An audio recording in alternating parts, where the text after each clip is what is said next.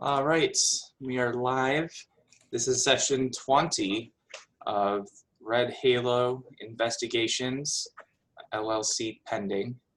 Who would like to give the recap? It has been a while.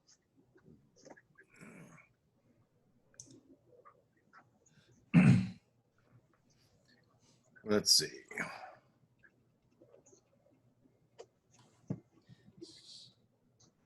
So it was on the when we started. It was still the 11th of Olaroon, and sometime in the evening we finished investigating Borgo's death.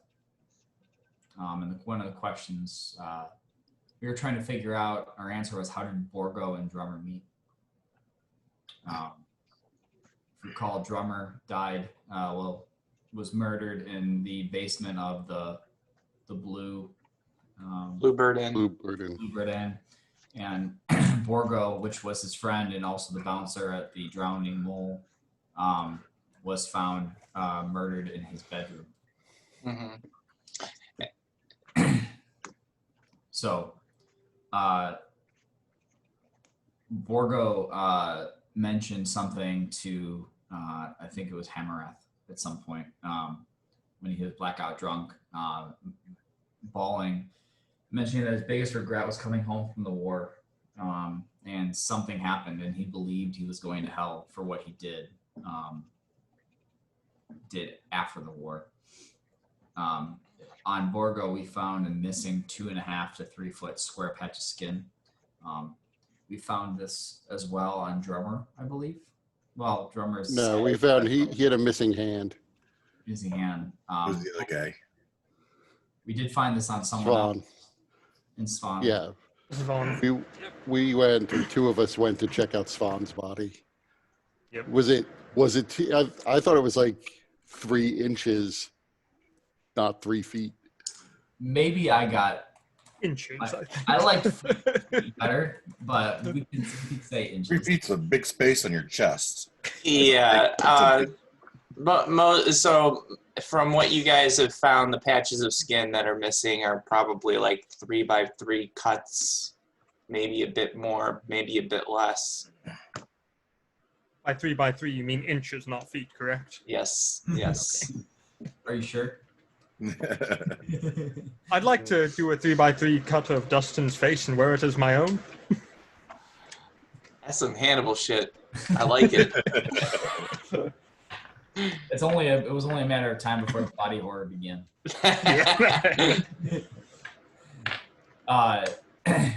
We returned back to the Sparkling Alchemist. It was a nice day. It was just sunny. I think the following day, the 12th of Olaroon, was a nice day and it was sunny. I think Hamarath and Dag went to the bakery to ask Korga and see if they get any information about Borgo.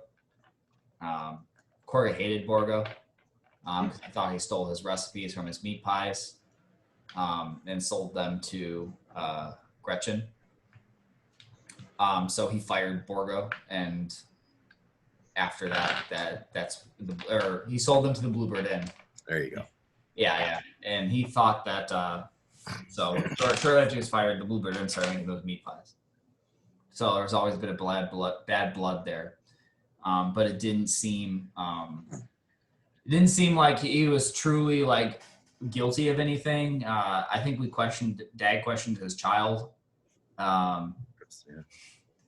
And with his lifestyle, getting up early and going to bed early, it didn't really seem to make sense that he'd be able to sneak away and do some of this late night shenanigans.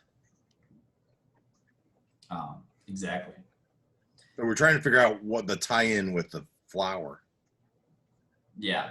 So we talked about going maybe to the general store, but then, buying from the flour from the general store is like, that's not really that rare or random. So Sharp and Declan Sharp and Solana went to the Church of the Sovereign Host Sharp proposed is darkened Clemancer. The distant cousin of Svan's Clemancer. When speaking to Acolyte Ponte Brittleswift, where Svans was still being prepped for cremation.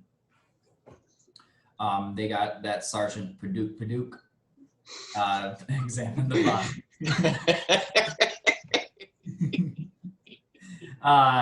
And Swans, as mentioned, was also missing the skin in the same, approximately same size as skin on Borgo. And there was a puncture wound that looked like it went deeply into his neck. About 6 inches by the looks of it. Joe Farr was so the party is split 3 ways, making it really easy for the DM. So in the meantime, Joe Farr was outside Coralina's. She ran out of the apartment crying and ran to the police station. Joe Farr was suspiciously reading in the dark under an ever-burning torch. But then he followed Coralina and was trying to figure out what's going on and propose an alibi. Paduke didn't believe him. And when asked for his address for follow-up information, Joe Farr gave him his mother's address.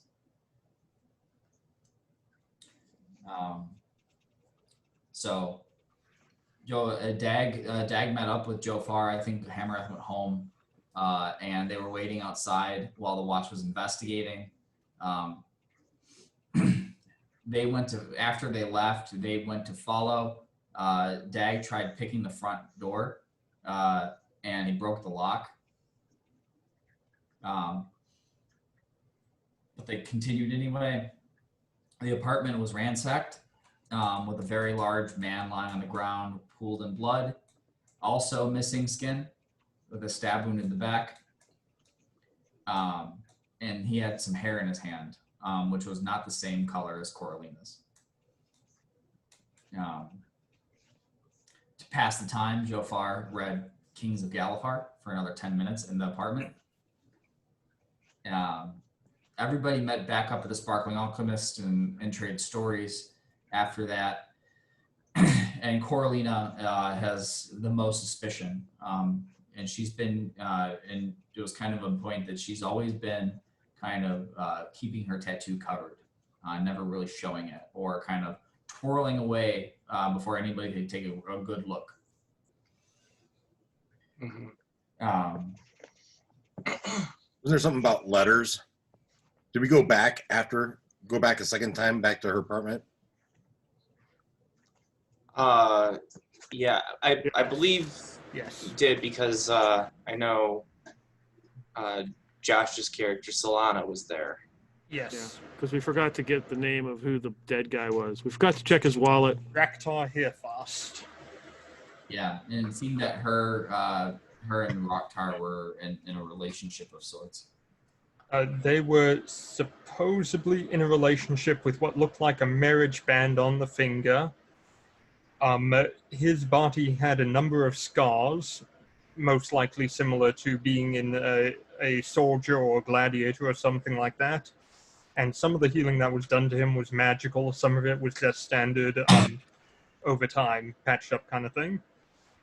And while there, we found a hidden floorboard with several letters between Coralina and Mycon Pendragon, I believe that is. Pendragon, yeah. Pendragon. And I forgot to send you the information about that, Josh. So I'll send that to you in a second. That's fine. And There's not much in there, but there is one thing that may be significant that I'll send. Uh-oh. And we found out that these two were in a bit of a relationship, and he lives on the other side of North Edge in Shalius, and that is mainly an elven area, and that's where Silhana thinks that Coralina is now staying at the moment. Yeah. So, a couple of things that I'll go over, just kind of summarize some of the the clues that you guys have found and some of the events that have taken place over the course of this particular arc. The known victims, it started with Svans Clemenser, who was the art dealer. He was killed on the 9th of Olorun. That's my pizza. Lisa, would you mind taking out my pizza? Thank you. Your own damn self. So he was killed on the 9th, found outside of his apartment, looking as if he had jumped from the balcony. It was raining at that time.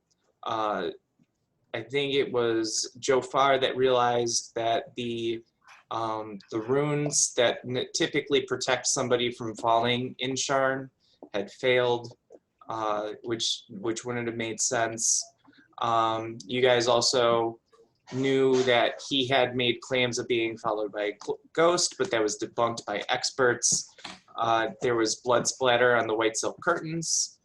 Apartment smelled like vanilla and lavender. It was meticulously clean except for the presence of some white baking flour on the floor, and the window exactly opposite from the balcony window, looking like it had been opened and the lock had been tampered with. He had apparently ripped off somebody by the name of Happy Drizzy Print at one point. Then there was also the next person found dead was Drummer. Excuse me.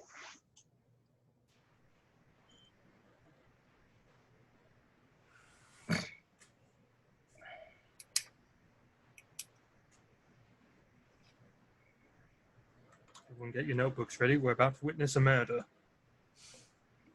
Drummer, and then it was Borgo, right? He was the next one to go.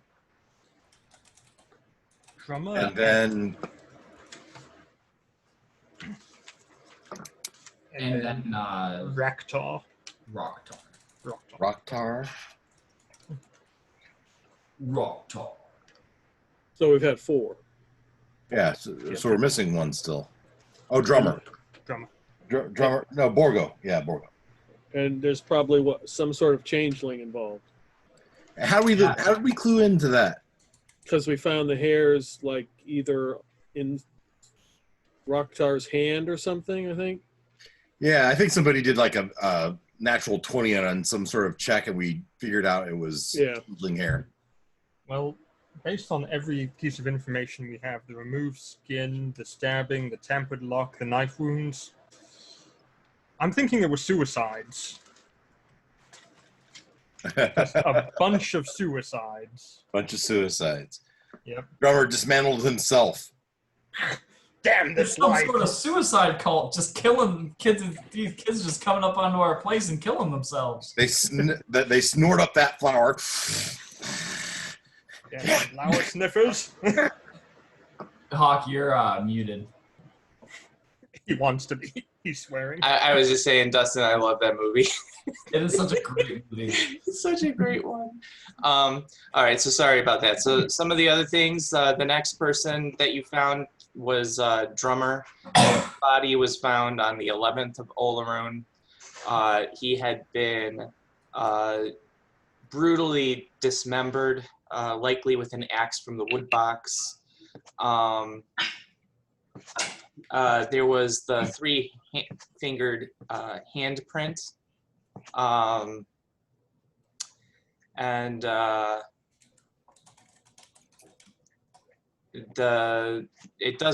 You guys didn't find any evidence of the locks having been tampered with or anything like that. You do know that he was, his role within the war was recon and intelligence. Are we out of tinfoil? What? Are we out of tinfoil? I don't think so. I'll Then- out of tinfoil. Then you guys found Borgo del Bord. He was actually, his body appeared to have been killed prior to Drummer. His body was clearly had been older. The wounds were not as fresh and everything. You found that his throat had been slit. And that there was a patch of skin on his chest that had been removed. You also found baking flour on the windowsill and the floor besides the window. Then the final person who has died was Rokhtar Herfast. He was apparently killed on Olaroon 11 sometime between 9 and 10 p.m. in the evening. When you guys found the body, he had been stabbed in the back, but then he also had his throat slit, and a section of his of skin had been removed from his back. And as you guys did say, there was a handful of hairs in his hand that, thanks to a very high skill check, you were able to determine were likely the hairs of a changeling. And Rokhtar is apparently Corlina's husband, who is also a dancer who dances occasionally at the Bluebird Inn. And then, let's see. We followed Lucian, and we thought there might be a connection with the war thing, but his clothes and his timing didn't really add up either. Mhm. We kind of ruled him out, kind of ruled out Kroga, whatever his name is. Kroga. So yeah, I think that at this point you were looking for ways to track down Corlina, and this Mycon. Oh, it is Pain Dragon. Yeah, we deduced that the Mycon Pain Dragon could be another target, so we want to try to get to him before we found him dead. Out of curiosity, what was the species of all these people who were killed in the race? Good question. Svans was human.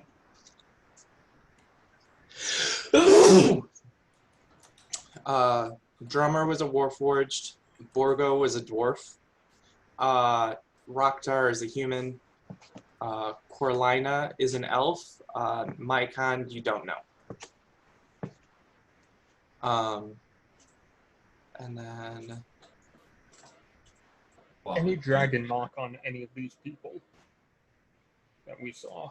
no, none of them seem to possess any dragon marks.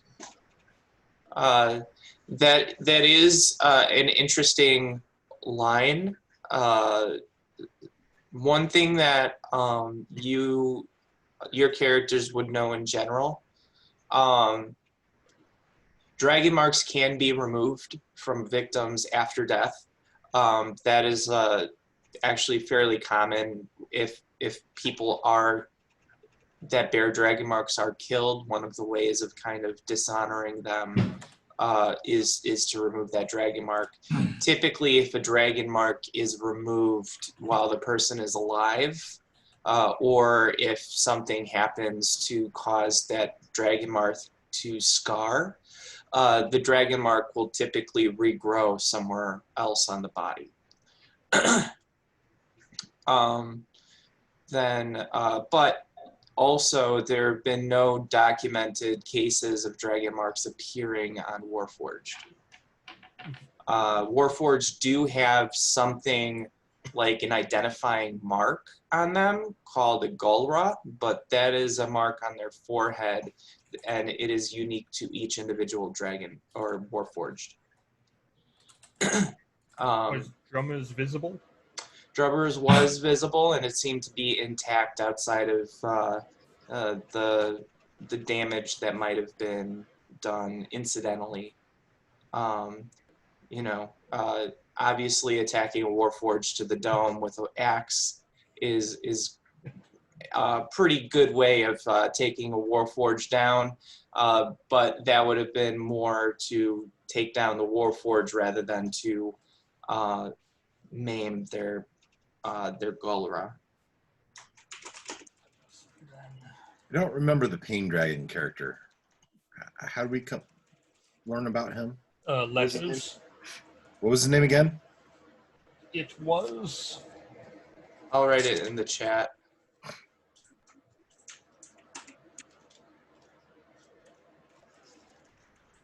Mycon or Macon Pain Dragon. Mycon. Yeah, Mycon.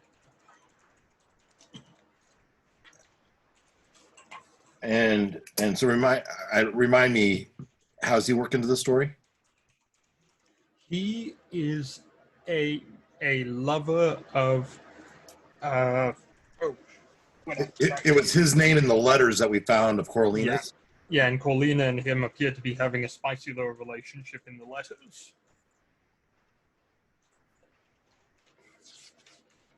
So anything we know of him, we gleaned from the letters.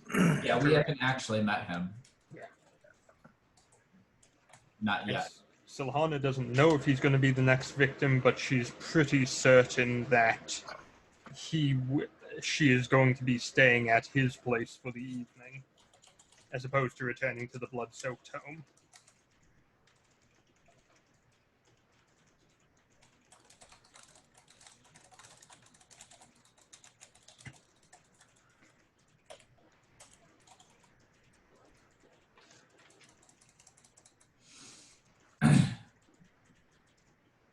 So is it what time is it? Is it during the day? Because all this stuff kind of the end of the night, or this stuff happened late at night. Hamrath wasn't a part of it because he was at home. Right, so it is actually now the next day. So it is the 12th of Olaroon right now. Let's see what the weather is like today. The 12th of Olaroon, it's much like the day before. It's a nice clear day, crisp in the morning, but towards the afternoon, it's going to get really nice, around 65 degrees. Very slight wind, but present still. So yeah, it's going to be a beautiful day out in Sharn today. Now, here's when Silhana gets up in the morning, she's going to mention this to everyone who's at the investigation place. So whoever's there. Hamrath would be there, and presumably, as he got in and someone sitting around the table, presumably he'd be caught up, on the goings on of the night before. Your dag's up. I like that Hamarath, he doesn't adventure past 9. He's got to get home. Have you met his wife? I wouldn't adventure past 9 either. He's he's got priorities. And that ass is one of them. Does Hammerhead have children? I forgot. No. Good for him. He's young. He's working on it. Yeah, he's a spry 150 or some shit like that. Yeah. He is.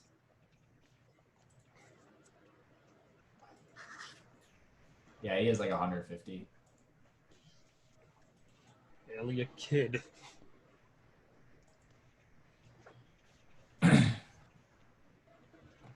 Yeah, so about 10 o'clock I'll come wandering downstairs.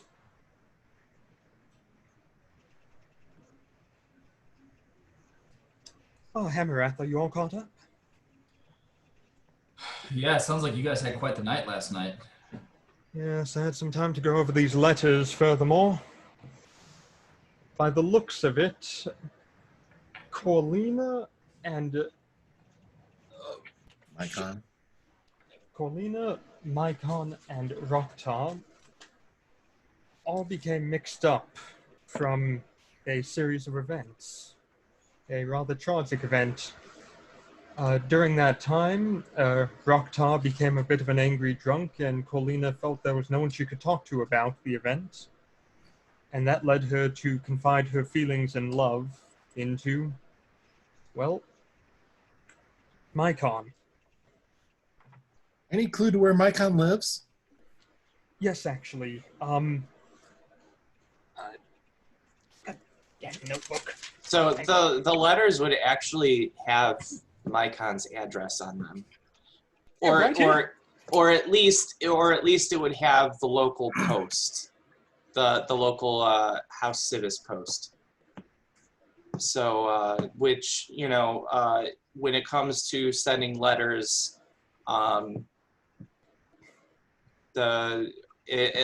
especially in Sharn, House Civis and House Orion, they compete to some degree with shipping and things like that. House Orion is normally more shipping materials, whereas when it comes to in Sharn, particularly in the presence of Whisper Stones and such, it's much easier to send letters via their postal service.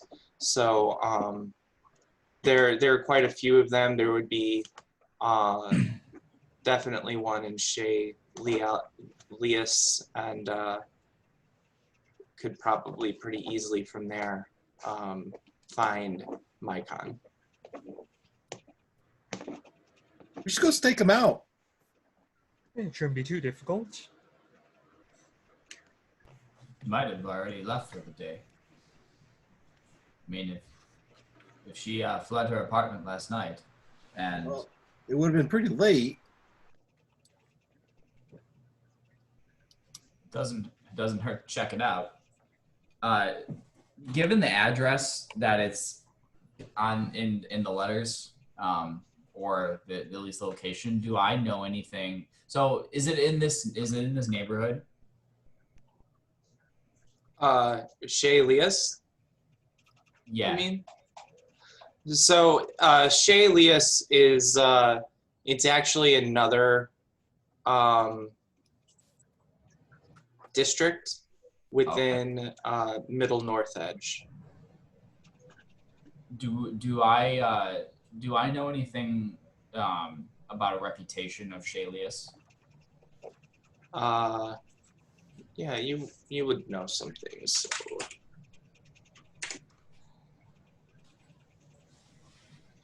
So as somebody had mentioned earlier, it's actually an Upper North Edge. So it's a much wealthier neighborhood, but it is largely made up of elves, and not just normal Sharn elves, but particularly elves that have immigrated from what is it called? Shoot, what is that? Aranelli? Arenal, yes. Aranel. There. So elves from Aranal, which are culturally pretty distinct from elves that are more natural citizens of Sharn. So you would know that because of it, the neighborhood is somewhat strange for non-elves, not used to that sort of thing, because the Aranal elves really do have a kind of culture around worship of the Undying. Because the leadership of Arenal is the Undying Court, and so there are all of these things that kind of present to outsiders a little morbid, as there's to outsiders and those that aren't really understanding of the subtleties and difference between the undying and undead. They're very similar, and so there's lots of depictions of things that would remind people of stories of mummies or liches and things like that.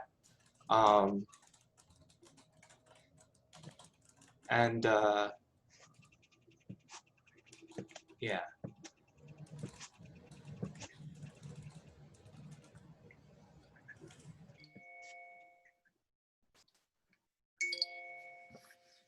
Well, I suppose it makes sense that she'd find a lover or some sort of residence in Shaylier, since it's friendly towards Arenali, and it sounds like the Arenali elves, and sounds like she is of this nature herself. So I'm sure she has quite a few friends in that part of town. Makes you wonder why she's slumming it down here.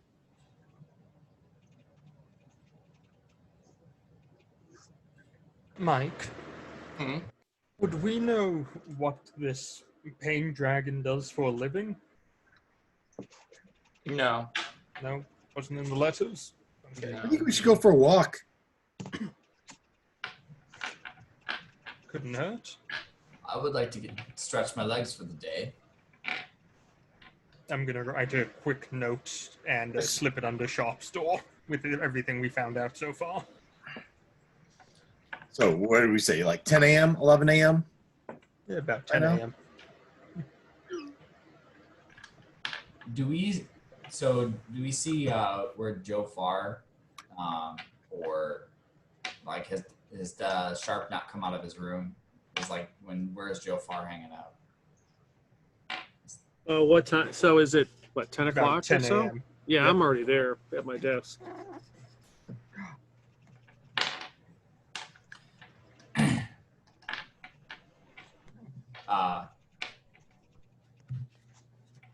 I don't think anybody else even has a desk, but I can imagine Jofar somehow drug his desk up from the original office just to have it, just because he doesn't like change.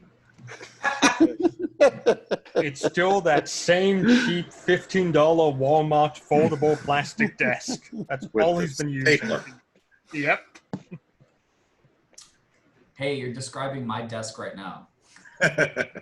I'm describing my desk right now as well. I'm casting shade upon thyself. Okay, so let's go see if we can figure out where they live. I'm a little bit concerned if, I don't know, that whoever that was would go after her next, or Or maybe she's gone after this Mycon pain dragon. I don't know. According to Joe, she was up there alone with only him. With Let's only go Raktar. walk by. Oh, wait a minute. Remind me, Joe Farr, did you manage to follow Corlina to Shalius? No, I followed her to the Police station, the to city watch.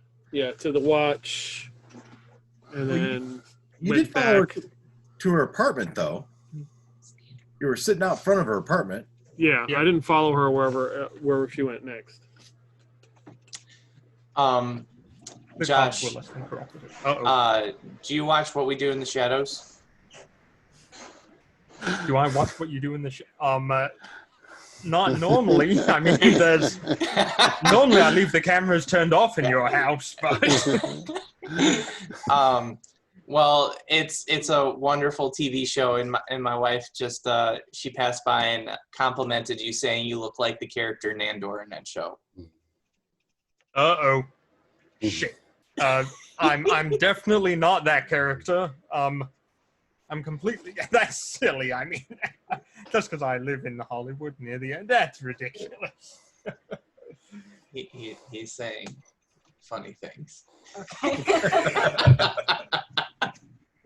That's what it says in the subtitles underneath. Yeah. I mean, funny things.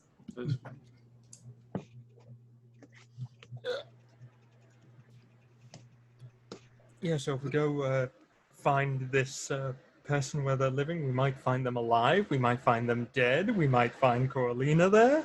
This is going to be exciting. Yeah, let's go. So the four of us, without Kurt. I go with the stealing Joe at this point. If we don't get what you want to do, Joe, we're jacking you anyway. And knock on Joe's Joe's desk. Are you gonna come with us, Joe?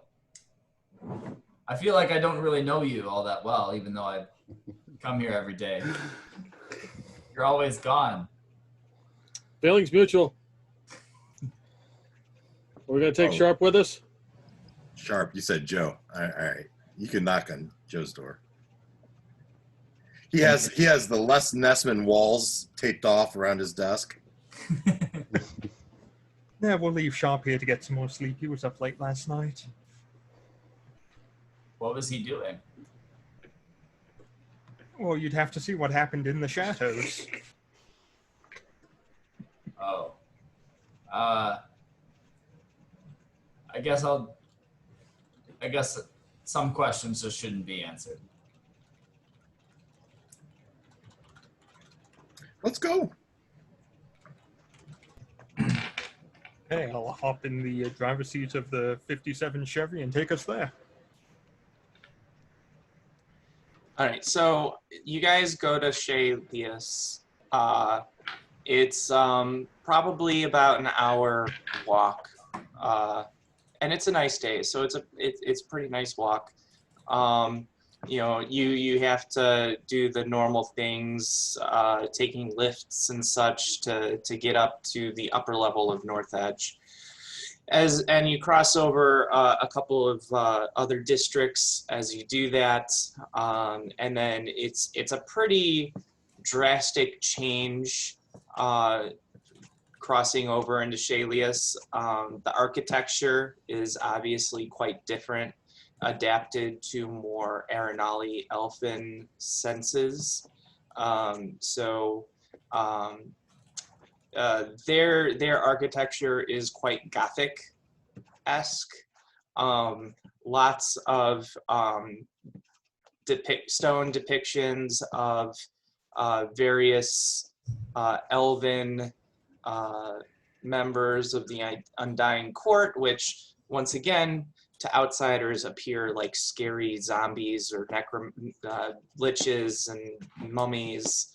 And of course, they're all in very dignified poses and everything, which is meant to be respectful, but it makes them all the more menacing to look at because they seem to be in constant state of plotting some nefarious deed. And it's also quite unnerving because as you're walking in the streets, so many of the Arenali elves have their faces painted in representations of skulls and wearing masks that appear to make their faces look ghoulish. So it is quite unnerving. Many people are, I mean, it's not uncommon, especially in the right towards the entrance of Chez Lias. There's a number of outside outsiders to the district who are buying exotic wares, exotic fashions, and elven crafts that are more difficult to come by outside of Arenal. So you do have kind of a merchant section, but as you get deeper into the district, there are fewer and fewer elves, and you are looked at more and more strangely, as it's very clear that you're outsiders to this town. So as you're walking about, you are able to spot a House Civis post, so do you guys want to make your way inside, or is there anything else in particular that you wanted to look for? I'm just checking. You said as we approach the market district, there are fewer and fewer Oh, elves? as you get past it, because the Past way it, that okay. Shea Lias is kind of built here, let me provide a bit of, because Sharn is somewhat of a strange city, the way that it's built, obviously. So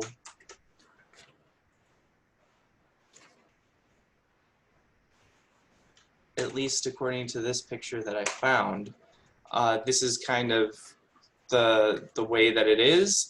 And so there's a pretty clear entrance to get to Shea Lias, but you know, it does kind of have one primary way of getting there, at least through Oak Towers. And you know, it's similar trying to go up from the lower districts. You know, you still have to climb up through those towers. So there's a fairly clear distinction about where the entrance is for this particular district.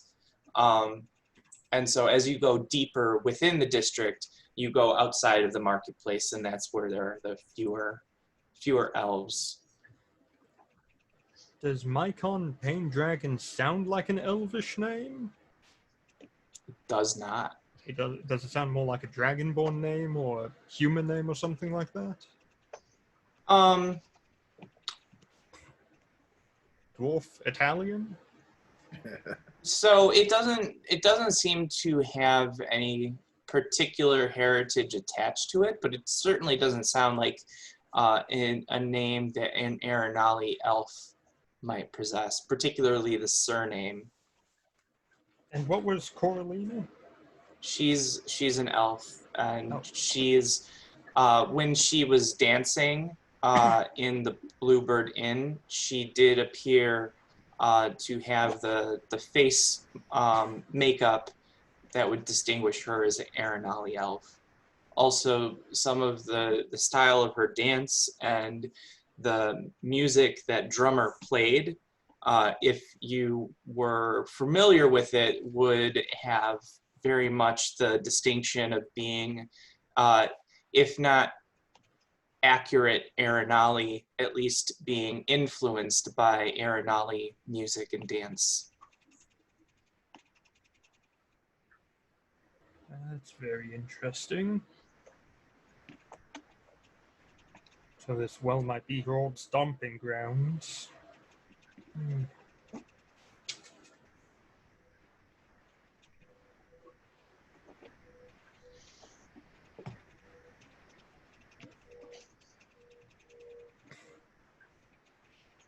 Who did the Arenali Arenalis fight for during the war? So Arenal is not just a country, but it's a continent separate from Corvair. So they did not directly participate too much in any of the conflict. Some Arenali elves may have participated, but if they did so, they were likely either hired as kind of mercenaries or for their particular skills, especially in the medicinal arts, with the clerical healing abilities that they possess, or they also are they are quite talented in necromancy. However, it's a form of necromancy that that isn't about raising dead. So they're very much not. They would look at Karnath and the Karnathi zombies as abhorrent and totally anathema to what they stand for. So their brand of necromancy isn't so much that, but is to some of the more powerful ones are able to raise the dead to certain degrees, but more often than not, their brand of necromancy allows them to speak with spirits, which can be very helpful in terms of getting information or understanding what might have happened after a battle, and those kinds of things. Perhaps we should see if one of these elves can speak to the spirit of one of the bodies we're dealing with right now.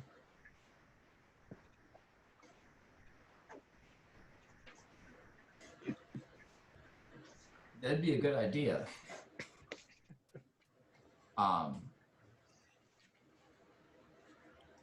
We should see if we can find a.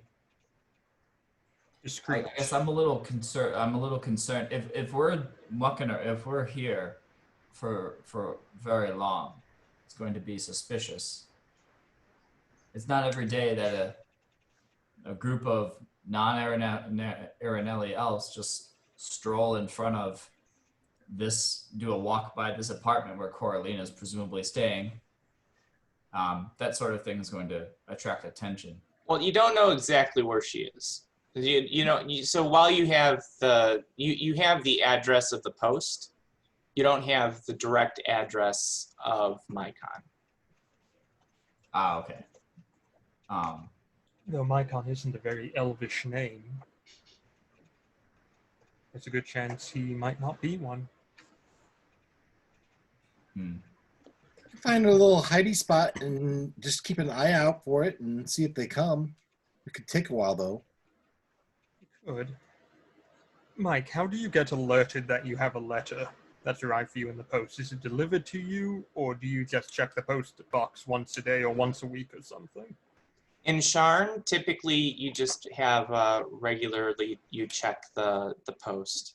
I mean, it's certainly there are letters that would be sent directly to people because Sharn does have a pretty robust system for addresses.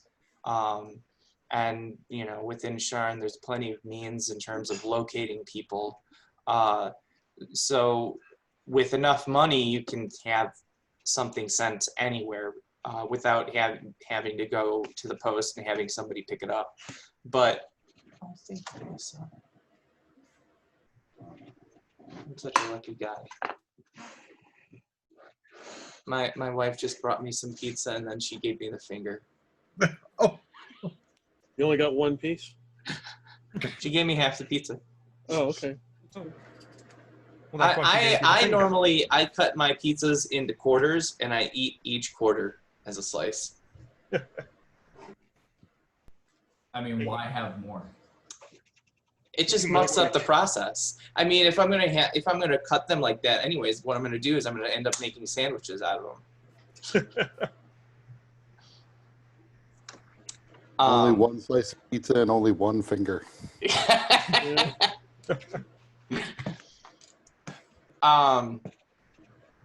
Sorry, what was the question? Oh, so yeah, so if you paid for the post, you could have letters sent directly to people at the residence. But I mean, that is pretty expensive. So most people would typically have things sent to the post office, and then people just know. I mean, typically people know if they're expecting a package, or they have a regular once a week or once a month checking the post to see if they might have any mail. Okay. Well, we have this information, but it doesn't give us a lot to go off of, unfortunately. Not going to tell us where he lives. I don't suppose you could use your contacts at the police, Joe. So is there a some sort of watch here in this?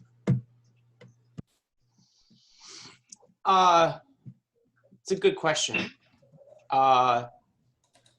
Technically, yes. But Jofar, you would know that many of these closed communities typically don't have a huge watch presence. So there may be a watch presence in the market area of Shalius, but and the, you know, from time to time, if there's something that happens within the district that can't be ignored by the watch, they'll investigate. But otherwise, the citizens of Shalius handle their own situations and keep to themselves. Fortunately, they police themselves. Of course, Joe would look at it from that angle. So like everyone is on the watch. We just ask any random citizen, they might know. With such a traumatic event, you would think that she would be the North Edge, the other area would want to know where they're Oak Ridge. at, so they could say it again. Oak Bridge, you mean? The Oak Ridge watch, they would want to know where she's at for further, you know, conversation, discussion. Mike and Sean, what documentation requires you to put your legal address on it? So it is not uncommon for any citizen of Corvair to have what are called identification papers. The poor people of Corvair typically may not carry identification papers because it is somewhat of a hassle to get them, and it does have a cost associated with them. Some of the wealthier individuals are able to get identification papers with fairly accurate portraits included on the papers, but all of them are typically signed off by I can't remember if it's House Civis or House Kundarark. I want to say it's House Civis. That's another service that House Civis provides, is the kind of verification and validation of official identification papers. Okay, would that be the closest thing they have to like a DMV or a tax office? Yeah. Okay. Well, we might have to go through House Civis to find out information on Macon Payne. Anyone have any contacts? Who runs House Civis? The gnomes of Zalargo. Well, if you can't trust a gnome, who can you trust?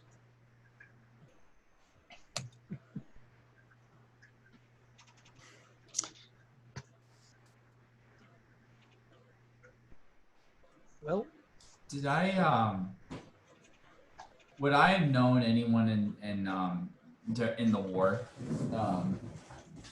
that I served with that would be Arenali Alf? in the Breland, because I was in the Breland. I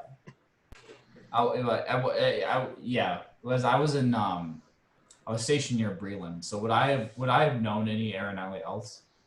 Are you proficient in history? Only when it comes to stone. Okay. I have double proficiency. If you want to make just a general intelligence check, we can use that to see if you recall any such people.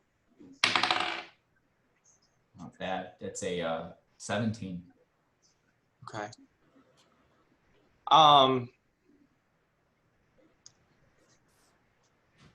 You may have known one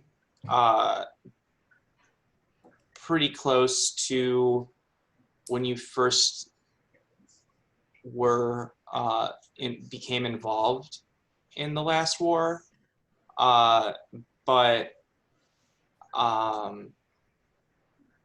probably what exactly was your role in the last war? You entertain the troops. Well, I was a shit. I had a whole backstory. I'm trying to remember what. Wait, you had a backstory? I actually wrote a backstory. I don't usually do that, but I did write one. For this character. But he was kind of like a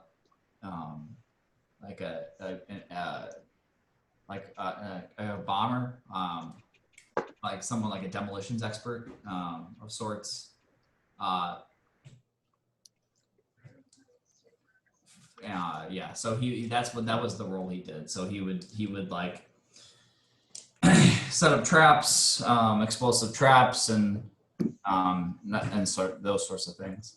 Okay, so an engineer type person. Yeah. Did you have any involvement in long range ordnance? Like, for example, bombing locations remotely? Artillery, mortar. Yeah, something similar to that. Not so much. It was more of like kind of on the ground, breaking in, front lines type deal. Okay. So you may have had some contact early on in your military career, but once again, it probably wouldn't have been anything where you formed any kind of personal relationship with the person. Because once again, they were fairly rare to begin with in their involvement in the war, and those that were there were more of a specialty position. Okay. Is there something specific that you were looking for or wondering about? I mean, if we can go into the office and ask for a name, then strike up a conversation about how it. So if I knew someone, then I would go and ask for their whereabouts to see if they've been in recently. Presumably, not to say that all Aranelli elves pass through here, but there's a good chance that they might. So one that would provide some sort of cover, in a sense of like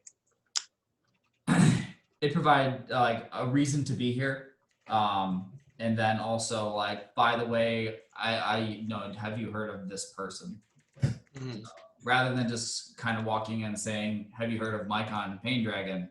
All awkwardly, it could be kind of schmoozed in a little bit. Okay.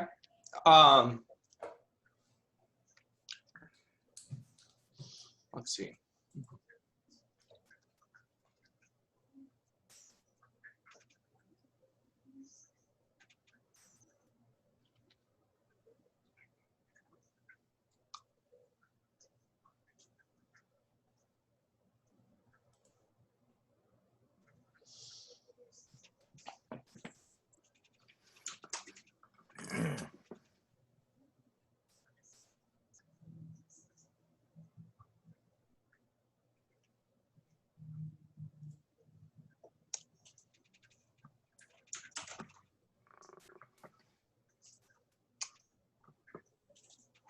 All right, so this is the name of the person that you worked with.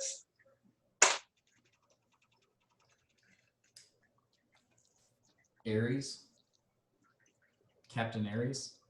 Arias. Arias. Aries Cyanodel. Okay. Cyan Nodell.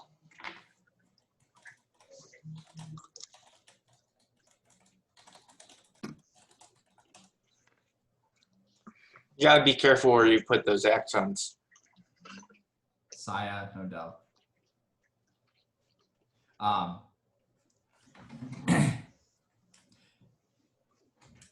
once knew an Arenali elf. We can go into and ask after him in the post office and see. Yeah, I would just be also interested to generally see his whereabouts nowadays. It's been a long time. Presumably, he may have had some sort of contact, or at least has a post box here. But then perhaps the postmaster, or the local postmaster, knows a little bit more about Mycon. The two of them might have been close. Well, I guess it depends on what sort of person Mycon is. But I suppose it's possible. Yeah, couldn't hurt to find out. Mike, did the letters mention a bar that Mycon frequented or any place that he goes to often?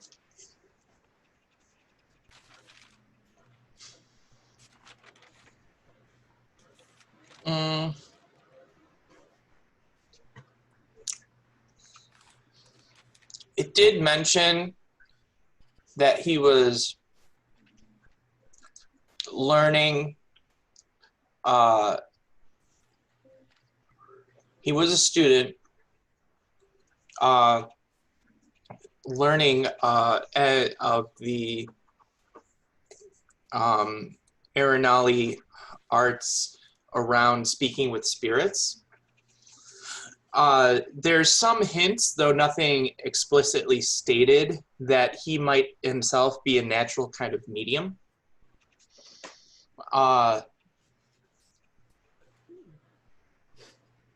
So, which would explain to some degree why somebody that doesn't have a very elvish sounding name, particularly an Arenali elvish sounding name, being in an area predominantly made up of Arenali elves. Did we establish whether Coralina was an Arenali elf or looked to be or something, right? She is, yes. She appears to be, yeah. She appears to be. Okay. Why don't we just ask anybody around if they've seen her, because she's fairly famous. Yeah, that works. At least from my understanding, she is. Just say that we're from the Bluebird Inn and she left some of her tip money there or something. Do they know where she's staying? Yeah. You guys give me 1 second. That sounds like a great idea. Wasn't It is a good idea to ask about her, since people might know her. Though I don't know that a group of clearly like armed people are going to pass themselves off as we work for the Bluebird Inn. Oh, speak for And yourself. all four of us had to come to drop this off for her. She has a lot of tip money. It has to be protected, okay? Yeah. A lot of big tippers at the Bluebird Inn.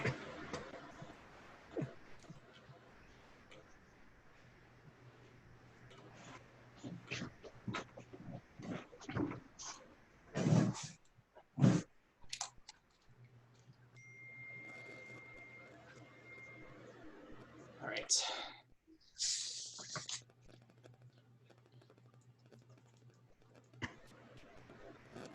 But this isn't her residence. No, This is where we think she may have gone to. she might have gone here, yes. But they may know info on her, you know. They may have seen her in town. So they would say, "Why would you come here? Why don't you go to her place and put in Oakbridge?" Well, we went there and she wasn't there. But she doesn't live here. No, but she does have friends here that we know of. I thought You maybe she mean was staying with Her a friend. secret lover. Not really that much of a secret. I mean, yeah, everybody probably knows. She was married to a dude in Oakbridge. Yep. God, he However, doesn't they've been know. close for. Oh, I'm sure he knew. He just was to open relationships. You think? No, it's there's. Let's think. I'll go ahead and make this actually makes sense here. Well, the things we know. She was going through a difficult time when she met this person. Mike, based on the letters, did the person start becoming a medium before or after he met her?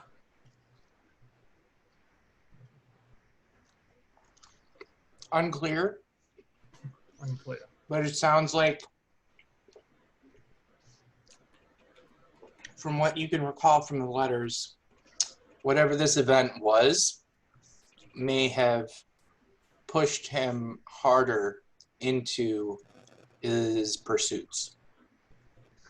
Okay. So the two of them got together because of a tragic event that drove him further to go ahead and become a medium to speak with the dead and learn these arts. She's an Arinelli elf already, but she doesn't appear to have been at any point knowledgeable in terms of these pursuits. It's just more that she's the same species and race.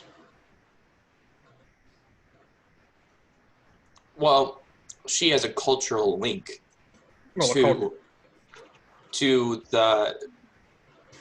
the people that would be best able to provide this specialist type of training and mastery.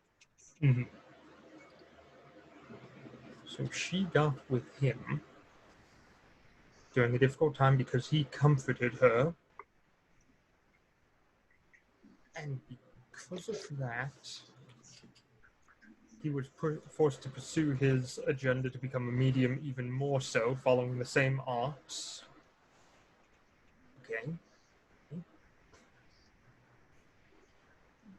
There's something there, but I'm not sure what it is yet.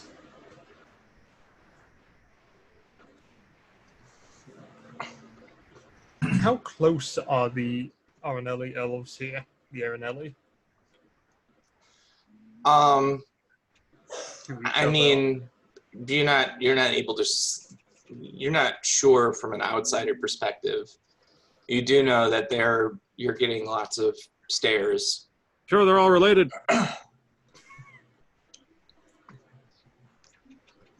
It just might be. At least some distant cousin, 10th degree and whatnot. Oh, Arinelli. I think you mean Alabama. No, There's a link here and my mind's too far gone at the moment to find it.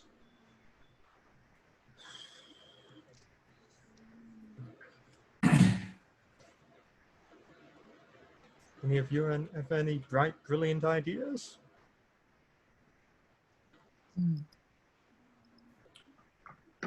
We could be from the police, and we need to ask her questions. I say we all split up, go in separate directions. Ask around.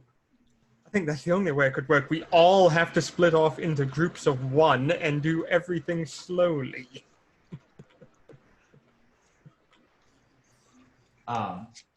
Sharp wakes up and sees the note and then says sweet and goes back to bed.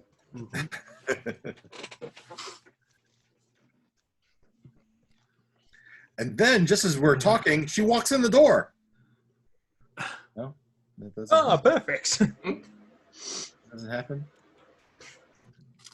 I think we should just go to the postmaster and Maybe grease his palm. Also, Galifar and see if he'll talk. Different character. Just Sounds like a plan. Let's go. Yeah, we should let Joe do it. He is by far the most charismatic. he does have a way think with he words. He doesn't use many of them, but when he does, they're to great effect. doesn't often speak, but when he does, you have to listen to him.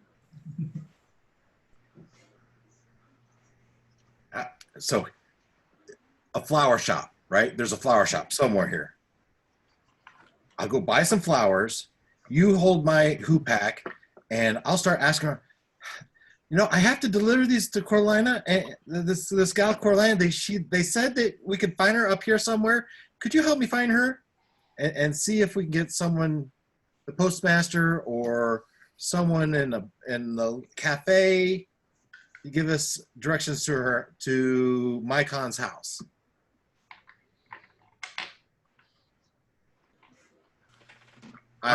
Yeah, I look for a flower shop.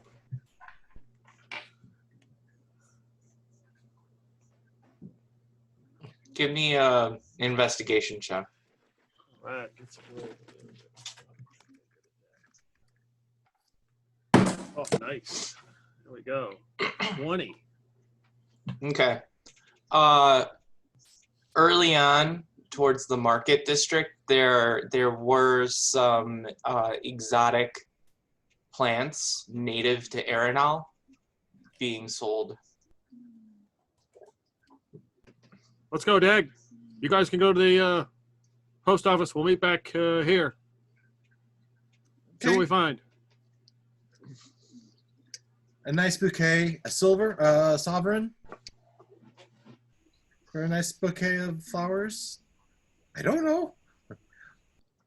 The player doesn't know. Dag might know. I believe About you're what? talking About 15 The- dragons. What a nice bouquet of flowers might be.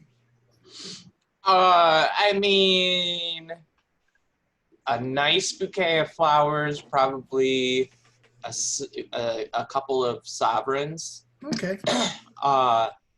Exotic flowers from a different continent might be more expensive than that. Yeah, but that's not what I was thinking. Just something, a nice token of I don't know. Somebody heard that her husband died, and she's staying with a friend up here in Shaylee's. Yes. And wanted to give her some flowers, but asked me to help her deliver them to her.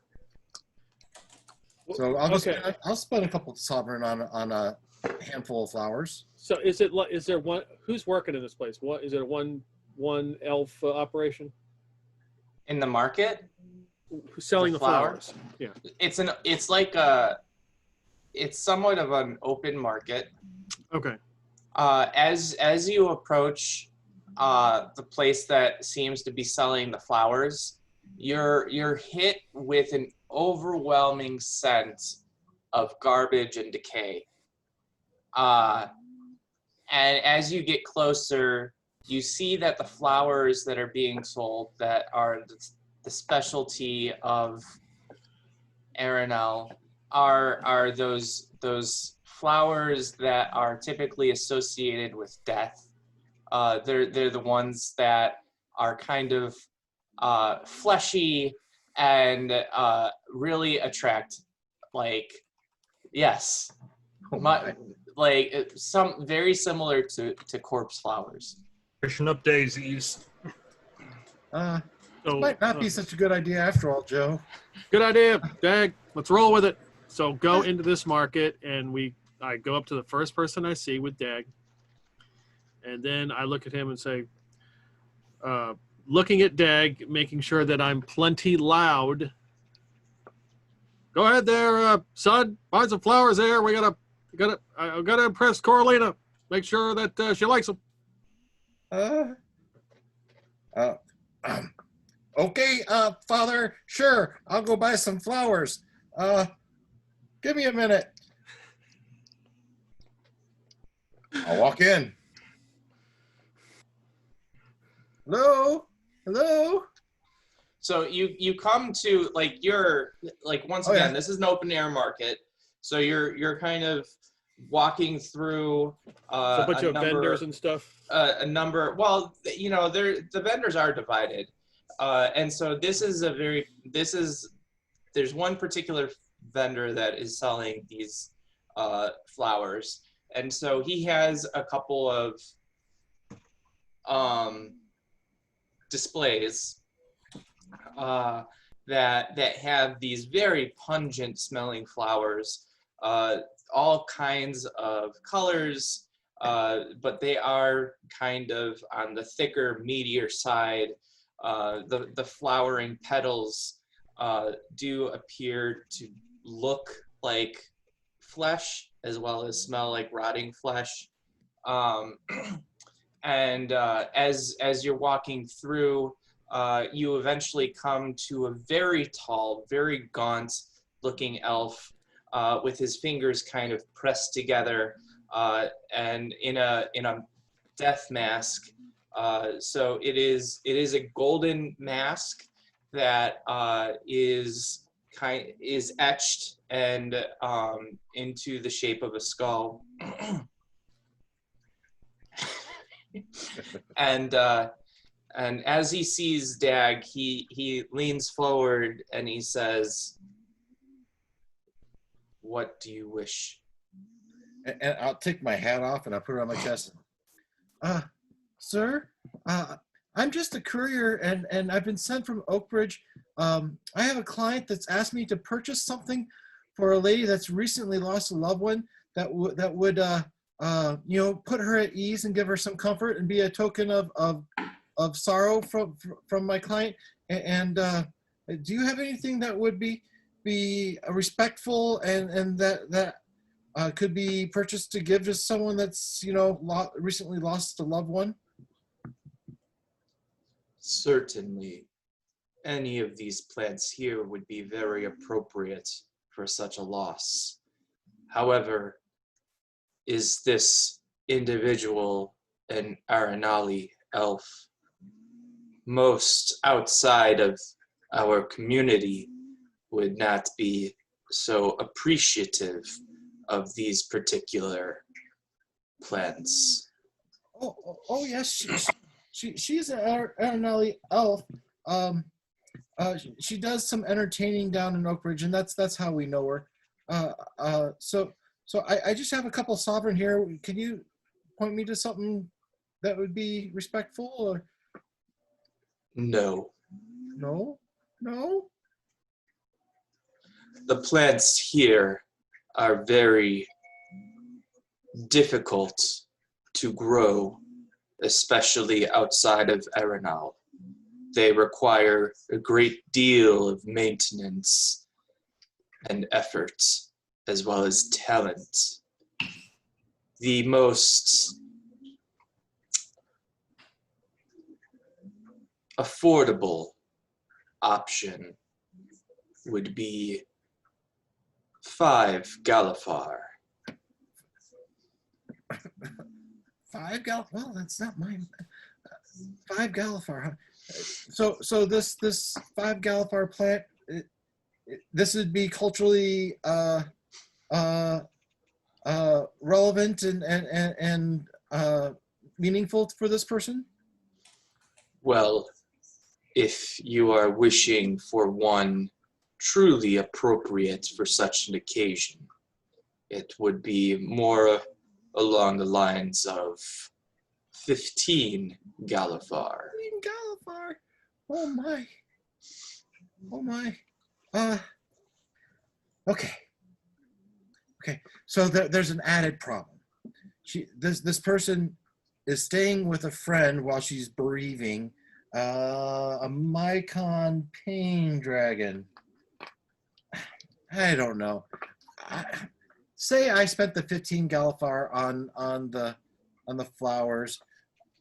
I might be willing to pay a little bit more even if you could help me figure out where this Mycon pain dragon, where I could deliver him for him.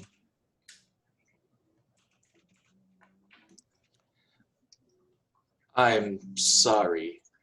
I am a Quelerde. In your language, this might be similar to a botanist.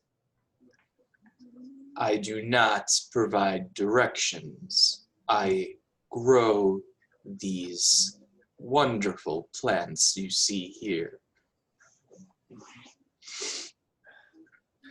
Okay. 15 Galifar. Wow, that's a lot.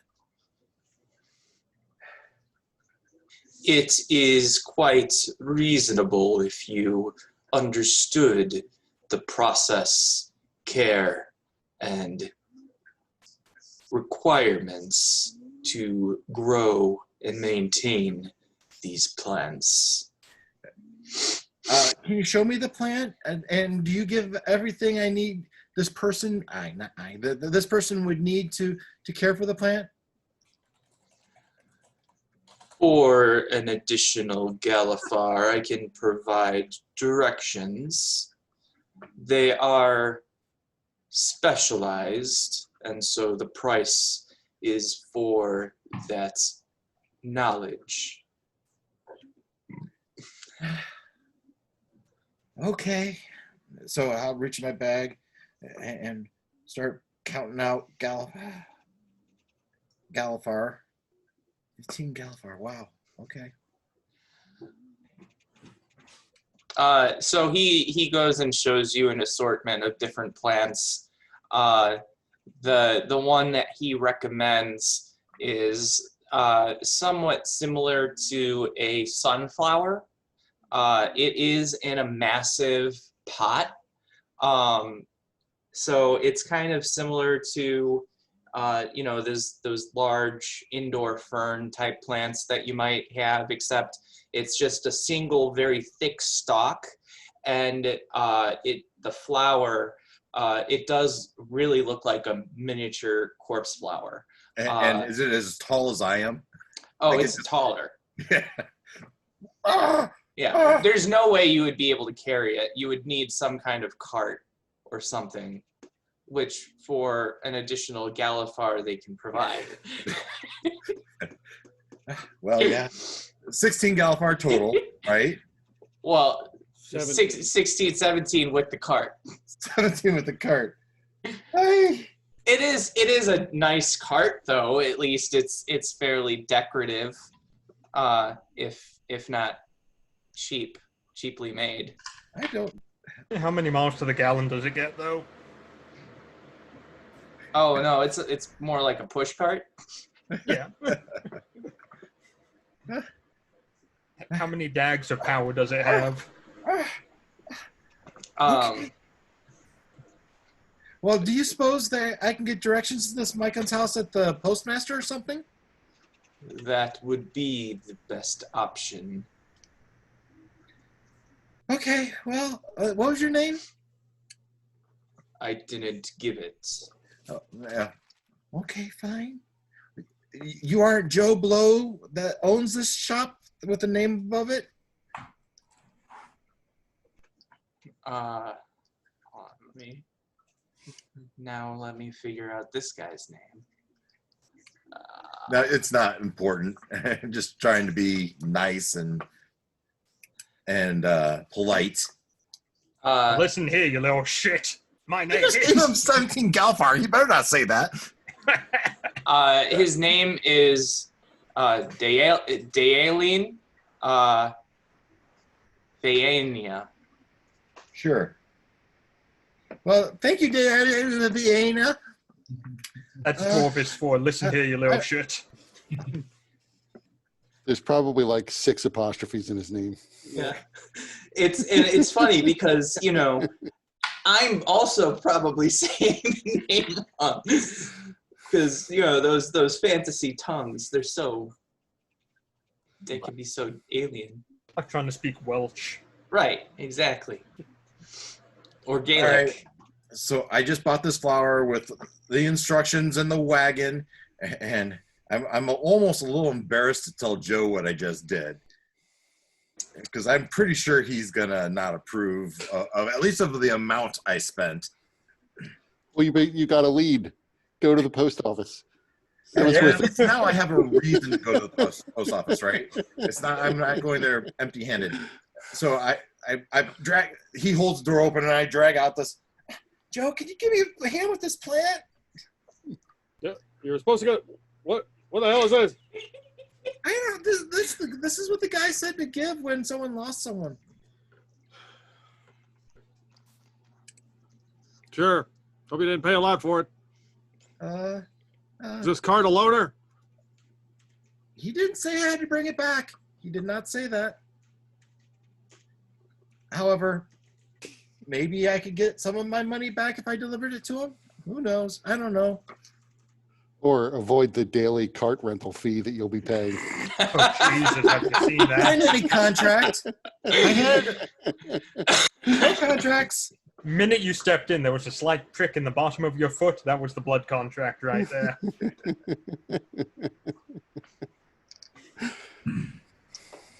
So we dragged the plant back over to the postmaster. Yep. Okay. So it is very clearly a House Civis post with a sign complete with the symbol of their house, which is a cockatrice. There a cock or something? Was that? Yeah, nothing. Cockatrice do. So, you know, Yeah, it's, so we'll roll it in there. Joe will pull it and we'll walk in there and go up to the postmaster and I'll do the same kind of bit. Sir, we have a friend that's lost someone recently, and I've been asked to deliver this flower, and we understand she's staying with a Mycon Pain Dragon, and it was very important to our client that we deliver it to him in person. Can you help? Can you direct us to their address? so at the desk, which is a desk made for gnome, so it's quite small.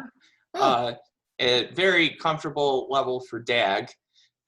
There are other tables nearby where people can fill out paperwork that are more accommodating to larger as well as smaller races. But behind the desk, the gnome looks quite bored, just kind of leaning on one hand and kind of tapping. And as you're saying all of this, he just he goes behind his desk and he puts a paper on the desk and pushes it forward. Is this the address? And I start reading it. It is an address request form. So you fill out the form, you pay the fee, and then there are two fee options. The first is that they give notice to the person that you're requesting the address from, and then they approve it, and then they will allow you to come and pick up that information. Or for an additional fee, you can expedite that process and just get the address directly. Oh my! I'm afraid this plant's gonna. It's a delivery. That's all it is. Oh, okay. What's the fee? He just kind of It might be right there on the form. he points on the form. So for the option to get the approval from the resident, it's 5 copper pieces. For the expedited fee, it is 3 Galifar. It's 3. Godzilla. How much does it cost for you to fill this out? Because there's no way I can write with this little tiny pencil you gave me. You don't need to write. I just need you to give this fine young gnome 3 Galifar. so we can be Hurry, on our way. Galifar. The gnome just silently points to the form and the pen and then pushes it forward. Oh, yeah. Well, I fill out the form. Good. I'm glad to see House Civis is hiring mutes. It's nice. Give him work. Leave this poor gnome alone. He's just doing his job. So, are you filling out the form accurately? Because part of the form requires that you provide your address and like demonstrate some verification of that address, either with your own identification papers or some other House Civis validated documentation. And let's use your mom's address. We're thinking along the same lines. I've trained you well. Peter, does Joe Farr have identification papers with his mom's address? Of course he does. Why wouldn't he not? Okay. He was living there last week, 2 weeks ago. Your papers, please. So then, once you complete all of that paperwork, you show the identification papers verifying that Joe Farr's address is the one listed on the identification papers and everything. The House Civis gnome stamps the paper. He takes out a special quill that has a what appears to be a small dragonstone, and then he makes a mark on it, which may be a signature or maybe initials or something. You're not quite sure. It's in a script that neither of you are familiar with, and then he takes the fee, which I imagine you're doing expedited, so 3 Galifar. And then he hands you the address for Mycon Pain Dragon.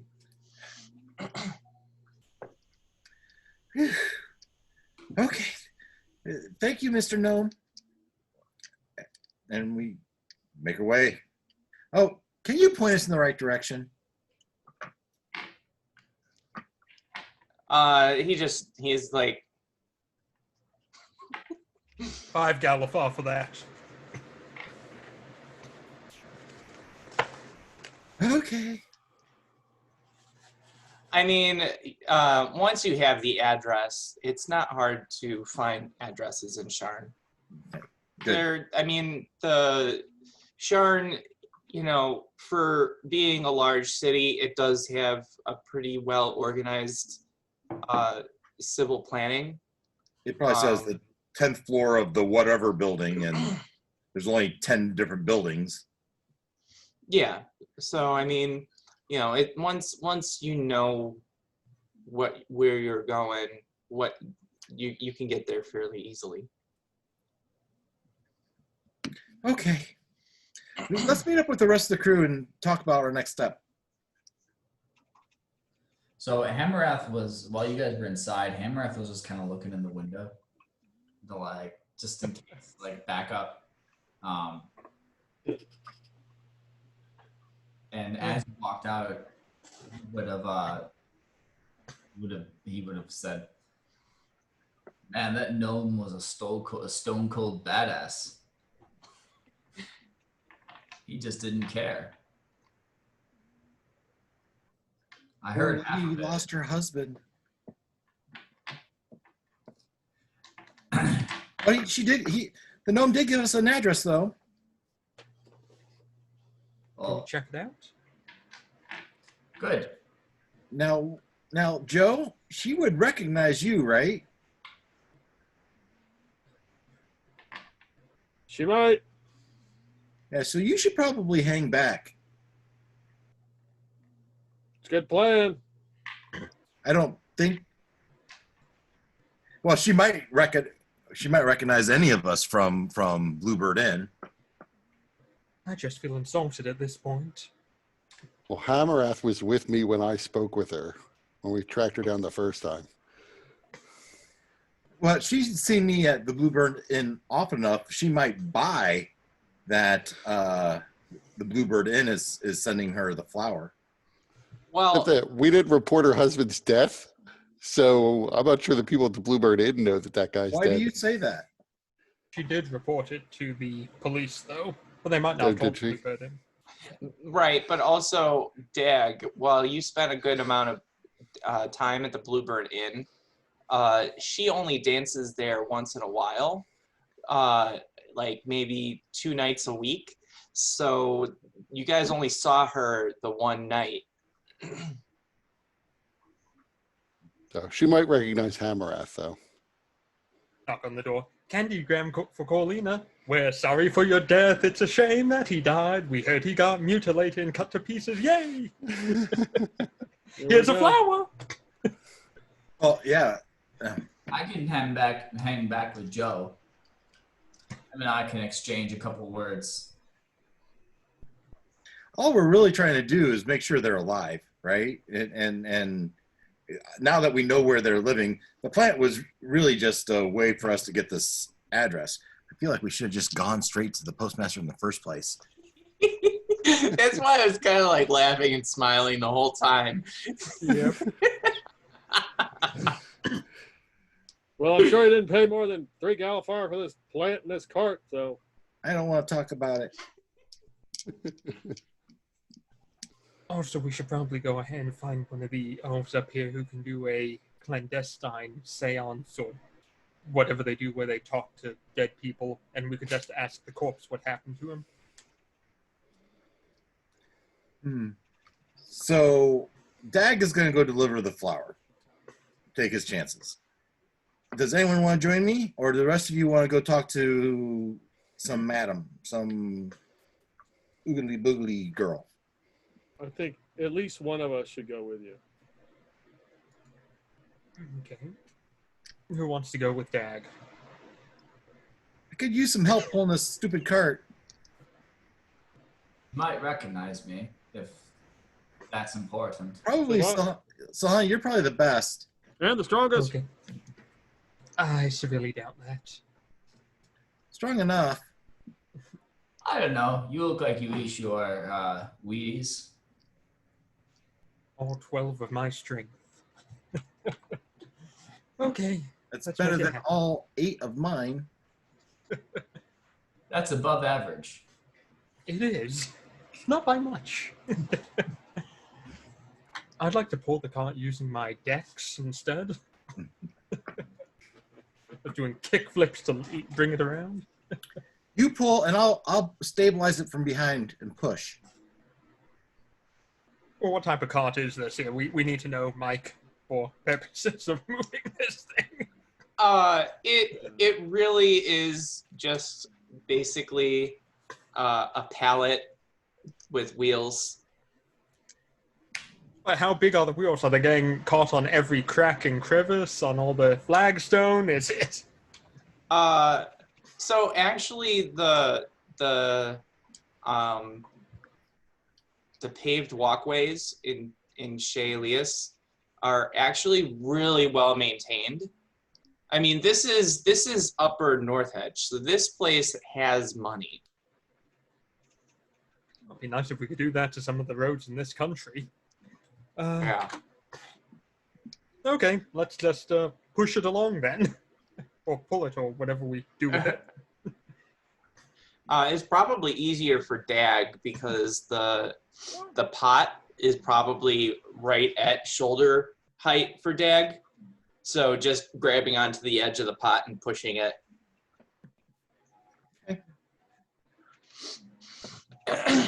We could just go Imagine ahead it and takes us. Imagine it takes us at least a little while to find the address and get it there. Yeah, give me an investigation check. See how quickly you can get there. 18. Yeah, it only takes you like 10 minutes to find the place. Okay. What a dump! Maybe for this place, but because this is upper tier, right? We're in the 3rd tier of Sharn now. Yeah. Yep, You're being sarcastic, I think. exactly. Okay, well, let's see if they're home.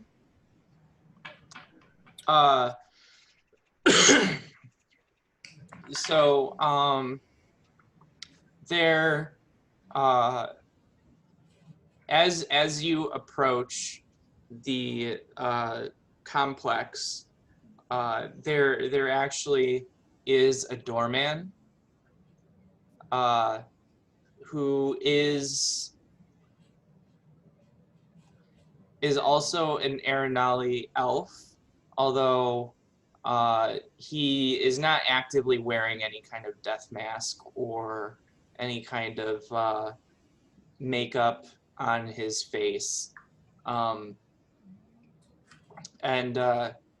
So as you approach, he's kind of just standing at the door, fairly rigidly, but you know, he's somewhat imposing in terms of just how rigidly he's standing and how serious of a demeanor he has. So as you approach, he says, "Hello, can I help you?" Again with the hat off.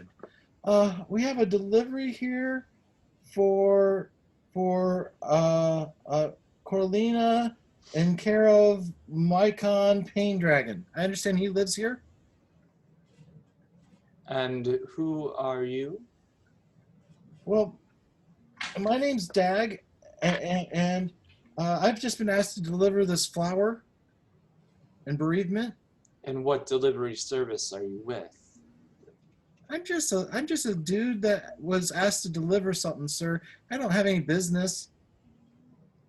Do you have a business card of some sort? I'm afraid not. I was just asked to deliver this plant for the Bluebird Inn and down in Oak Ridge. Very well, you can leave it with me. They asked me to deliver it in person, sir. I don't want to get in trouble.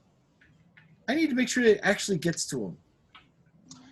I am the doorman of this complex. If there is such an individual who lives here, then I will make sure that it is delivered to them. So could I use my persuasion maybe to help persuade him to let me deliver it?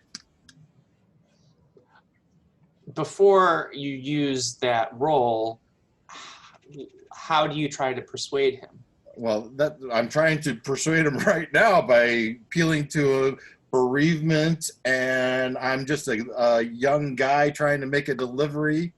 So give me an insight check first. Okay. Insight check. That is a 16. Okay, so you can tell just by this guy's demeanor and from your initial contact with him, he is very much a by the rules type of individual. So it's unlikely that you're going to appeal to his sense of you being some delivery person who may not be well informed or may not have been given the proper credentialing or anything like that. So what I can do is I did fill out the form at the postmaster. I can see you're really by the book and you really want to follow your job. Just like I want to do my job, I can see you want to do your job. I went through the process at the postmaster and they gave me this address. So I'm hoping that you can see that I've tried to go through the process and here's the address that was given to me. I'm hoping you will let me take it to this address. You have. This is the address. Well, on here it says that he lives on this floor in this room. I understand that, but Well, the that's his policy, address. right, the policy here is that I will take packages and accept them on behalf of the residents. Do you even know if he's in today? Sir, I cannot even confirm that he is a resident here. You can see I have this flower. I'd hate for it to die. I can't just leave it here without knowing he lives here. I'm sorry, sir, but these are the rules. All right, so I'm at a loss. You can tell, especially because this is a wealthy area, you know, the people that may live here, you know, especially because, you know, this is a very culturally singular place. And it's that way for a reason. You know, the Arenali elves feel much more comfortable in their in-group than they do amongst the others that aren't Arenali. So people that live here likely have very strict rules, especially when dealing with outsiders. So, yeah.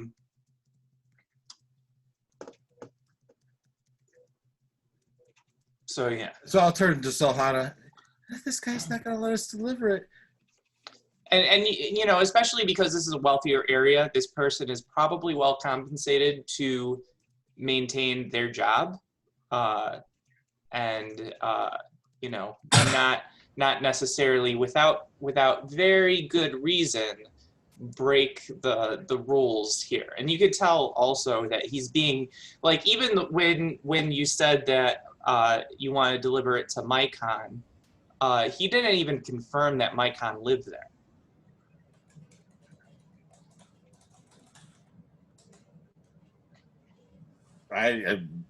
Okay, I guess I look at Silhana for any ideas. Solana is not exactly with you. She's keeping a good distance back. She saw the doorman and was like, nope, I ain't approach. I'm going to keep in the shadows hidden from this fucker. She's not that silly. Solana has no interest in people. Yeah, especially the high uppity ups. Solana is used to the streets. Yep, she doesn't care for this shit at all. She sees doorman, she's like, nope, I'm gonna stay all the way over here, like half a block over in the shadows where I can't be seen by this guy, and I'm gonna keep an eye on things. Sharp is gonna get up and stretch and then go and have like a nice long breakfast. lunch. Breakfast lunch. So the doorman does look at you, Dag, and has a little bit of compassion, and he says, "I understand, sir, that you are doing your job. I am empathetic to this, but I also have my own job that I must keep. So this is the way that this works. Certainly, if you have some kind of form that needs to be signed, I can sign on behalf of the residents, and I can accept the package on their behalf." It's just, oh man, I wish the botanist would have said something, and I wish the postmaster might have said something, but in neither case, I said, oh. Is this not I imagine this would not be an uncommon occurrence in your line of work if you are delivering to areas such as this. Again, I'm just doing someone a favor. I don't do this all the time. So you are not an official courier? I'm doing a favor for a friend. I see.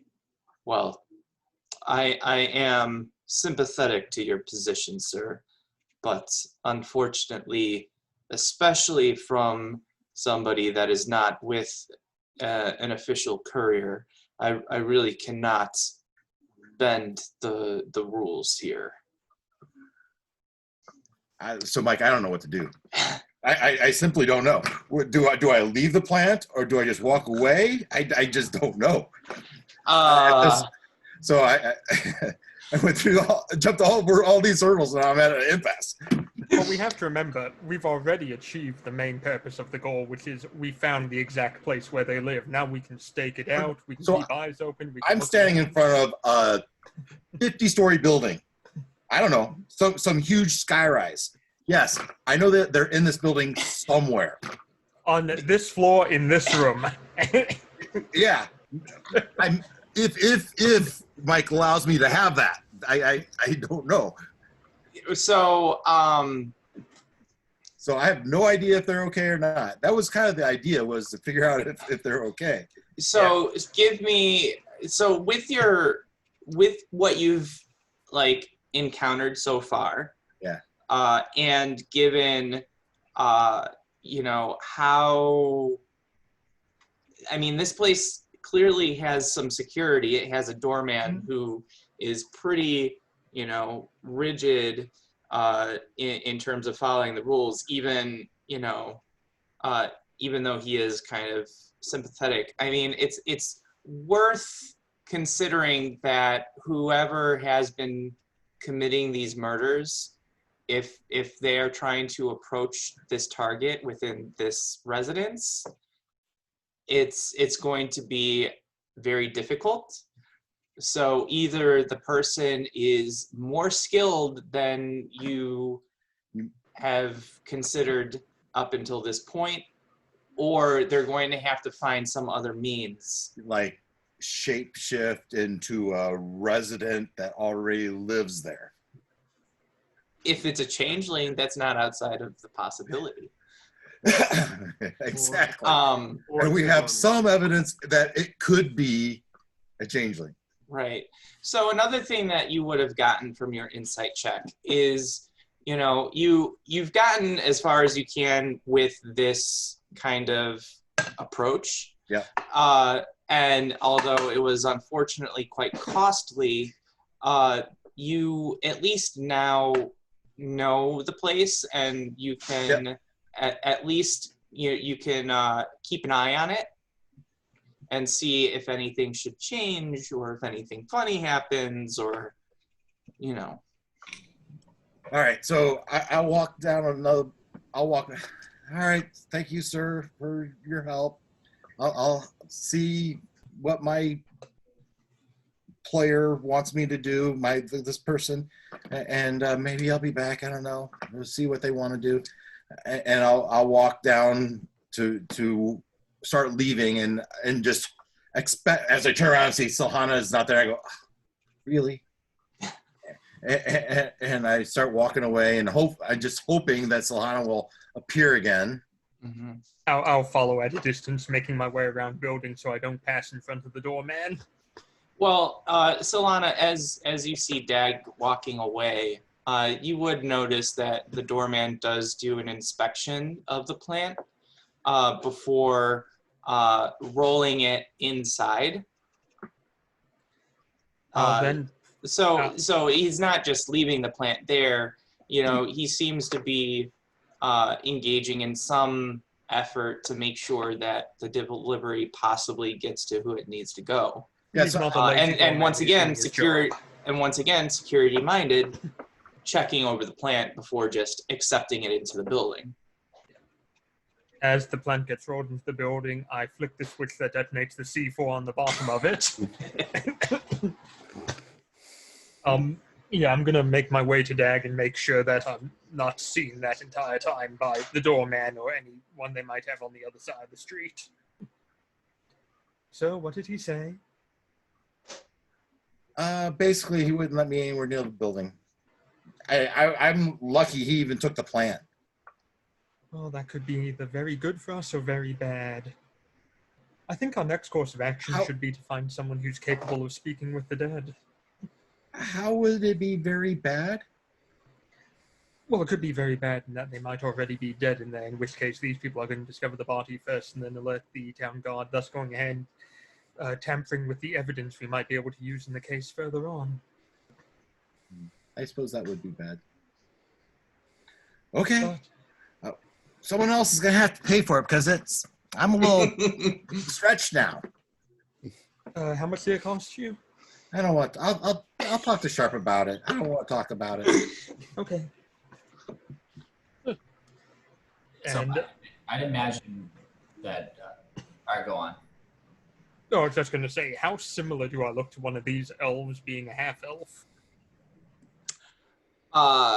Not Not similar at all. Okay. Aeronales, because of their culture, which, you know, extends to their diet and, you know, what they consider beauty, they are often taller than half elves, much more gaunt.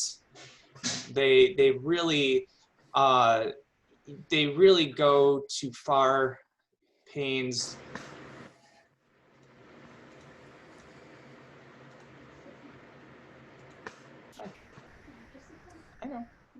I'm just making it awkward.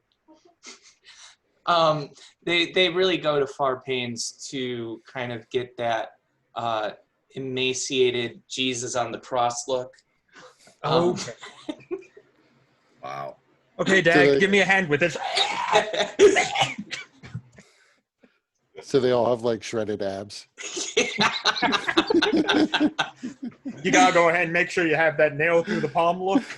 I don't know if they're shredded abs. Their ribs are sticking out. Yeah, and They I probably mean have it's very intentional because I mean, they glorify this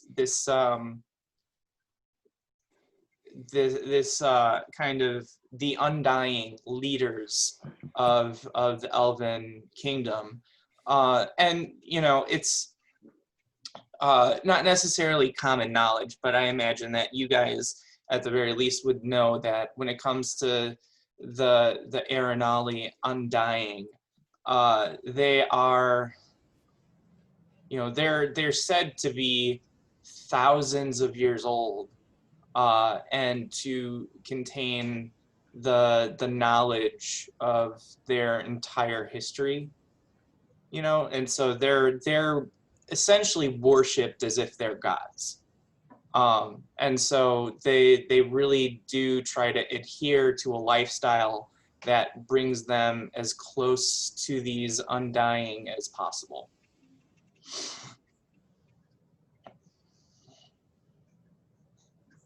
Oh.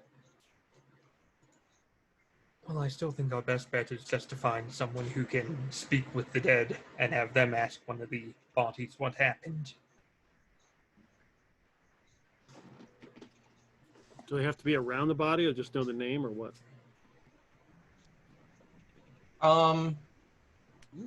Give me a religion check.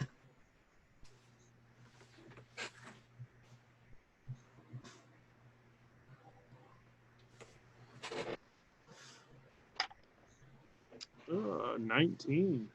Okay. So Jofar, you would know when it comes to speaking with the dead. This is a capacity that many clerics typically have. You know, it's not exactly common, but there are clerics. It is known that clerics can speak with the dead. Normally, they need the body there with them. However, there are rarer instances of clerics that exhibit more power, as well as mediums who have special natural talents that can speak with spirits even without having the body present. This is the chances of this are improved if the individual has some kind of possession that belonged to the deceased, and particularly one that had some kind of meaningful connection. But the most powerful among these mediums and clerics are able to achieve this effect even without that. Mike, Yeah. would a swath of skin be enough to go ahead and do speak as something that was possessed by the person they want to talk to? Yeah, 3 that inch would by be 3 inch? enough in terms of those that are capable of doing it without the corpse. But in terms of the actual spell, the core spell requires the corpse, and the corpse needs to be in a condition that would allow for it to speak. So that is a 3rd level spell, which requires a 5th level character, which, you know, those are in Eberron, most people don't make it past 3rd level, if they have character levels at all.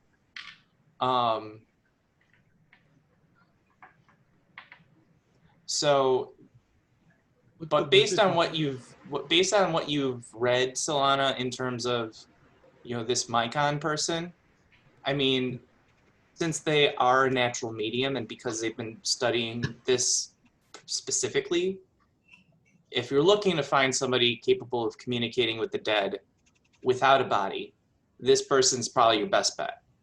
Otherwise, you would need to try to talk to somebody from either the Church of the Silver Flame or the Sovereign Host, and that's assuming that any of the bodies have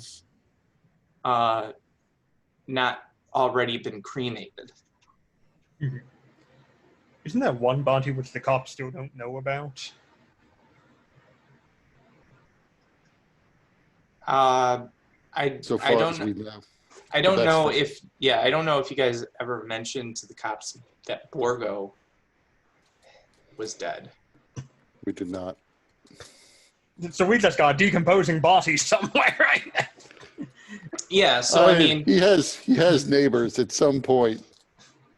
no, he doesn't, because he's squatting in a building that would, or a part of a tower that was set for demolition.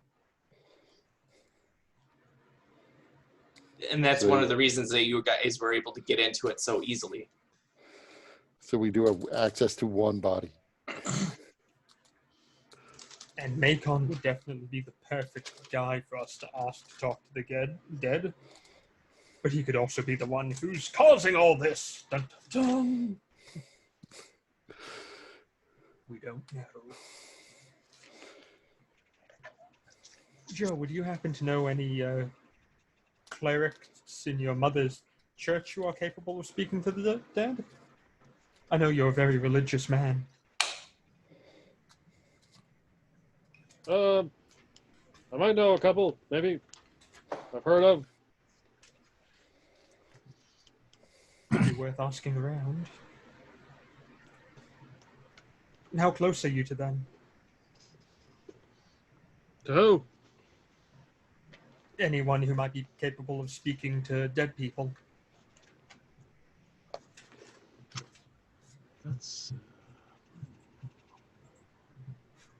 Well, there is his ex-wife and his other ex-wife and his other ex-wife. And, also his ex-wife.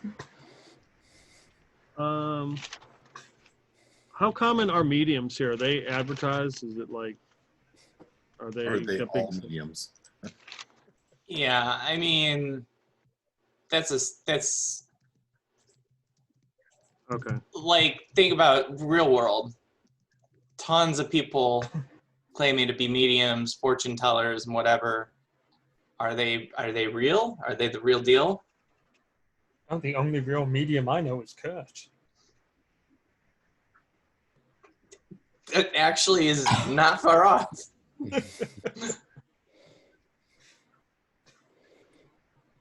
For 20 Galifar, I'll be a medium. The Galifar, you'll be whatever I damn well want you to be. So, I mean, here in Chez Lias, there's nobody advertising that, at least not. It's this district is, while the architecture is very rich and there's lots of style in terms of the way that people dress and portray themselves, and it's fairly unique to Arenal. It's not gaudy, so you don't have big signs advertising different services and things like that. Even within the market, although it was quite active, it was very much muted and reserved in terms of, you know, what you've come to expect and experience with marketplaces that are similarly like open market like that. Where would one go to learn how to become a medium? In Eberron in general? Yes.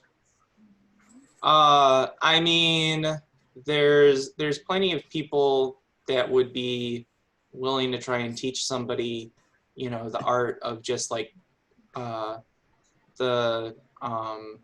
is that, where you're just getting the information like cold stuff, or like how people portray themselves as mediums today.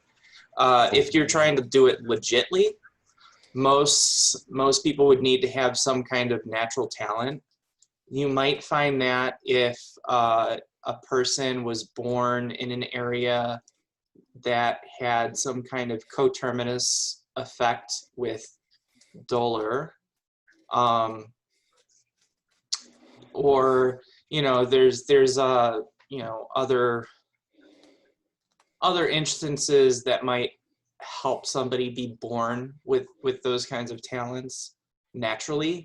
If you want to learn them, you might need to have some connection to a deity or some kind of spiritual connection. Clerics, especially within Eberron, there's the common sense that, clerics get their powers from the deities. But in Eberron, the presence of the gods is much more ephemeral, and faith is actually faith because the gods don't have, at least to anybody's knowledge, don't have direct contact or intervention into mortal affairs. So, there's the question of, where do clerics even get their power from? Is it some kind of inborn internal connection, or is it because they actually get their power from some kind of divinity, so there's lots of questions with that, and we're kind of getting off track into more philosophical matters, but that is kind of the discussion. So specifically learning how to be a medium is probably pretty difficult. You can learn academically about it at places like Moorgrave University, the Arcane Congress, the Tower of 12. Those places probably have a wealth of information in terms of the history of such matters, as well as the discussions about the metaphysical aspects and things like that. So I'm just wondering where this guy's going to learn, so that we can go up to his teacher and say, "Hey, we need a medium. We want to come and help or something. Can we hire you for the day?" Yeah. So I'm not sure you guys would have enough knowledge in terms of the cultural traditions of Arenal to determine how somebody might get that training or who they might get it from. And like I said, things aren't necessarily advertised here in Shea Elias, particularly not like that. And because it is such a close-knit community, or at least one that is not as welcoming to outsiders, that would be difficult information to obtain. Okay.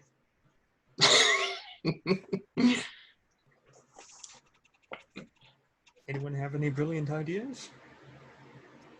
Yeah, that's actually a very good observation, Kurt. So there are the, within the Dakani culture, that's another place where you might have, individuals who are known as, there's a goblin term for it, but it's like a spirit caller, which Brendan's character, Cass, was. Okay, so what you're saying is I need to go ahead and begin my studies at the university. Or we hunt down Cass. Yeah. Maybe we should Okay. head back. Cass and would talk to actually Kurt. be really helpful in this adventure. My Yeah, he cleric would. would have been helpful in this adventure. So it looks like you should station Joe Farr across the street to read his book in case she comes out. Wait, how much of the book do you have left? All right, plenty. At this point, Sharp is polishing his armor and cleaning his clothes. So he's got the place to himself, so he's completely naked and just cleaning everything he can. Excellent. What was the name of the guy at the university who we knew, who knew a bunch of shit about religion and stuff like that? Well, I have a contact at the university, but he's more of a Contacts. poli-sci guy. Oh, He, okay. he was going outside his field to look up things about lycanthropy. True. But he might know someone else at the university who happens to know something about speaking with the dead, and they might have a contact we can use. Listen, if you want someone to be fisted, go to my character to find out someone she knows. If you want information, I have to go to all of you, okay? I don't even know what to do with that. Oh shit, I just realized what I said. I meant punched. I don't think you did. You meant punch. Oh my goodness. Yeah, there's just a little difference there. Yeah. Well, fist can be a verb, and I'm used to hearing a bunch of friends I had who went to prison for a while use it constantly.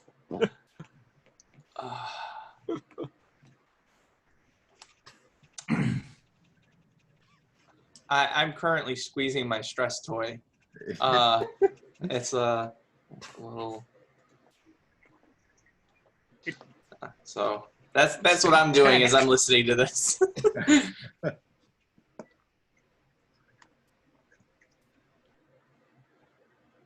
Does anyone have any other ideas besides trying to find a medium?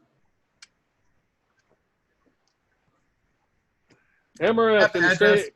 If we could sneak into the building somehow, we could go do it. But I did want to drop off a letter at the post office. I have a friend, well, former platoon mate of mine, Arias, who was an Aranali elf, and sure lives somewhere around here. So I have Try a medium too. I have a letter for him.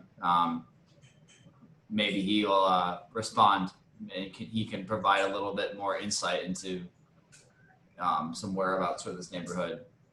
Maybe he even knows Mycon a little more personally, and can kind he's of. in the same building. Maybe he's in the same building. So I have a letter, and before we head out, I'm gonna swing by the post office and deliver it. For an action point, he could be his roommate. 2 action points is ex-lover. All right, so Hamarath, you head over to the Civis post. Once again, you have that disinterested gnome who just shoves towards you the requisition form.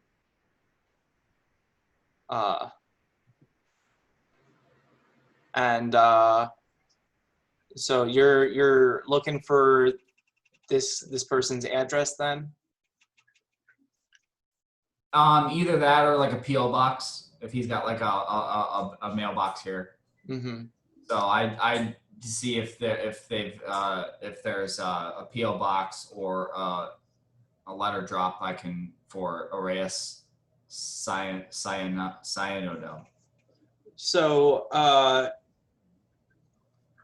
So once again, it's 5 copper pieces, 5 crowns. If you want to have the resident approve you getting their address, and 3 Galifar if you want to just expedite it and get the address for yourself. How do I, if I do the approval process, how do I know if they get approved or if I get approved? Oh, that's going to take like a few days because it requires the resident to actually come into the post office. They'll get that notice as if they were getting any other kind of letter. They would then either approve or deny for you to get that information because they would get your information on the form. They would know who's asking for them. And then, they could approve or deny it. Yeah, but if they approve it, how would I know? Or denied it, how would I know? You would have to be coming back to the post office regularly to see if they've actually done it. And if they denied it, you wouldn't even get a notice. So it's one of those things where, you know, one, it's a pretty good money generator for House Civis for people that are asking for other people, because it really makes that upcharge worth it, because otherwise a person may never get confirmation that the person even got the message. I like squint at this gnome. I like shove three Galifar his direction. This is becoming a very expensive session. Tell me about it. So Arias actually is a resident here, and you get the address. Resident in the neighborhood, or Mhm. like here in the building? No, in the neighborhood. So are you planning to go right there? Does he just have a mailbox that can drop it off here? What do you mean? Well, does he have like a P.O. box, or does like, because people have to go in to get their mail, right? Yeah. So Unless it's delivered to them, which is another upcharge to deliver directly to a person's residence. So I got his address, but like, can I just like drop this in his mailbox? Like, what if I don't care where he lives and I just want to give him this letter in a way that he gets it? Then you could just send him a letter, which is only like 1-2 copy pieces, I think. Yeah, so that's what I wanted to do. I didn't necessarily want his address. I just wanted to like, I have a letter and I just wanted to like drop it in his P.O. box. So whenever he got it. Yeah, so I mean, if you didn't want his address, and if it's not something that you're caring about time frames, let's see.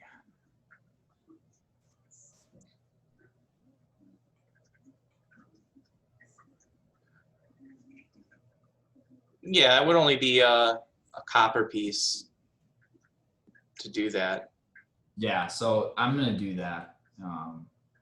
So I'll send just to deliver the letter. Is there a charge for if I wanted to like have it done faster? If you want it delivered directly to them, it would be a silver piece. I would pay the silver piece. Okay. The 3 Galifar that they're charging everybody else and just raking everyone else over the coals, the silver piece doesn't sound so bad.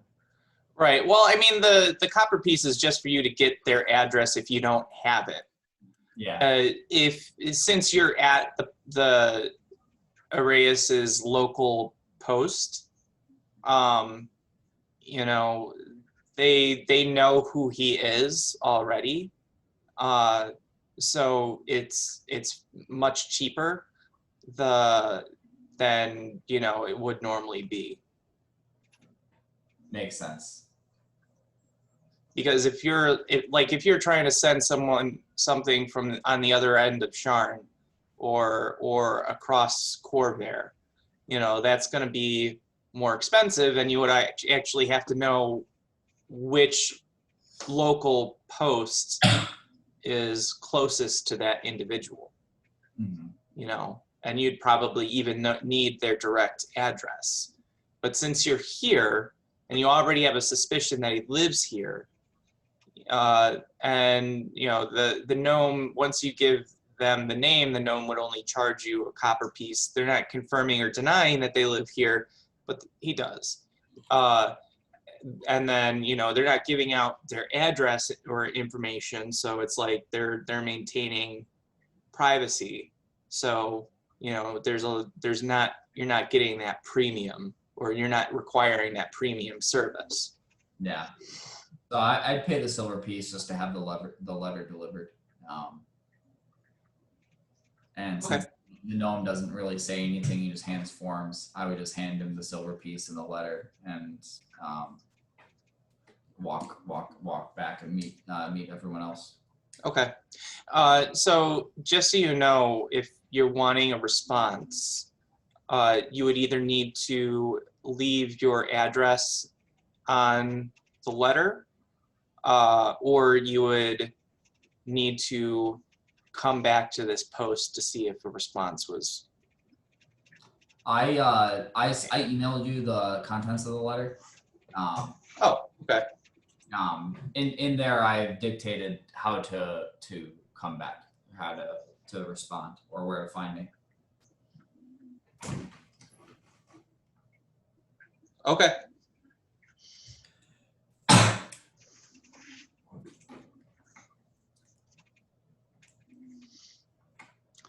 All right. So what are the rest of all you doing?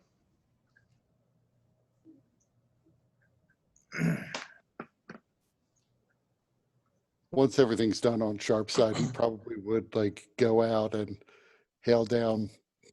He's not walking there.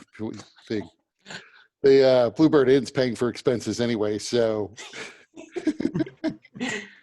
he would hail down one of those sky cars and head in their direction.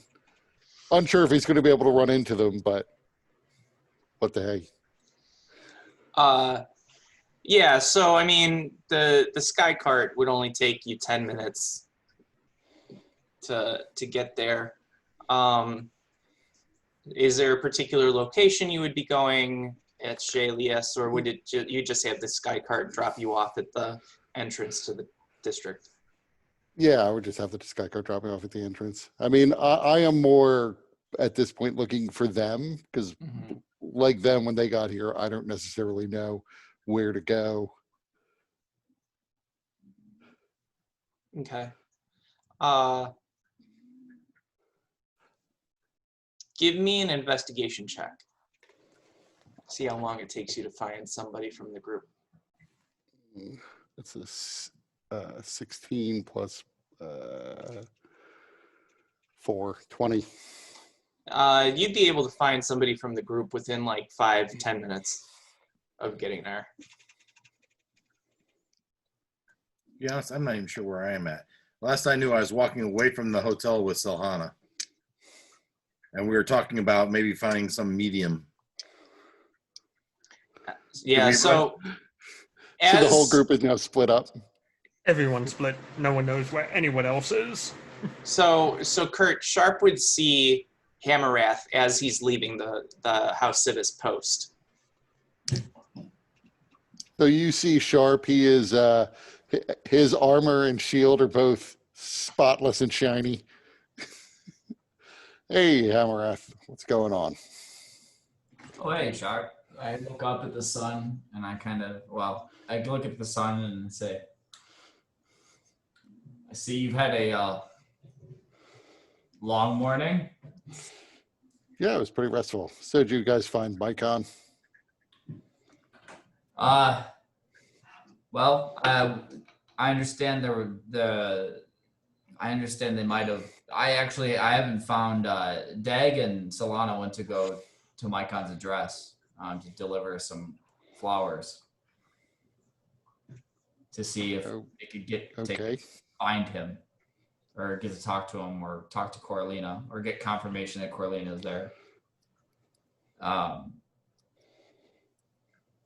Joe and I guess Joe's not. I don't know where Joe went, but yeah, we were looking for mediums. Joe.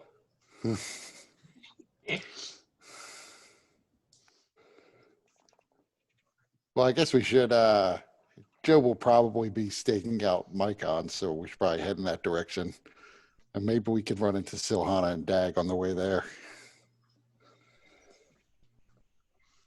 Getting a lot of weird looks when we're out here. We might need to be careful. I don't suspect that we'll have trouble, but I'm sure there will be. I'm sure it's not usual to have outsiders here for too long.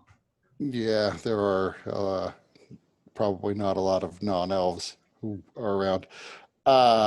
So I at that point, I will dip into like an alley and use an ability I haven't gotten to use since I got my powers back after becoming 5th level, and I cast Disguise Self and turn into an Aranelli elf and come back out and be like, all right, let's go. Maybe you'll get fewer stairs, at least if you're with an elf. Man, you really did a really good job in that makeup. It's almost like you knew.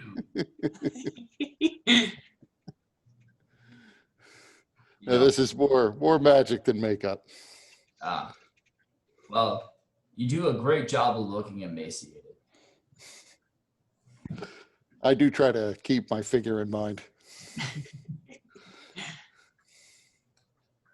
I guess we're walking towards Mycons to see if we run into Joe or Solana or Dag. Yeah, so as you're walking towards Mycons, you do encounter Dag and Solana walking away from the place. And Dag's probably just running off the mouth. I can't believe he didn't let me, and then you just disappeared.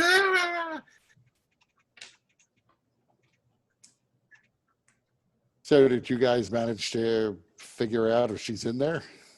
Yeah, she's in there.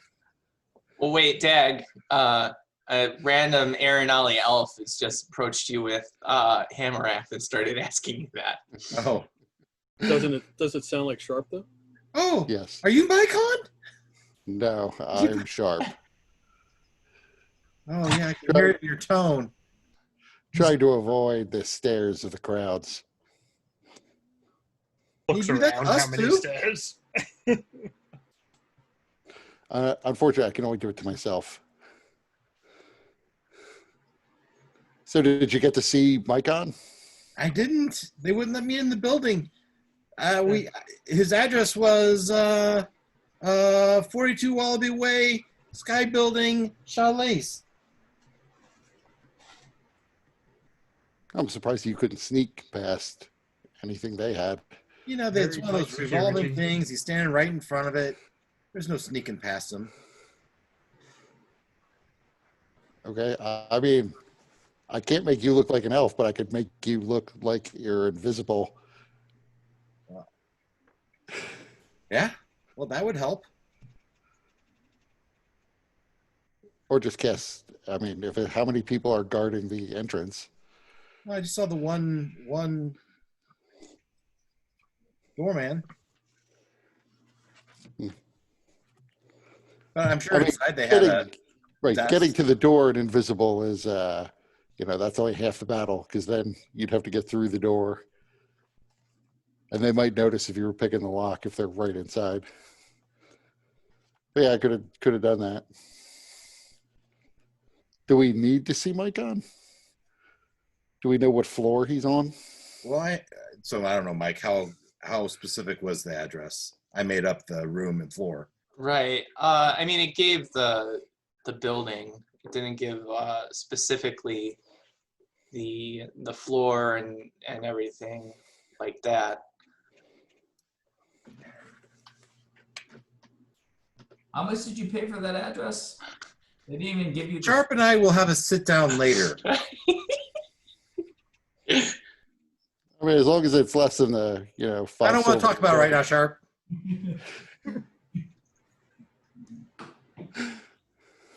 Oh, I see you found Mycon.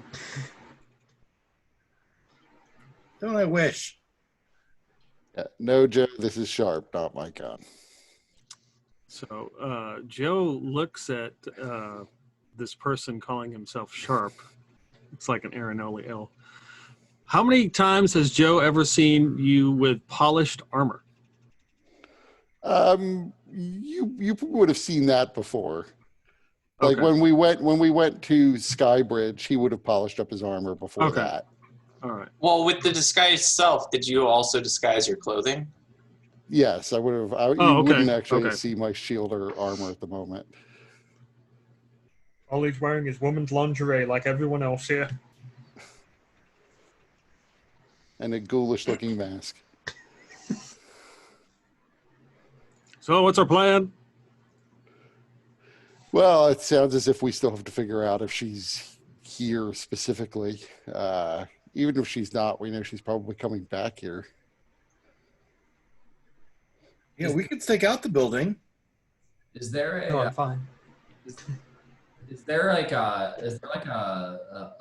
inn anywhere nearby? Not that we can afford. What? Is there a what? I was gonna say, just wait to see how much everything in the minibar costs, given even the flowers cost 18 gold here. This is like one of the places where you buy it and then you sneak it under your coat when you're going to the movie theater. Well, if we can find an inn nearby that is within viewing distance, or a tavern, we could at least hang out there and have something to do anyway while we're waiting for potentially Mycon or Coralina to come by. Well, we need information. The best information we're going to get is probably talking directly to the person who died. If we get ourselves a medium who can go ahead and speak with the dead, then that would solve a bunch of our problems very quickly. We don't know if she's being followed or watched as well, and we don't know why she came here. If she committed the crime, then she came here because this is a safe place. If she didn't commit the crime, then she came here because she was panicking and this is a safe place. Isn't the best medium? I mean, the best medium probably Mycon then? Well, we know that Mycon is a medium, but there are also other mediums we can go ahead and find for this time. We don't know if we can trust him yet, though. So Mycon is a medium. Did we know this before? This is the first I learned it. His letters spoke about it. So does he then sell his services? If he does, there has to be some way to get in touch with him. Not that I know of, but he might. Should we check the classifieds? There has to be some way for him to advertise where and who he is. Although living here in this district, there's probably a lot of competition. Is there like a Sharns list or something that we can check? Yeah. Craigslist, Sean's list. So, clarification, a medium doesn't necessarily sell their services, at least not quite like that. And also from the letters, Solana, you know that he was training with somebody, but it doesn't say where, and he seemed to indicate that the studies and training were going well, but it doesn't necessarily indicate how far into those studies he's gotten. Does it say where he was training or who was his trainer?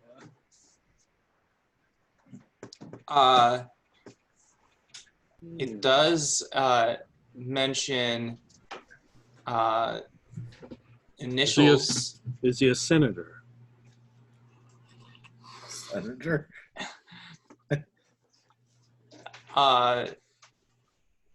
So it does mention initials, an AS. AS.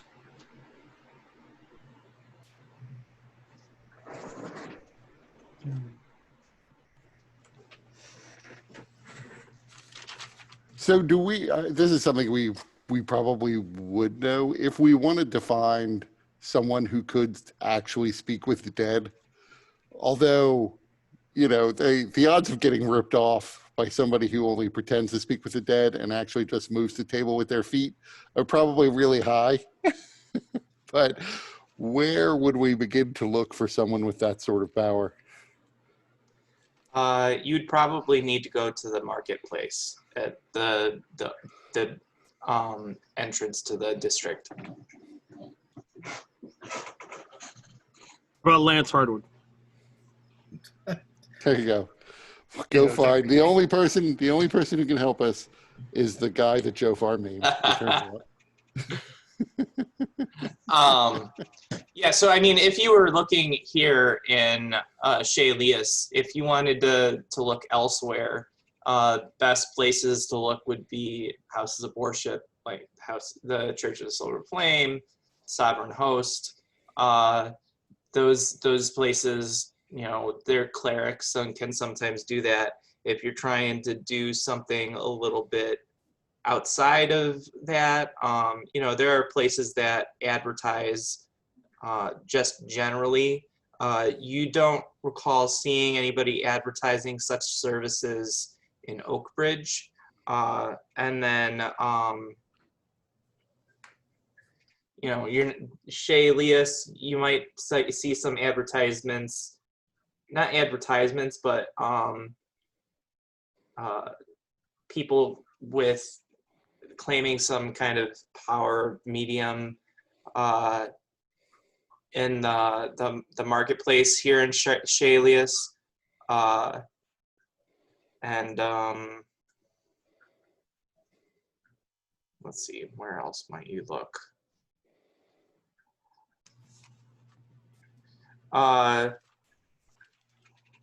Chikor, he may also have some magical items that could help with speaking to the dead.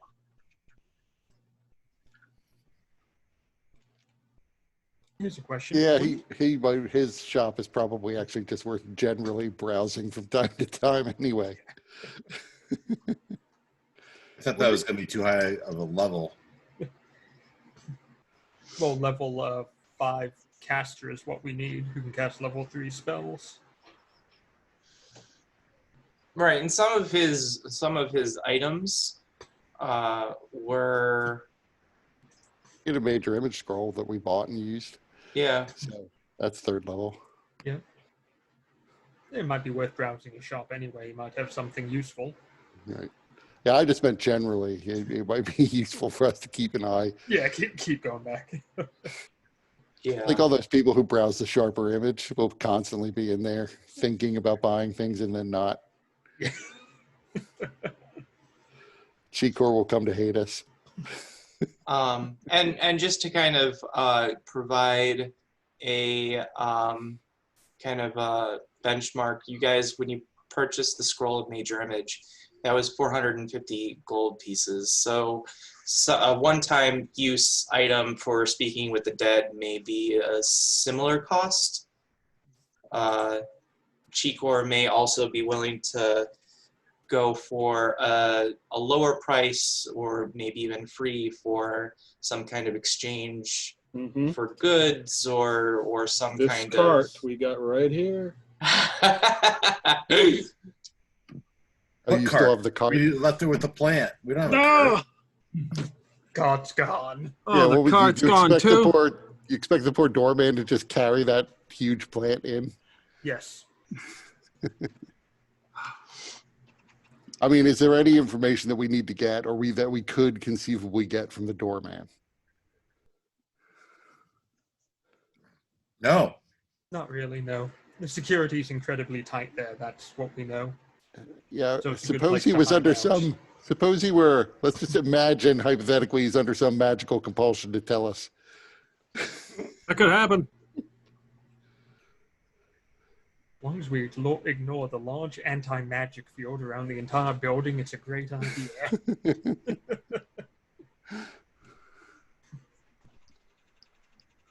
Here's a question for you, Mike, and I'm pretty sure Joe would know this better than anyone, but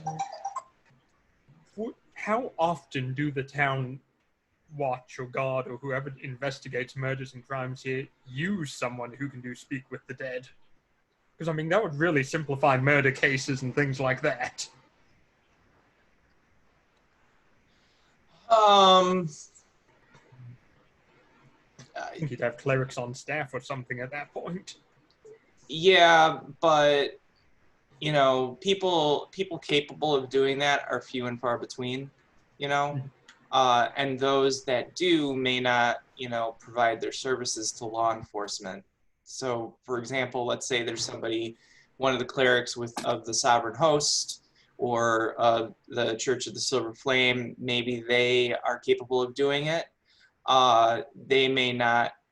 They may feel like those skills are for religious purposes, and the idea of kind of whoring out those skills for money might be kind of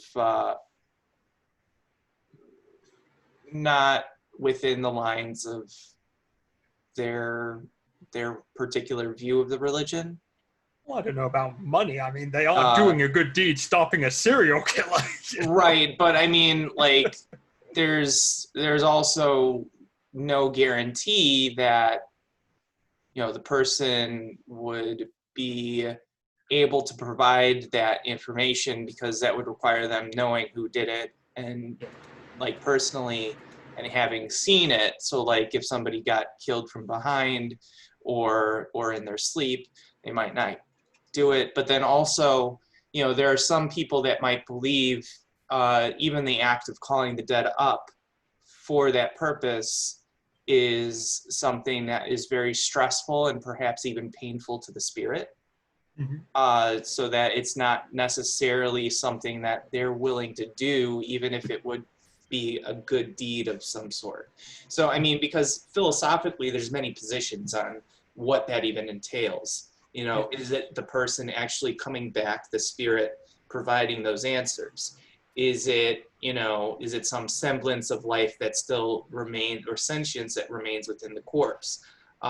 You know, if they do this, is it in a sense, might the police take advantage and ask questions that are actually an invasion of privacy of some sort? You know, so it's not necessarily a very clear cut, yes, this is good or bad because it's solving the case. Yeah. Okay, then. Yeah, things So tend to be complicated in my games. Oh, Not So- just yes or no or simple black and white. So do Even you if have? they did, Officer Paduk was clearly trying to brush all this under the rug. He was not going to be bringing in the experienced magical help. Yeah. Do you have any kind of spell that would compel him to tell us where he is, or let somebody up to talk to him? Compel who? The doorman. Oh, I mean, we can get past the doorman in a couple of ways. Then once you're in, you don't know where in the building this guy is anyway. Yeah, our address is, Just the building. yeah, it's just the building. So we got to get him to tell us. Assuming he What do we gain knows. from this? You could have thousands of people living in that building. For him to know a specific one, no guarantee. The building, Dag, that you saw, assuming the level of wealth needed to live there, you know, it might hold a dozen families, Oh, that's it. because, you know, think about it like luxury condos in a sense. You know, those require a good amount of space. We're not talking like little apartment buildings. So then it is likely the doorman would know everyone that lives in the building. Oh, yes. Question is, what do we gain from going in there and talking with him? I think our best bet is to find a tavern within viewing distance to see if we can stake Mycon out and maybe catch up with him and see where he's going, and either follow him or at least ask him for his own services. Sounds like he's learning, so he could provide the meaning. He might be happy to do it for a cheaper price if he's underskilled at the moment. I do like the idea of going back to the fundamentals of our industry, but we don't actually know what he looks like. So every time an Aaron Alley elf comes out of that building, it might be him. I don't think he's an elf. His name isn't elvish at all. It's very different. I think he's something else, but I'm not sure what. Could be using, yeah. All right. Well, then I agree with Hamarath. If we're just waiting for the oddball to come out who doesn't fit, that we can do. We could Well- see if anyone ever picks up that plant. Well, that's inside will- the building already. No, the only thing I have with that is last time I waited, somebody was dead by the time we got to them. Well, yeah, okay, there's a problem. He might already be dead in there. Correct. Especially the plant since is the change she went the to entire time. she went to visit him. Well, I mean, at least they accepted, like, maybe we can find just like a box big enough for Dag to fit in, and we'll deliver it. The doorman will wheel it right to the door. Well, you can also change your appearance, right? So if we saw people exiting the building, we could change our appearance, change your appearance to look at least look like them and come back in before they get back. Or Right. you could look like a doorman and go in and tell him that he's been reassigned. You're taking over. He may or may not believe just some random person showing up, telling him he's been reassigned. I mean, like I said, I don't think getting into the building is a problem. But if I change my appearance to look like somebody and then go in, I won't necessarily know where to go. What kind of door was on the building, Mike? It was Mahogany. so the way that it looked, it was like there was a nice nice set of granite steps with a pretty ornate railing leading up to the building, which is a set of what is it? Like it's called dense wood or ironwood double doors, which were also ornate with inlay of silver, and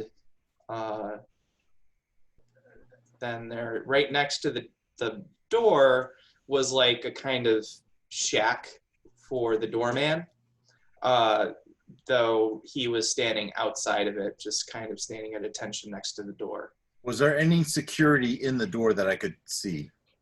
Did anyone else come in and out as I was talking to this guy? No, nobody else came in or out. So was there any obvious lock on the door? A pad to punch to open to release it, or was it just the only security was the dude standing there? No, so the only security that you saw was him. There was no obvious lock to the door. Doesn't mean it wasn't there. Fair enough. Mm-hmm.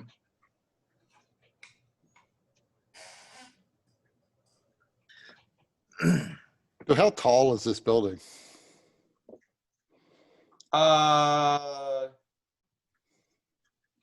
Probably like 5-6 stories.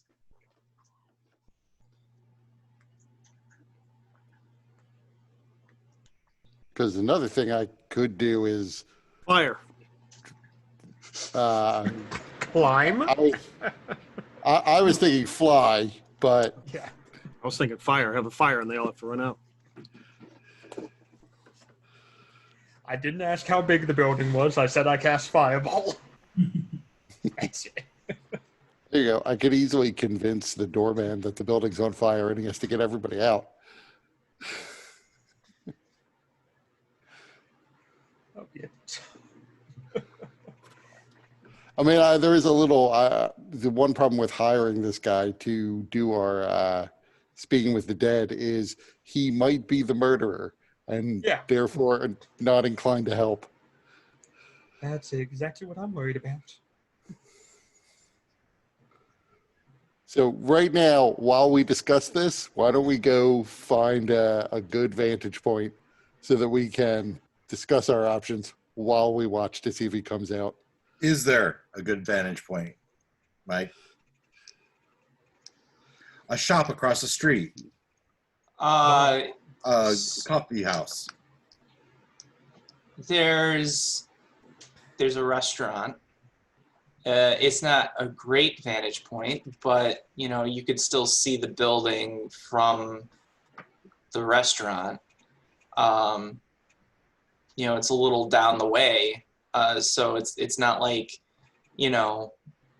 within. It's not like if you're using like blocks, like city blocks or whatever. It's not on the same block. It's more like probably 2 blocks away or so, and kind of off to the side, so there's like at least one blind spot but it would offer you a mostly clear view of the door, assuming nobody's walking by and no carriages stop to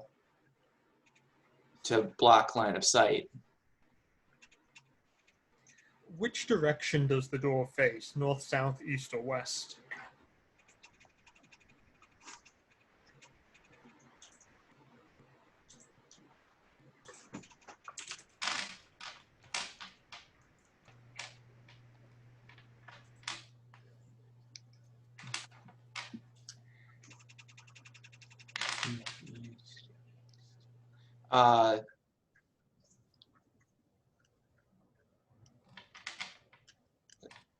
Southeast. Southeast. So apart from this restaurant, is there like what is directly across from it? Is there any sort of shop, or is this all residential? Is there like a hot topic we could hang out in? No, I mean, this area of Chez Lias outside of the market is fairly residential. There's a couple of restaurants and wineries that cater to the Arenali, but there aren't many. It's mostly residential with some of these kind of there might be 5-6 restaurants in the entire district. Is there anybody outside the door, like along the sidewalk? I'm assuming there's a sidewalk or some sort of walk. Yeah, there's a walkway. Okay. Are there benches on that walkway? Because Joe loves to sit and pull up. I'm going to sit right at the bench, right next to the door. Okay.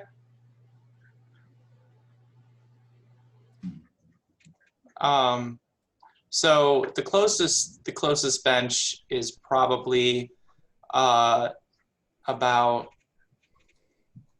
the equivalent of like 2-3 houses down.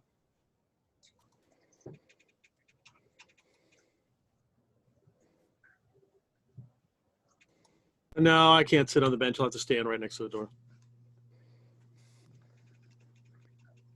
So the doorman is going to very firmly ask you to leave. Okay. I walk a certain amount of distance and I stop. How much distance? I walk 10 feet. Okay.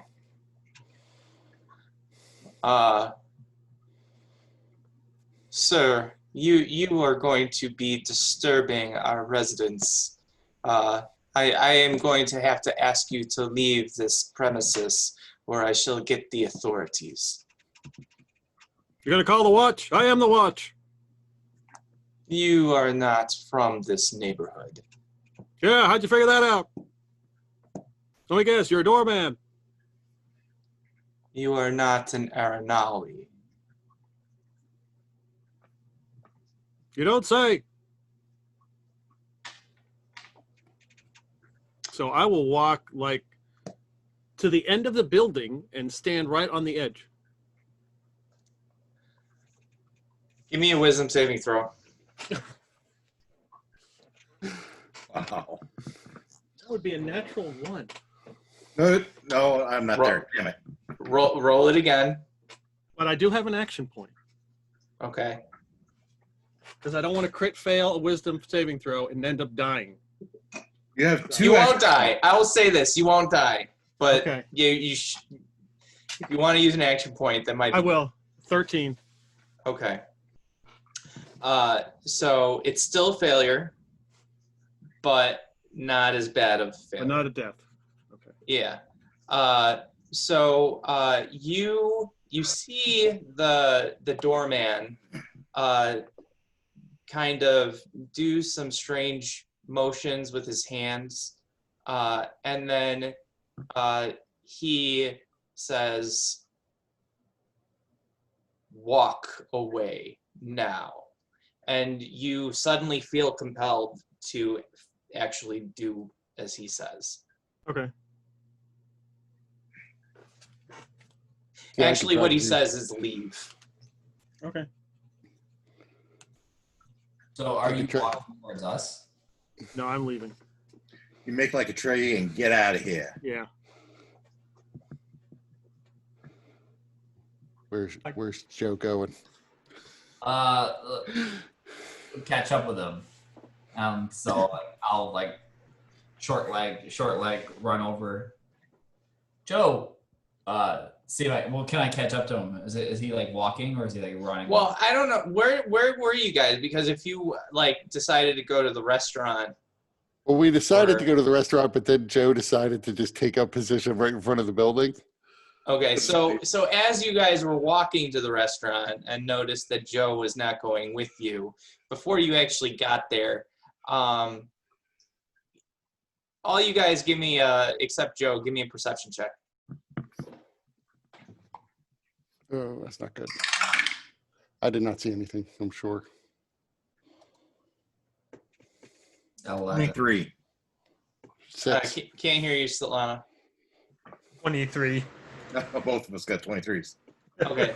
What was yours, Dustin? 11. Okay.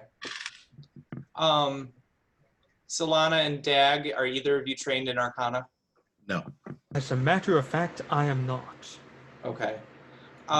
So you wouldn't know necessarily right away that it was a spell that was being cast. You just saw the elf move their hand in an interesting pattern, and then say something to Jofar, and then Jofar just started walking away.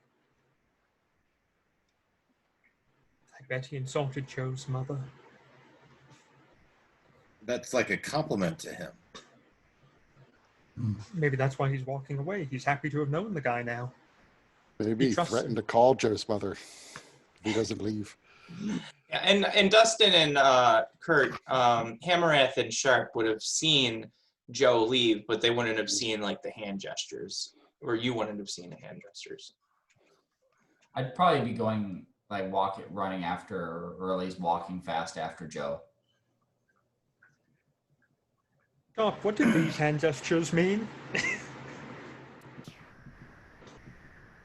I would assume he's not copying those hand gestures well enough for me to figure that out. I am copying them perfectly because I have the keen mind feat, and I know everything that happens for a month.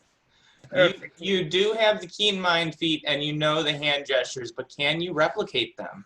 We will find out. What do you want me to roll? I want you to roll.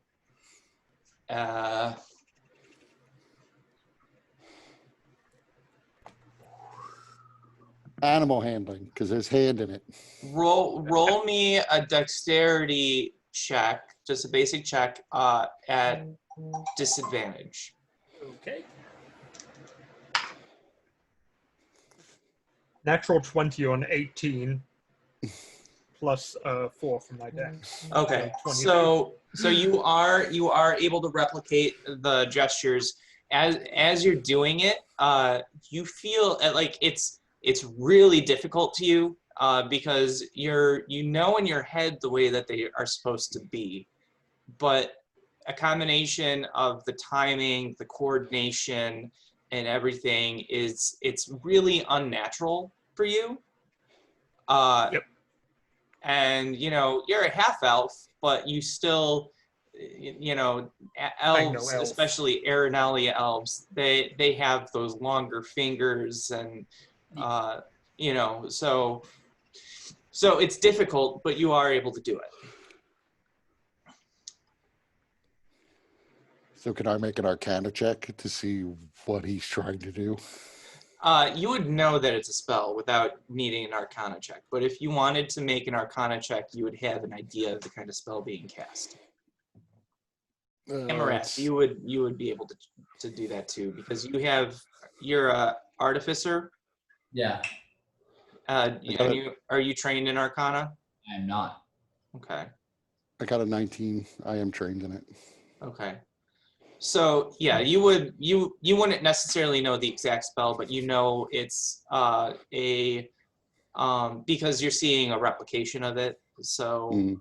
it's fairly accurate replication, but without knowing if there was any words being spoken or any material component or anything, you would guess that it's within the School of Enchantment, but not much more. We should probably follow after Joe. I believe he's been ensorcelled. That's a $5 word. Go. Go. So how long does this last? It lasts. That's a good question.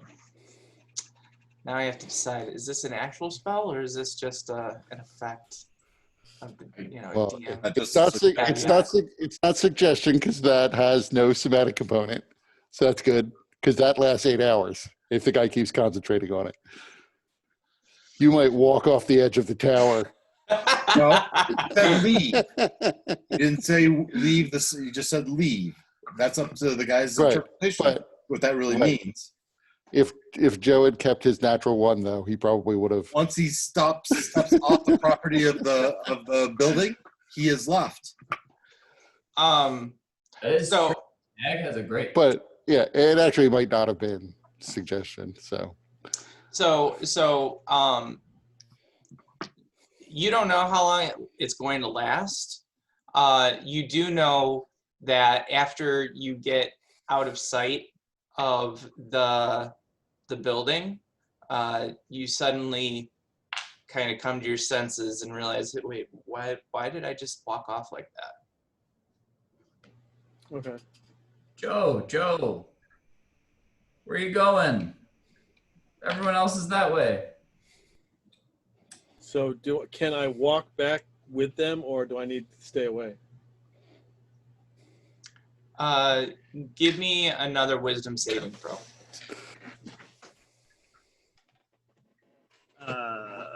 19. Okay. You are able to walk back, but you feel like you have a sense of kind of, you can't quite understand why, but you have a sense that this is wrong. Heading back towards the building is somehow wrong. You can't place it, but that's kind of the feeling Joe gets. It doesn't stop him, but it kind of gives him pause. Yeah, I don't look at the building. We were just hanging out at the restaurant still. So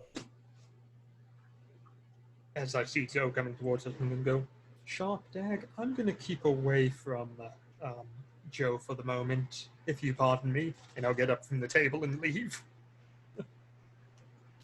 Where are you going? Some fresh air. And I'm just going to walk away from the group as a whole and keep my distance for the time being. is she hanging out? Sorry, wrong one. Is she hanging out in the shadows again? No, I'm just getting up and walking away. I don't care if anyone sees me or not. Interesting. Not going incredibly far away, just far enough away that I won't be associated with the person who was just told to leave from the building. Well, you guys aren't heading back to the building, right? Now you're trying to go to the restaurant. Yeah. Yeah, Yeah. it's in that restaurant. Yeah, but I mean, the restaurant's not far from the building. The doorman, I'm sure, can see the damn thing if he looks. Yeah, if we can see the doorman can see us. Yeah, the doorman is less concerned about Joe Farr being at the restaurant than he was just kind of standing ominously within sight of the door. I don't know that. So I'm No, not Joe, looking- you don't know I'm that, not, so that's I'm not why looking at him. I got my Yeah. back towards the building. I don't want to look at that guy. Yeah, you're still feeling weird and eerie about the whole situation. Yeah. I'm currently keeping my distance from both Dag and Joe while we're up here. I opened my book, my Kings of Galifar book, and begin looking through it. So you guys get to the restaurant. It is a very nice restaurant. Thankfully, they don't have a dress code per se, but Solana, what are you wearing? I am wearing probably would be the equivalent of traveler's clothes, slightly higher end ones. Okay, for some reason I thought that you were just in rags. Wow, kind of racist against those of us from the COG, isn't it? A bit, yeah. Street I'm showing my bias there. Just because I Um, have dark skin for an elf, you're insulting me this way? My God. So the restaurant is clearly not used to serving non-Arenali, but you know culturally the Arenali are not really outwardly confrontational. They're very reserved. So You're a they guest of this Arenali. Yeah, we have an Arenali with us. that is true. So that does make it more palatable for them. So they seat you and they provide you with some menus. And the Arenali that serves you does suggest some of the fine Arenali wines that that they have in stock, which, let's see.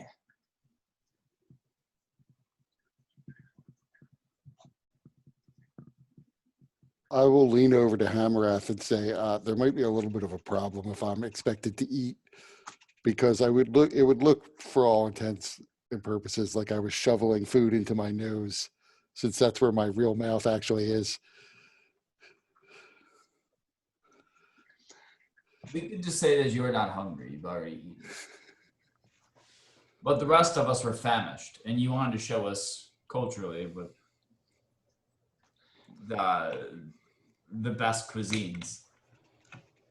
No, I'm not particularly hungry. Stomach rumbles. So they do have a spiced apple cinnamon wine, as well as a couple of other wines that have very elven names that are hard to pronounce.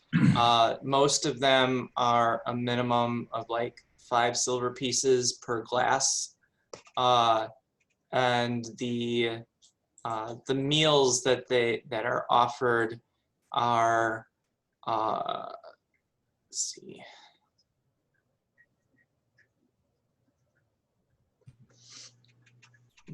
The meals are about 8 silver pieces a plate.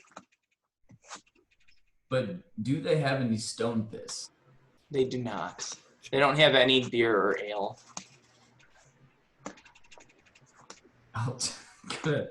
Oh, sure. What kind of hellhole is this? The drowning mole is 10 times better than this. You call this a wine list, I call this trash! And they are going to expect you to order to remain seated.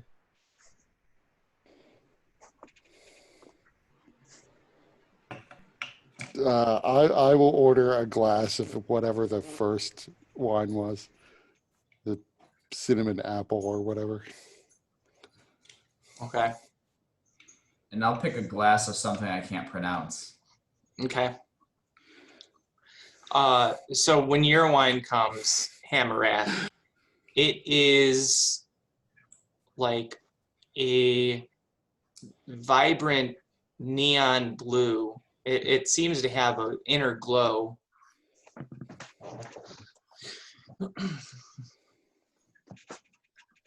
And I'll take a big mouthful and knock it down, or knock it back rather. Give me a Constitution save.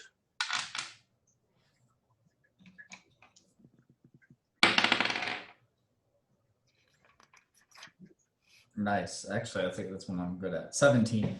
Okay.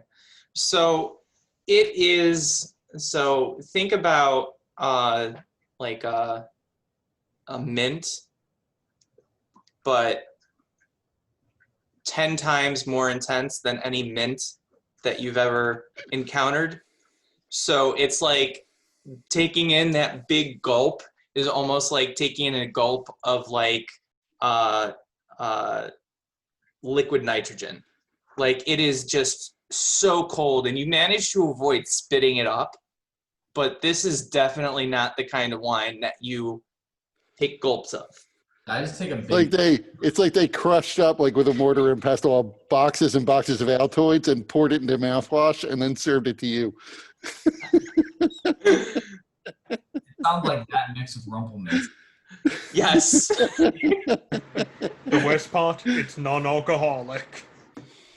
Oh, it's very alcoholic, but you know, Hammerrath is a dwarf, so And an alcoholic. yeah.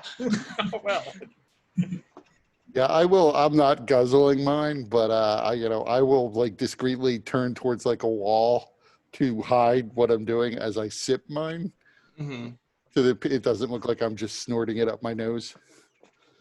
It's very good. It's not quite as good as that other wine that you really enjoy, but it is quite good.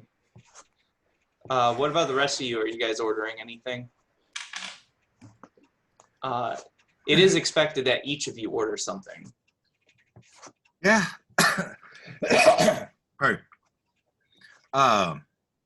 It's all on An the appetizer Bluebird plate Inn. and just some weak water, even some non-alcoholic drink. Okay, so And, they do I have. will order some sort of entree, one of the 8 silver piece entrees. Okay. They do have non-alcoholic beverages as well. They have a couple of teas that they offer, as well as some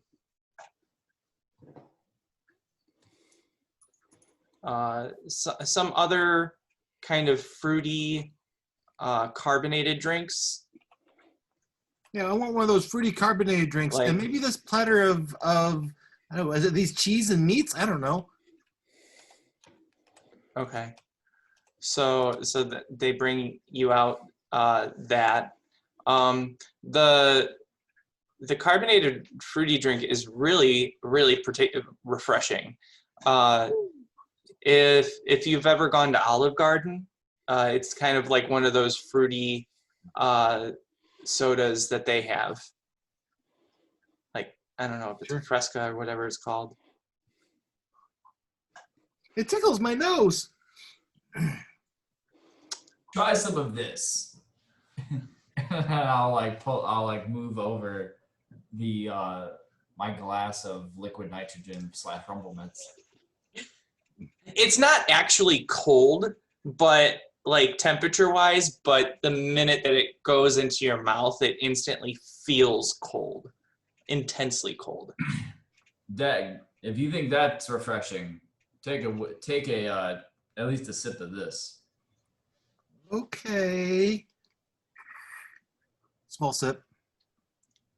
Yeah, it's yeah, it hits you.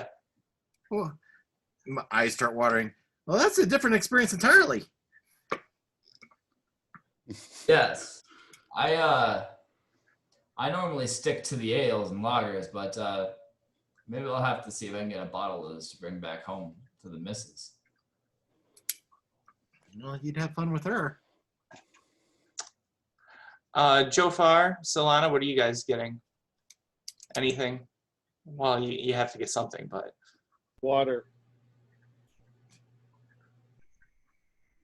get an appetizer for now. Whatever is the cheapest thing on here. okay. And non-alcoholic for me as well. Unlimited. There are even prices on the menu. Oh no, is it one of those restaurants? You guys, anything you order is going to be a total of at least 5 silver pieces. I assume a Galfar for the entire experience at least. That's with one drink and some sort of meal. I'm too on edge. I'm too on edge because I think the doorman's watching me, so I just pick something randomly on the thing. shit. I just like whatever. I'll do the unlimited breadsticks. Yeah, this is basically Elven Olive Garden. Oh boy. Olive Garden. I believe that's Lemba sticks.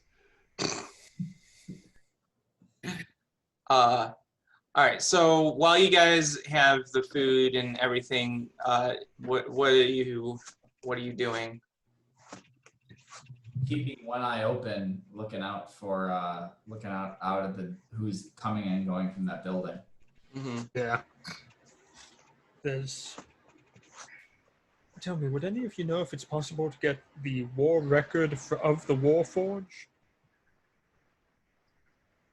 Information about what he did in the military, where he served, who he might have known?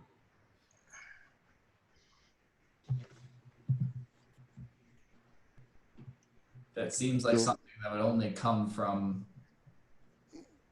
That could only be get through the Official channels. Like official channels. Yeah.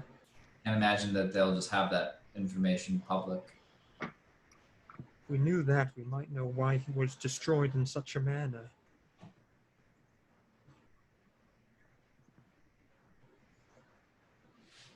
And we said there was a 3-fingered handprint where he was found, correct?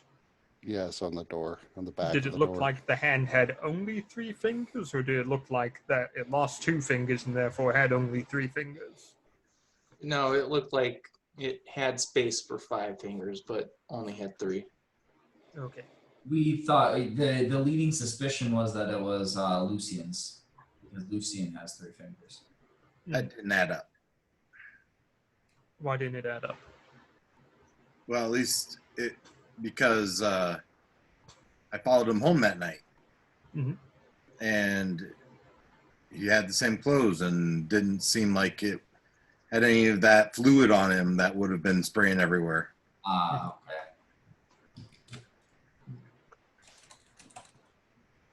Would prestidigitation remove that fluid from clothing, Mike? Yeah. Yep. And that's a Or- pretty common spell for Erberon and Sean for people to get their hands on, I take. Or It's a cleansing cantrip. stone. That's giving this guy a lot of credit. If we've met Lucian, we've talked to Lucian, he doesn't seem like the magic-y type. Well, he might not be, but he certainly would be aware of how to hide butchering a body if he was a soldier. And he might have entered the building before or after the killing took place, and that's why his handprint got there. What was the handprint inside of? A blood stain on Yeah, it was a blood. bloodstain? Mm-hmm. So that means it would have had to have been there before the killing took place. Or it could be a changeling again, in which case it could be anyone's guess what's really happening.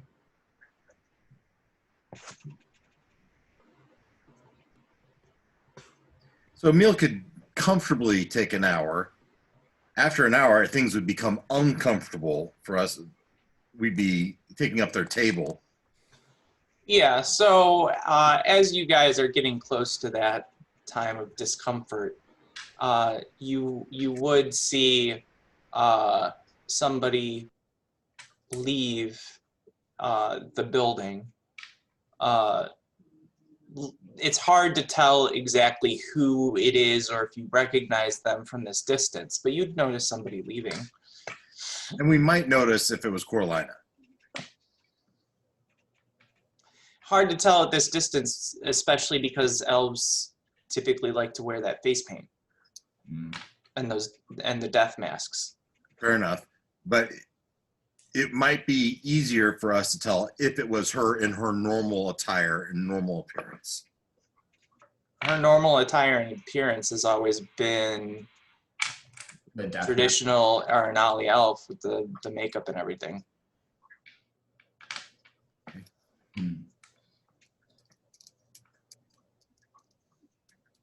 Okay, so still someone's leaving. What's going Looks on? Like we've got to. Hi. Looks like we've got to get up and go after him because that's our plan. Call out their name, see if they turn around.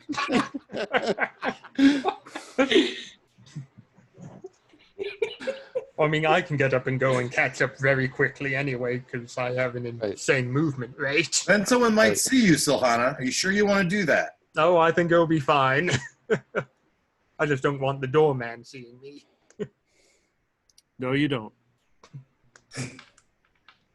He did some weird magic-y shit to Joe. I don't trust the doorman at all. Doorman's just doing his job.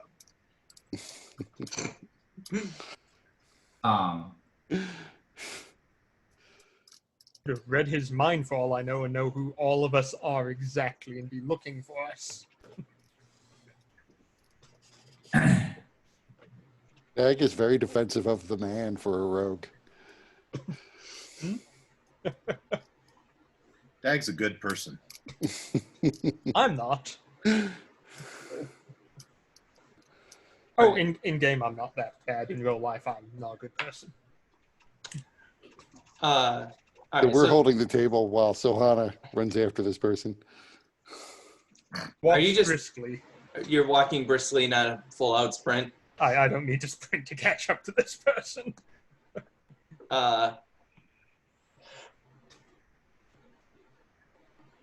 I don't have to catch up to them either. I just have to get within good visual distance that I can make out the figure.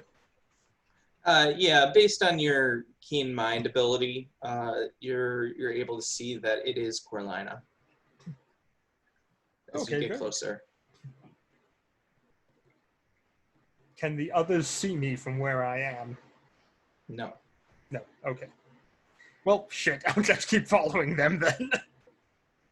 Keeping at the same pace they're moving and, inconspicuously as possible. Well, can't see him anymore. Yes, so now what do you guys do? Well, I figure if he doesn't come back in the next few minutes, we should all go after him.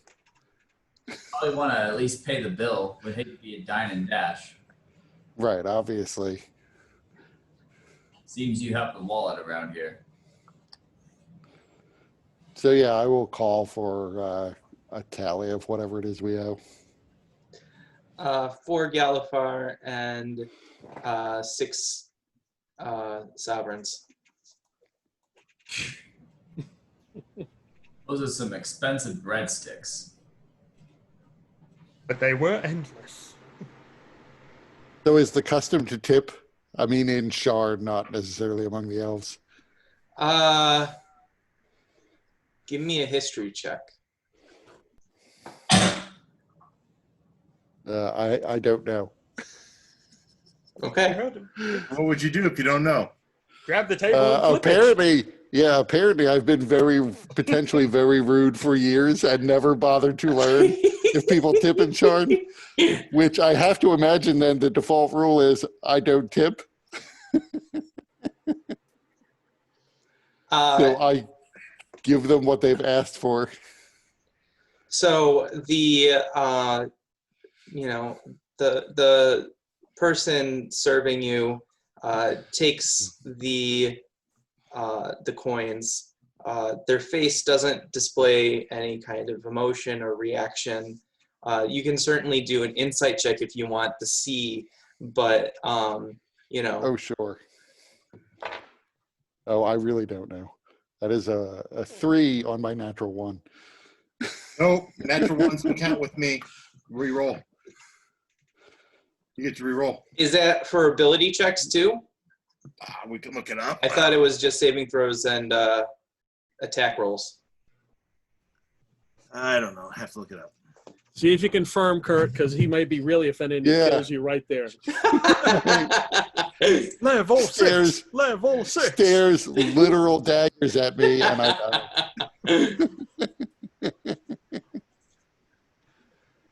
Let's If it see. is lucky, then yeah, you get to reroll ability. ability check, Yeah. saving throws. Attack roll, ability check, saving throw. Okay, got so 15 on a reroll. That's the standard rule. I don't know if you homebrewed it at all. oh well, halflings are quite different in mine. So let me just look that up real quick. They no longer have the luck feature, and No, So- you still have it's some version of it because I've used it before. You've let me use it before. Yeah, So no, that's with I halflings and like people around you. it's one of the sub races of halfling gets that. All halflings get the lucky ability, but Dag is a lightfoot halfling, which they can extend it once per short rest to an ally. Oh, okay. Cool. Yeah, ability check as well. So you can go ahead and re-roll it. It's a 15. Okay. So it's even with that, it's still really difficult to know for certain. But you get the sense that this is what the elf was expecting. Okay. Right. And by the way, that is a homebrew rule for Mike. It's one of the many rewrites because the halfling lucky racial trait usually only applies to the halflings rolls, not to the people around them. Yeah. I thought the Lightfoot could use a little bit of a bump. All right. So, you guys pay your bill. Solana still has not returned. Nope.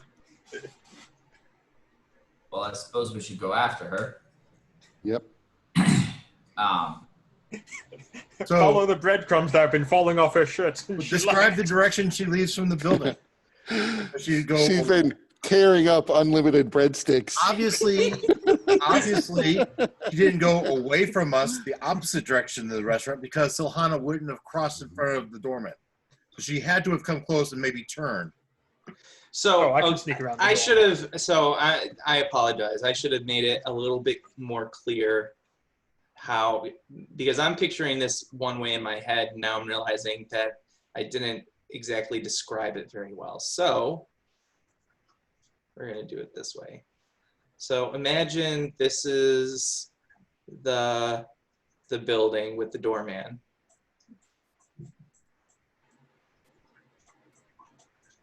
Doorman. That's not the man. He's not smiling. He also doesn't have the elf ears. I can't see his ribs either. Close enough. It's good. Does he have a It's either the doorman or Baby Yoda. Pretty much the same thing at this point. All right, so I picture the restaurant being kind of here, and then this being a street. The restaurant's in the middle of the street.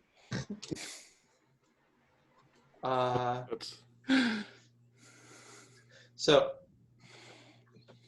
it's not in the middle of the street, but okay. So here's the street. The restaurant is maybe on this side, right here. All right, and then there's another street going this way. And so you guys are seeing this here, and the person leaving went this way. Yeah, so Silhana would have had. And Solana probably took That way. a Yep. cross route through an alley or something. Yep. I don't trust that street. So does that make a little bit more sense? Does it change how you guys would have done things? Yeah, I was thinking of it like we were on this straight street and you look straight ahead, and like it was kind of like a T interface, or like a T intersection where the building was at the end of the T. This just means we can duck down that same alley and avoid the building too. Yeah. Yeah. I'm also realizing that this is kind of like legs and something going on here. The taint. You're right. And the balls are all Well, over. the- What's this? These two round things down here by his knee. It's a little awkward. Isn't there like some kind of alien race that like in a Star Trek movie where Kirk hits them in the knee and that's like their balls? I Yes. think that is one of the. There's the one where he's in prison, the undiscovered country.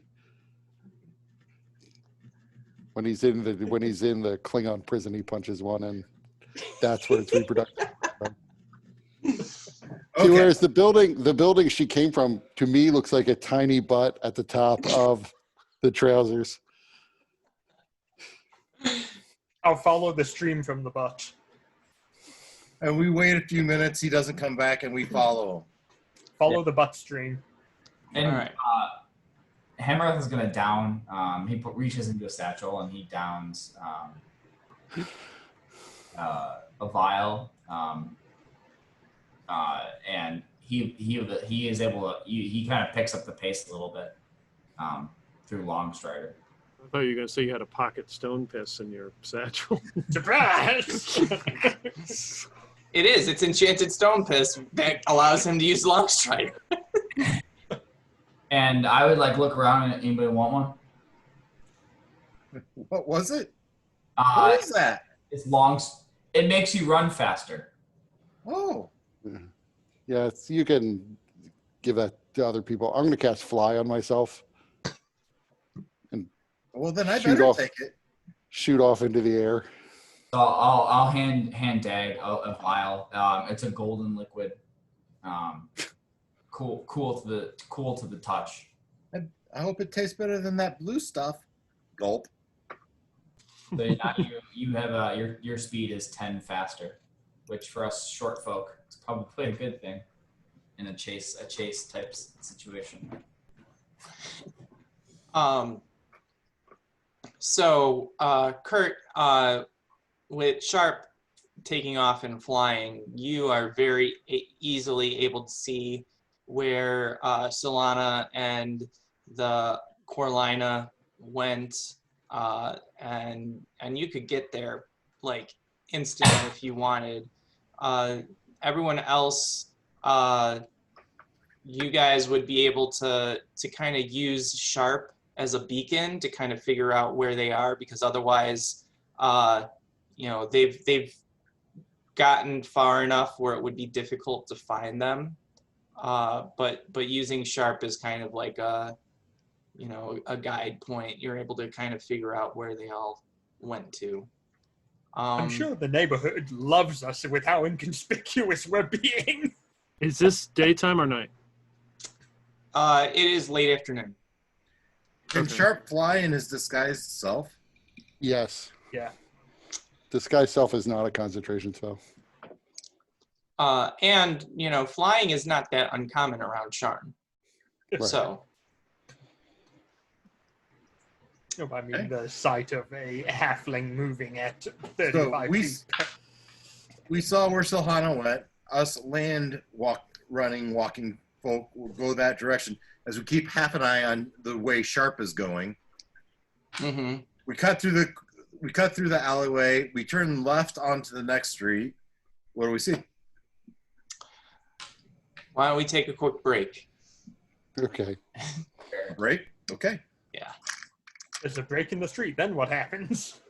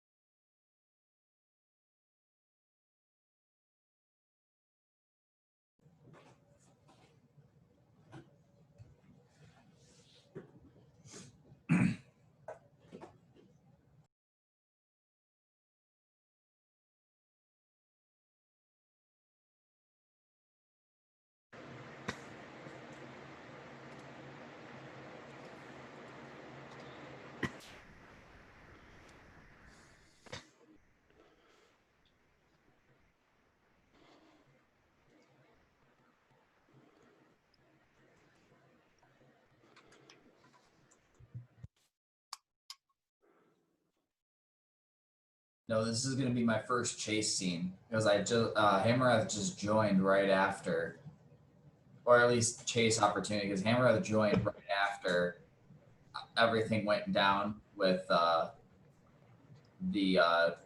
church and the museum. Yep. So he hasn't actually really seen any action yet. So this is his chance to see, does he even really want to stay? Now that there's some skin on the line. Well, so this isn't going to be a chase like that. Hopefully you weren't preparing for an elaborate like thing, especially because Coralina doesn't appear to know that you are there and doesn't seem to be running se. I got so much grease ready. Don't know, in about 15 seconds, pulls out Chicago piano and just lights her up. Before we get back into it, it is 10 o'clock Central Time, and I know that it is a work night, so how much longer did people have left in them?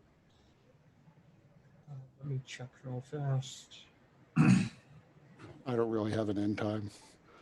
If we finish up in an hour, I'd be fine. Whatever. Everyone I'm good good with for that? about 6. Yep. Yeah, now an hour would be fine. Okay. All right. So, the first question I have is anybody going to actively try to intercept Coralina, or are you guys just kind of following her?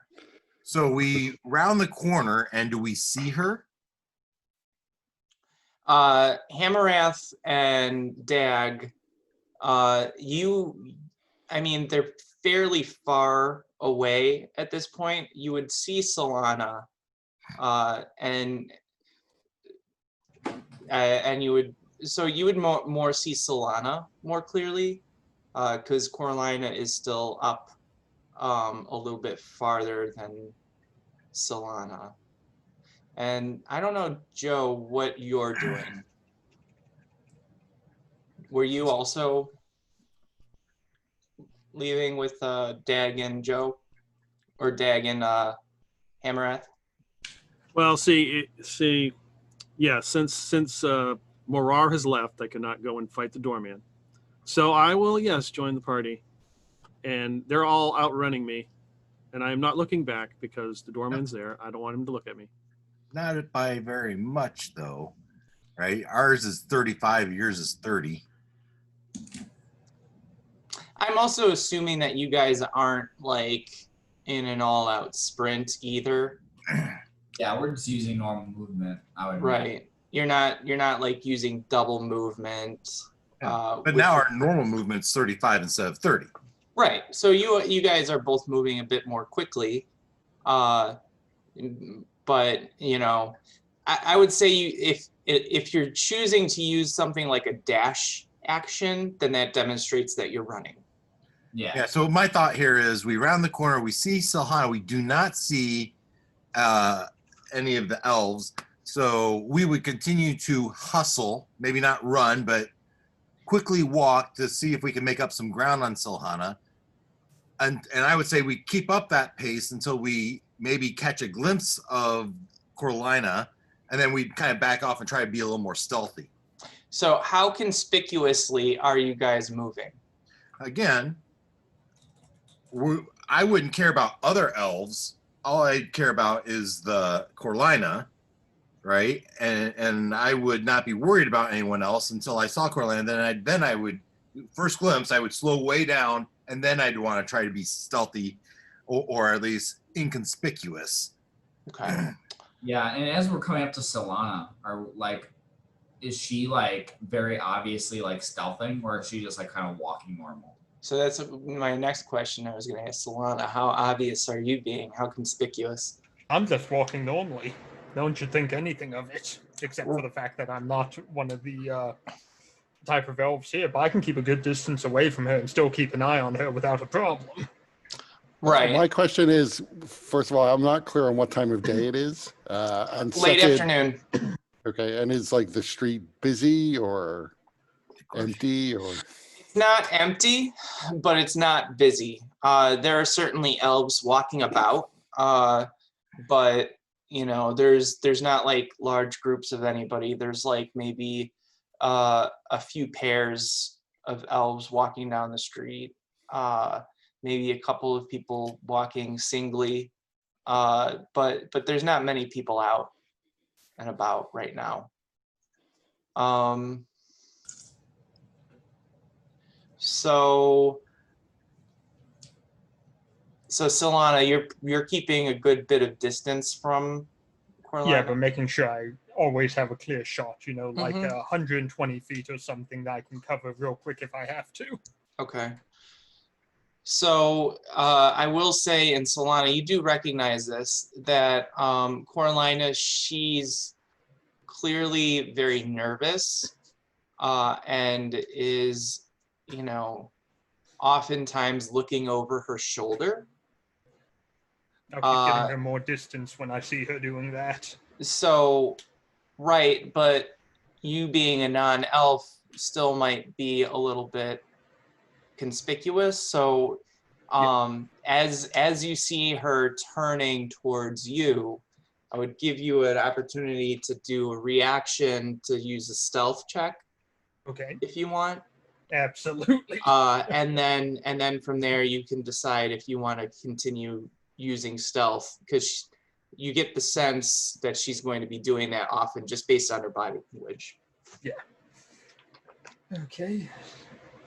Meanwhile, our actual plan is we're like a dog, basically. We've seen a truck. We're going after the truck, but we don't have a plan about what happens if we catch it. Exactly. I don't plan on catching it. I don't know why you people are trying to catch it. Who said we're trying to catch it? I haven't heard anyone say they're trying to catch her. Yeah. We're That's just seeing where she goes. that's a 21 for stealth, Mike. Okay, yeah, no matter what she rolls, she's not beating that. So, well, she could roll a 20, but let's see. Does she roll a natural 20? Oh shoot. I'm not using my dice box, so that's a disadvantage on me. Oh shit. I should go get my dice box, but whatever. All right, so as she turns to like glance behind her, I am the shadow. he doesn't seem to react, and so you continue following her. Sharp, you're just kind of in the air. She's not even thinking anybody might strike from above or anything like that. Even though in Sharn that's more likely than other places, but still. So you guys notice that her first stop is to the House Civis Post. And so she goes into there. She seems like she's there for about 10 minutes, maybe 15. Then at some point, I will have to land. But while she's in there, do you guys like regroup? Like, what do you do? I'm doing window shopping. I'm completely disappearing and keeping the shop door just in eyesight, and I'm gonna do some window shopping in the nearby stores. Now, did we notice? So obviously we were following Coralina. While we were kind of while we were following her, did we? I guess I would have tried to see if there was anyone else that was kind of like taking, not necessarily an interest in us, but like if there was anyone else that was also following her, like that were like with their eyes, or maybe like they were kind of in like lockstep with us, to see if there's any, you know, if anyone's out to get Coralina, maybe like, you know, just seeing if there's anyone else at play here, if it's just us. Okay, so this is going to be a two-part skill check. Okay. First part is going to be perception. All right. Hold on a sec.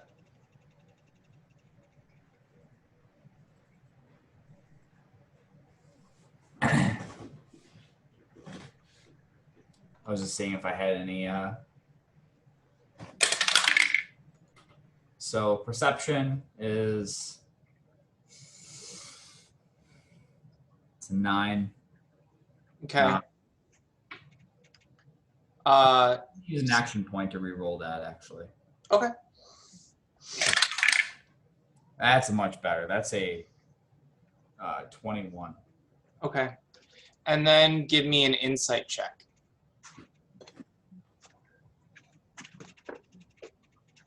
New die. Well, that's a 1. A natural 1.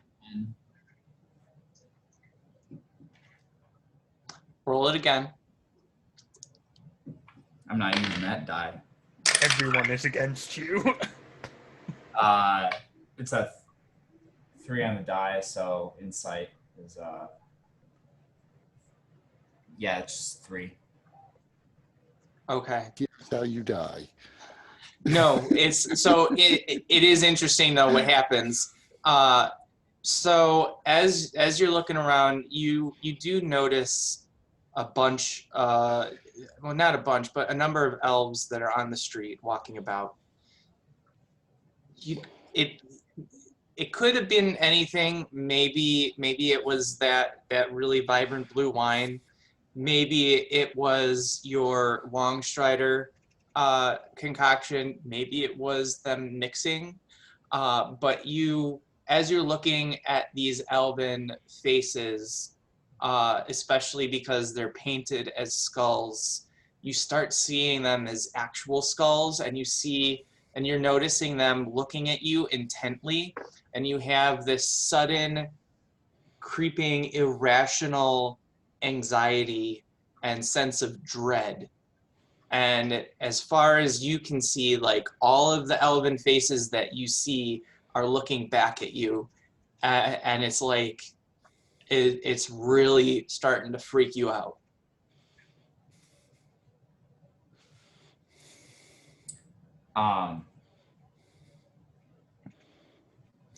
You can decide where that you go with that, but I'm letting you know, like, internally what's going on for you. Sure. Yeah. Okay. Like, it's not going to have any kind of mechanical issue. Yeah, it's thematic. So I imagine Dag is running right next to you. Just for your additional piece of information. Yeah, give me an insight check. For Dag? Yeah. 6. Okay. He's also working against you. So Dustin, you can decide how much or how little Dag notices about your internal mind state. He's not picking up any clues inherently unless you want to give them away. Pretty focused on catching Silhana. I would my eyes would be kind of wide, I guess. Hammer's eyes would be wide. And then I'd be Pupils dilated. yeah, like kind of like heart racing, not just because I'm magically pumped full of chemicals, but these skulls are freaking me out. So it's like I'll be like, Dag. I'll be like, as we're running, I'm like, Dag, is everyone staring at us? Do you see these skulls? I'm focused on Silhana. I haven't been paying attention. There's other people. So give me a perception check, Dag. All right. 14 on the die. Perception is +4. 18. Okay. So interesting thing. Hammereth brings it to your attention because you wouldn't have noticed it otherwise, but it is actually true that every elf is staring at you and Hammereth and Jofar. I think you're with the two of them, right? Yeah, closely behind, I'm sure. Following behind? I'm trailing behind them. I mean, I've got them in sight, but Okay. So, but still, Dag, you're noticing that all of the elves are actually pretty intently watching the two Let's of see, you. a halfling and a dwarf moving quickly down a street. I suppose that would draw their attention. It's making me uncomfortable. Yeah, well, I bet we're making them a little uncomfortable too. Let's just focus on what we got to do, catch up to Silhana, and just make sure Coraline is okay. All right. Get this job done. Jofar, give me a perception check.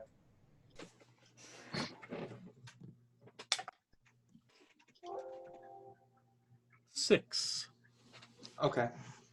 You're just focused on Hammerath and Dag. Yeah. And keeping your distance behind them.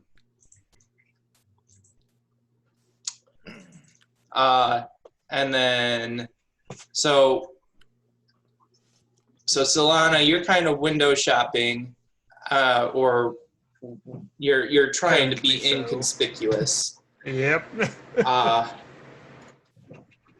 And then once Dag and Hammerath, and then eventually Jofar, once you guys catch up with Solana after Coralina goes into the post office, what do you guys do then? So we As well saw. as Sharp. Oh, yeah, you're talking to Joe. No, I was talking to all you guys, basically. Okay, so we saw Silhana duck in the shop, right?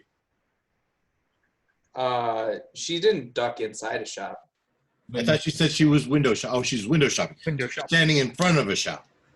Yeah, I'm looking at Well, all the different mhm. shops. There's not many. There's a Yeah. couple, but I mean, like maybe one.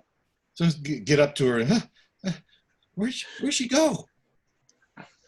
She's in the post office. Probably talking that gnome.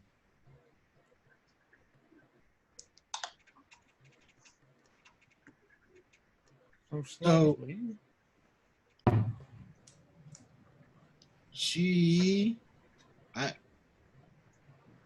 I was in a crowd where she was once.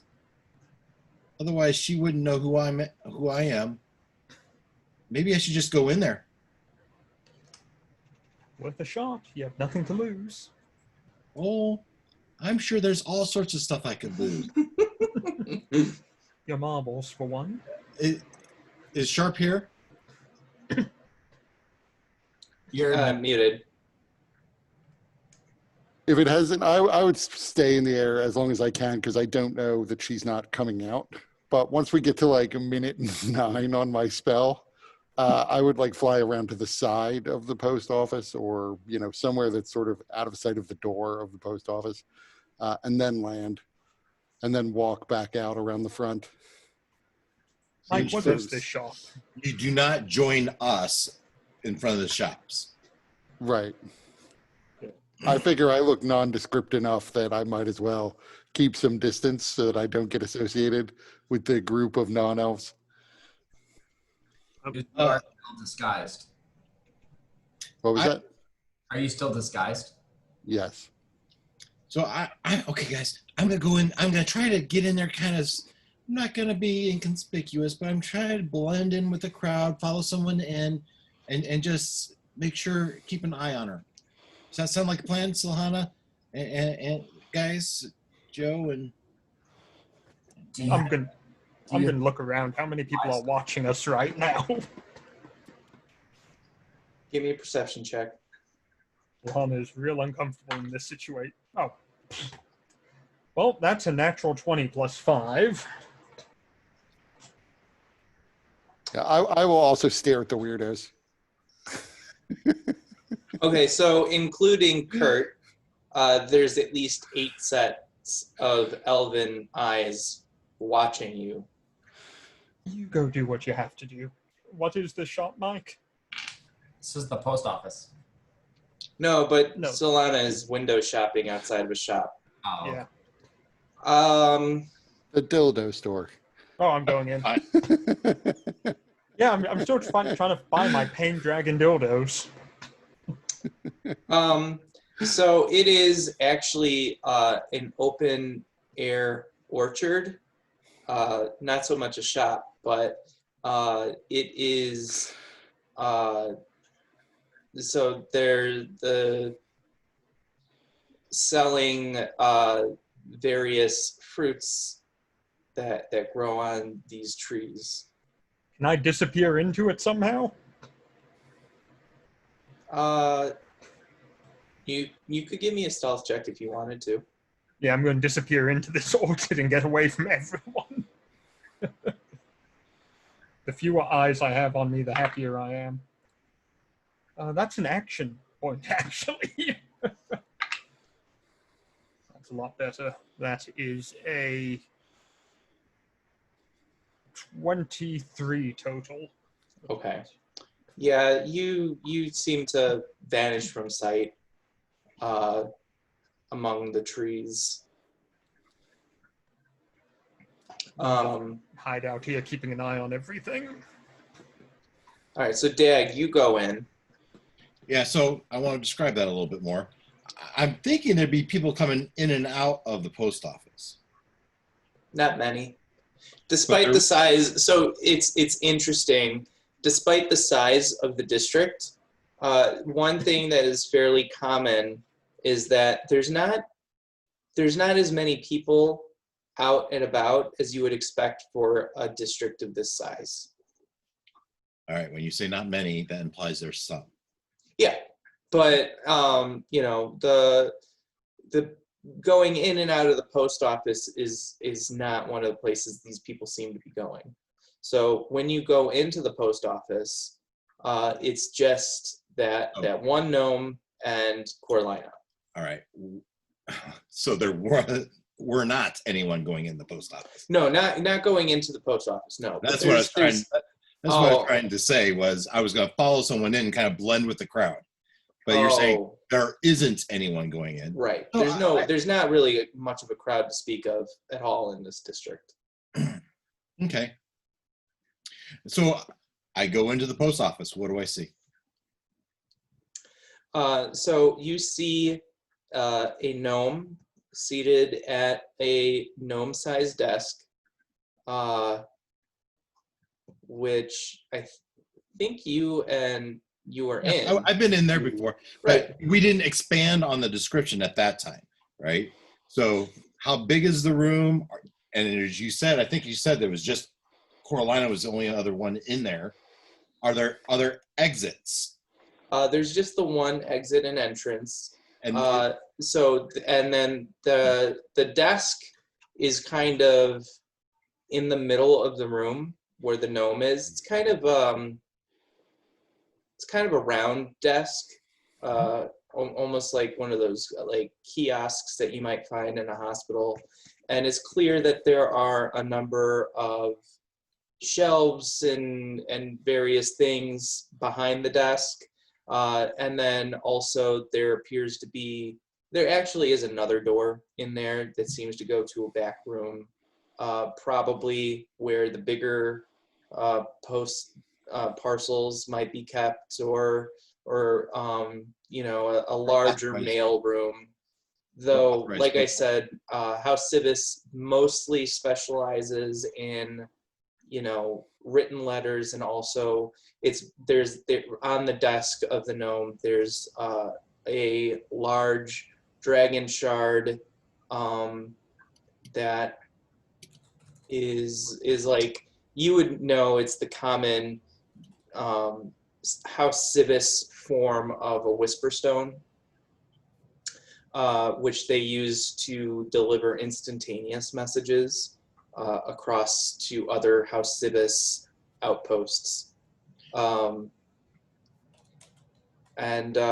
It is kind of a circular room, because gnomish architecture, they really prefer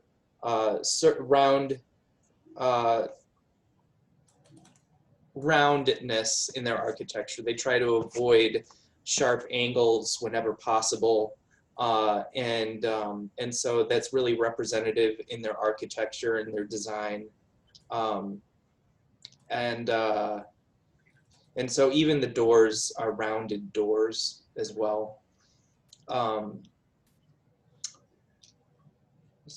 then Coralina seems to be at one of the larger tables writing on some kind of parchment. Also, the gnome is pretty clearly sleeping. And Dag, roll me a d20. 19 on the die. You just have this overwhelming urge to steal that dragon shard quill that he has.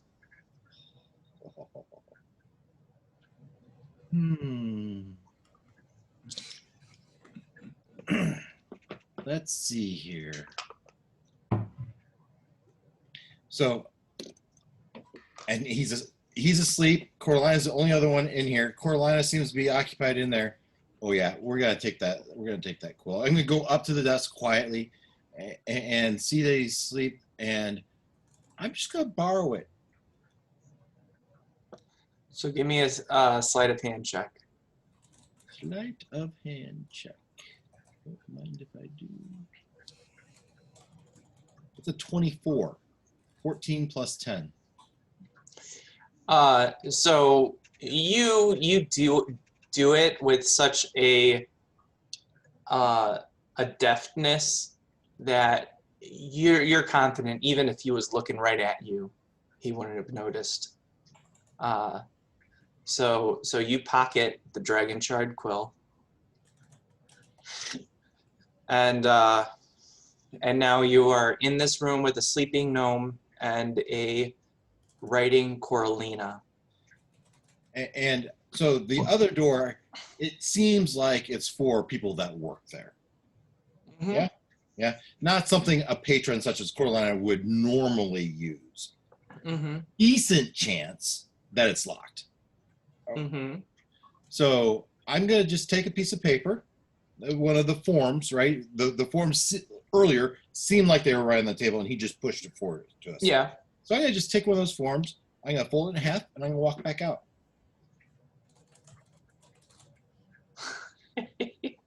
Yeah, I need another form.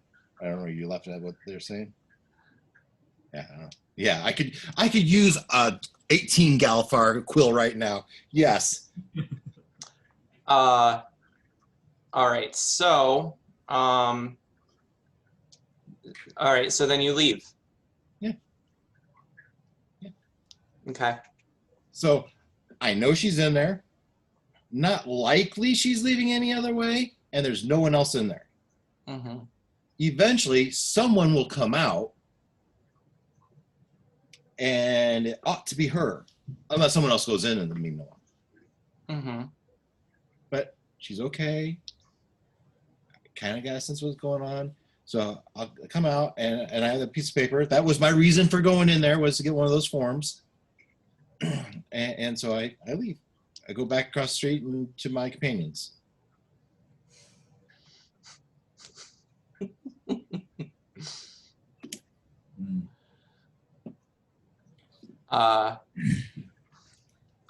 So Dag has at least one gnomish death on his hands. At least. So who's in there, Call that Dag? quill? What did you call that quill as I write it down? It was a dragon shard quill. It's a princely quill. A fancy pen. If there's something more to it, later on we'll have to figure that out. Who's in there, Dag? Well, you didn't go in there before, did you? That gnome was kind of. Oh yeah, I remember him. Oh yeah, well he was kind of taking a snooze, and then Coralina was in there filling out some form. It was a round room, but it wasn't too big, right? And there was one other door, but I don't think she would go through that. And she was the only other person in there, her and that sleeping gnome. So we're tracking Coralina. I didn't catch who it was since I kept looking back, making sure that doorman wasn't behind me. It was that Coralina girl, and she seems okay. I mean, she's in her weirdo Day of the Dead Elvish costume, but Like everybody else.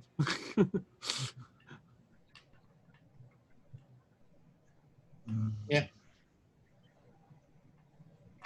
All right. So is anybody doing anything else before she comes out? Question. I'm keeping an eye out. I'm going to and make keeping out of sure sight. that I'm at least 90 feet from the door. yes, it's an oddly specific measurement.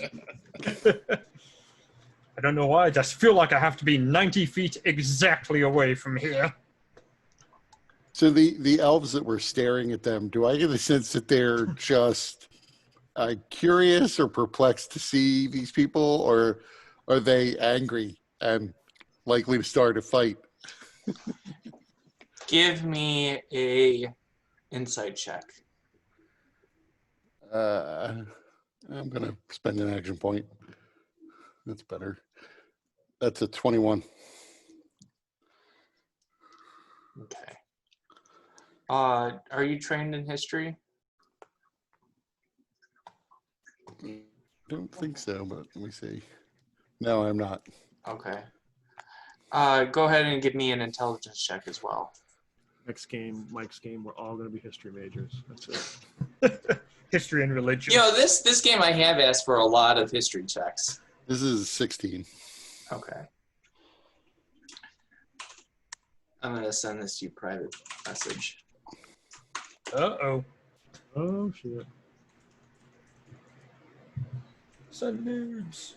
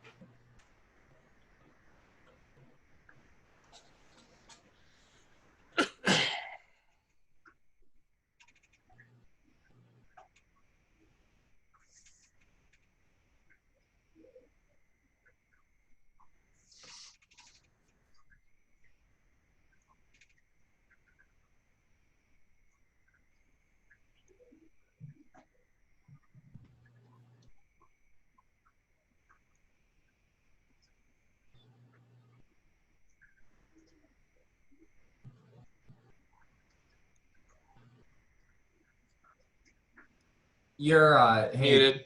you're muted. Yeah, I just said, okay. Hammer-ass fly is down. That's why they're staring. Also, they may kill us all. In other news, Other news. Hammerrath flies down. Oh, always. When was the last time it hasn't been down?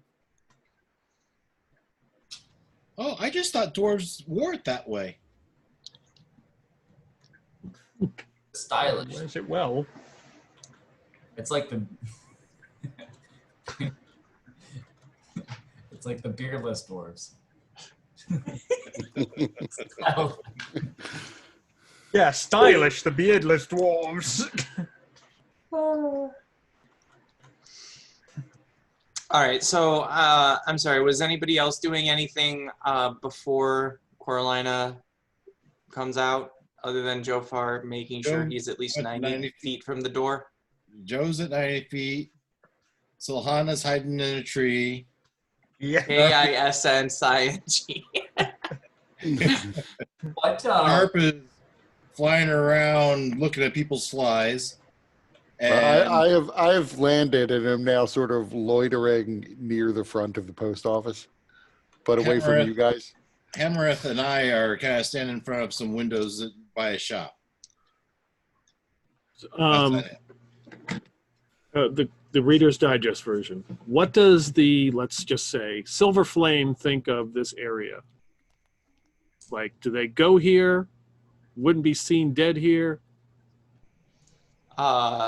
Silver Flame doesn't have any, at least is in terms of religion, doesn't Right. have any opinions one way or another of the Aranali elves. Okay. I mean, they think they're godless heathens. There we go. That's all I need to know. Okay. Now, what's the long version? Oh, it's a quarter. How godless are these heathens? On a scale of 1 to godless, how godless are these heathens? Yeah, they're 4,000 years ago, they fought a war against. there's no Church of the Silver Flame presence Right. in this town. Godless heathens. Got it. Mm-hmm. Okay, continue. Good people. Hammerrath's not going to do anything. Before. Yeah, so Hammereth and Dagger just kind of standing there chatting a little bit. Yeah. Probably remarking about how creepy these people are. Mm-hmm. Bunch of weirdos. Jesus. Yeah, it's like they've never seen a dwarf before. We're a halfling. But look, I got this form. Like, I'm trying to act like if there's somebody watching, so, and I just start pointing out like we're talking about it. Is that an address request form? It's an ad, and we have to fill out this address, and they want to know what organization we're with, and they want some sort of ID and password. So, and we're just kind of chatting away here, kind of killing time. Yeah. Okay. So Corlina eventually leaves the post office and immediately darts for what appears to be another shop, or like, but it's not. It's not like one of the shops in the marketplace that are often patronized by people not from Shea Elias. This one, you know, because the deeper that you go into Shea Elias, the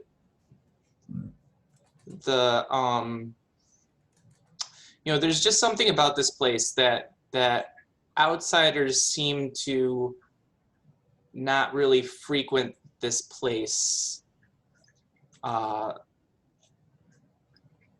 without like good reason, I guess, is kind of the sense that you're getting the longer that you guys are here.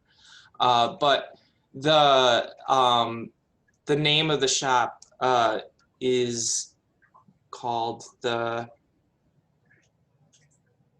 House of Repose.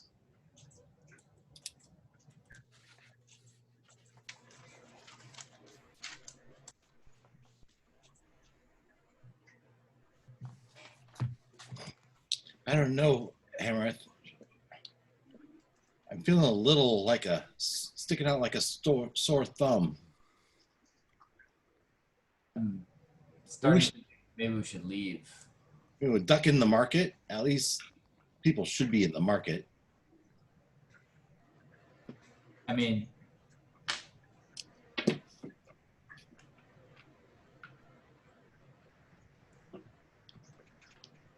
Coralina's she's okay. She's here.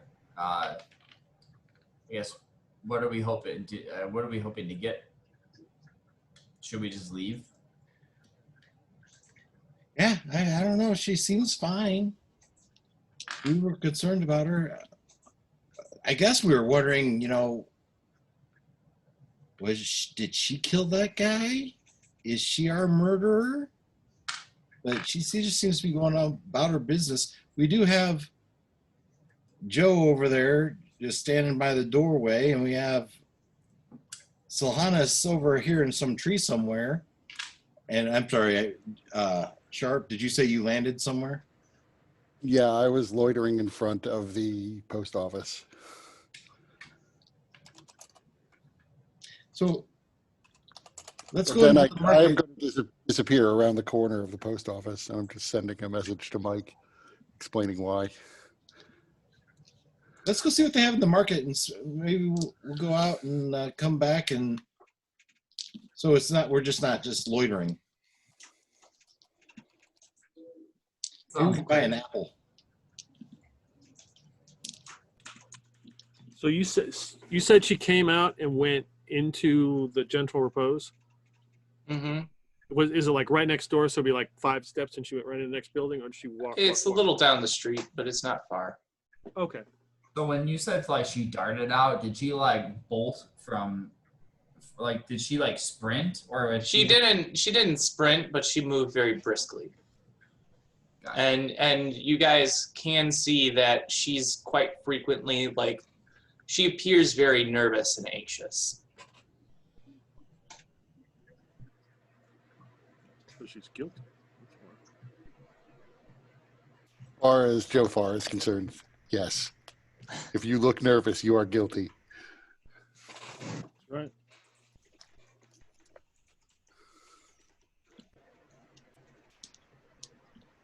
But I'll bet you there's not a lot of graffiti in this neighborhood. I can fix that.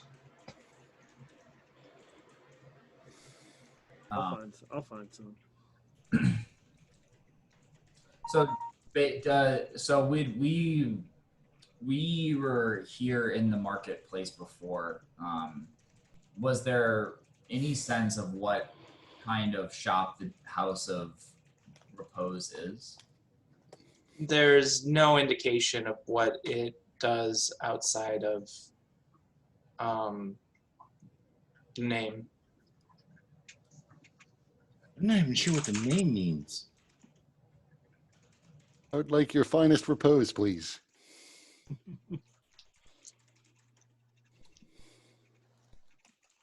Well,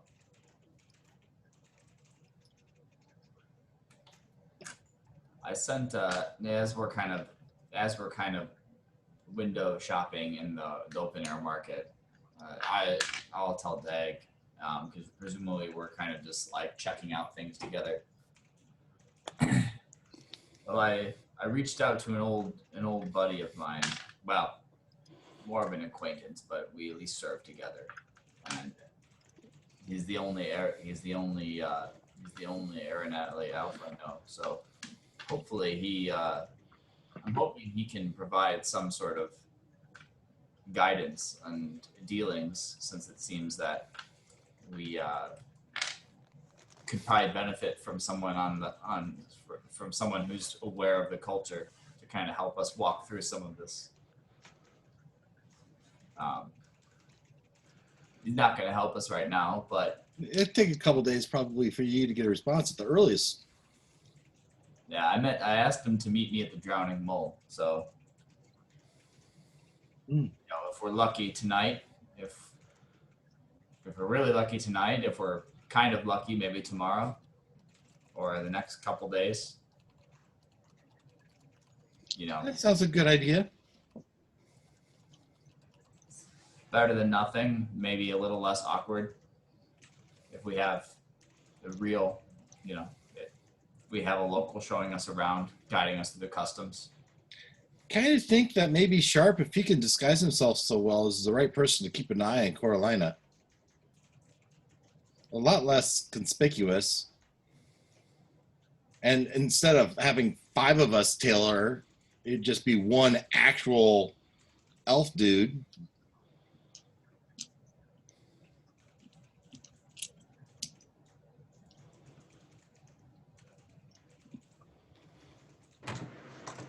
Yeah, I can also do that.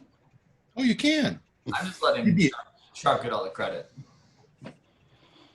Well, if you could do it, then there's 2 of you. That's safety in numbers. Maybe Joe and Silhana and I should head back. I don't feel very welcome here.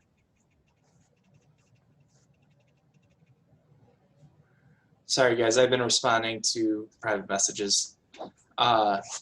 So Dag and Hamarath, you guys are gonna head back to the open market.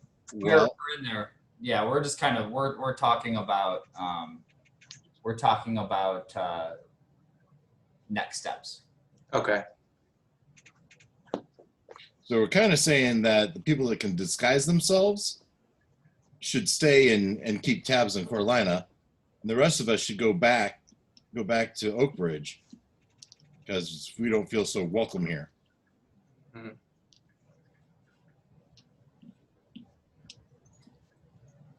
And it might be a day or two before if Aeneas or Arias decides to meet up with venture down to the drowning mole, Mm-hmm.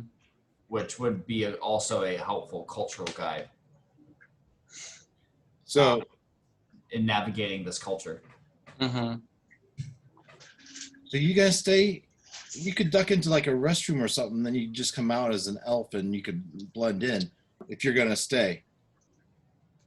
You gonna do that, Hamarath? I think I might need to leave or something since there's so many eyes. That's the reason you duck into the bathroom and you come out an elf. There wouldn't be any eyes on you anymore. Can I see like a bathroom, or is there like where is there like a place where I could kind of not or like actually like kind of duck into without like being super shady now that everyone's looking at me? Well, I mean, there was that orchard down the street.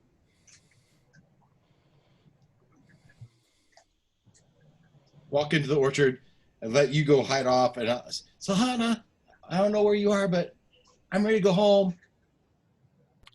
A head slowly emerges from the bush above you. I think we should head back and let Sharpen and Hamarath in disguise keep an eye on Corlina. Yeah, better than staying out here all night. Might be a good chance to talk to the wizard in his shop as well. All right, let's grab Joe and get out of here. Where is Joe anyway? I'm trying to keep tabs on her. Well, I'll walk. Hopefully you follow across the street to Joe and say, hey, we're going to let the guys that are more seem like they ought to be here keep tabs on Corlina. Let's get out of here. I don't know if that's a good idea. I think she's it. And if we leave now, it's only 2 against 1 as opposed to 5 against 1. I don't know if you noticed, but we got all these people kind of watching us. I'm not really comfortable. And I don't think I think the other two are kind of blending in, and I'm sticking out. I want to get out of here. It's creeping me out. Fair enough. I'm staying. These godless heathens don't scare me. What do you say, Silhana? You ready to get out of here? I'm already gone. I turn around. I see him walking. Joe, I'll see you tomorrow, and I'll run to catch up with Silhana. Out of curiosity, Mike, how many of the eyes are on me specifically when I'm not with them? Uh, I want to see if it's a racism thing going on or what it could be. that's a good question. Well, as you leave, the group, I mean, there's still a couple of eyes on you, but it seems like, you get the sense that it's less about them seeming to have a problem with you being half-elf and seemingly more them having a problem with outsiders just kind of walking about.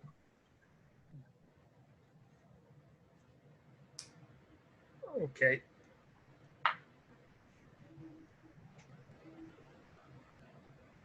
Then I'm fine with us all being together and things. I just want to make sure it's not like you're being ostracized because you're associating with a dwarf or something. Yeah.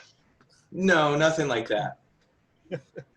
You're getting the sense more and more that this is a very tight-knit community that is really really discourages people being there unless they have a very clear purpose.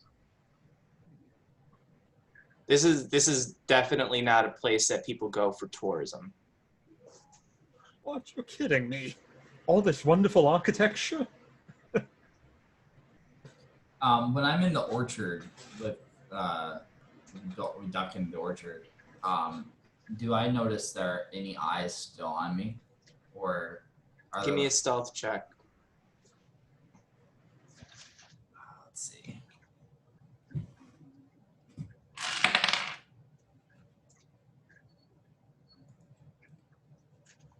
Damn. So 14. Well, actually, oh wait, no, it's an 18, but I have to disadvantage. Damn it, that's a 4. Do you have another action point left? I do have one. We get 2. So I used one. I can't remember if I used 1 or 2. I used 1 to. I don't remember you using 2. I know you used the 1. Yeah, so then I'll use my second action point. Yeah, we're getting close to the end, so use them or lose them. Yeah, that's no bueno.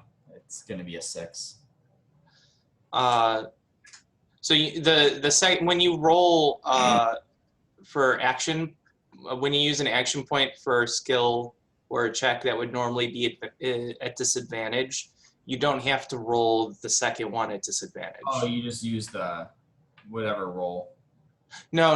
You roll So like if you're gonna re-roll, you only roll the 1 dice. You don't roll 2, and it's that like if you already have disadvantage using an action point, then you just roll 1 dice, and then so you don't have to roll. You're not rolling 4 dice total. I got a even with that I got like a 6. So okay. that was not a good roll.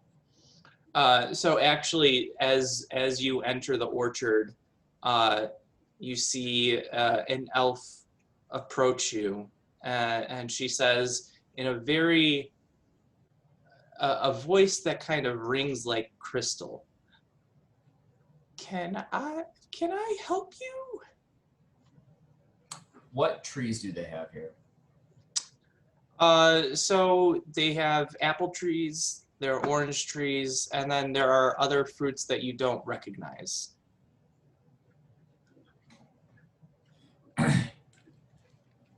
I'm here to get some exotic fruits to bring home to my wife. Ah, what is it specifically that you're looking for? Do you have an idea, or do you have a certain taste preference? Well, she definitely enjoys more of like the bittersweet type of fruits. So Ah, I see. yeah, we can get apples. You know, apples is fine, but I'm interested in trying some of the distinct Arenal cuisine from the fruits grown in Arenal, and I understand that you can only really find them at their peak in Sharn in this district. Well, let us walk the orchard and see if we can find something appropriate for you and your wife. And she kind of leads you deeper into the orchard. I thought she was just going to lead you to the edge of the orchard and be like, all right, have a nice day. Bye.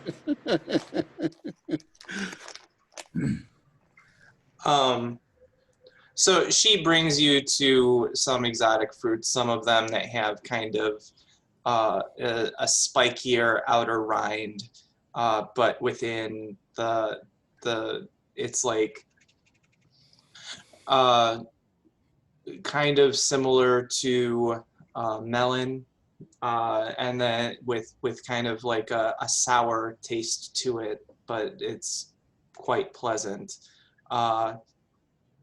She does say that there will be a small fee for tasting the fruits beforehand. So she describes to you the fruit, and if you want to taste them, then she can provide some tastings, but for a nominal fee.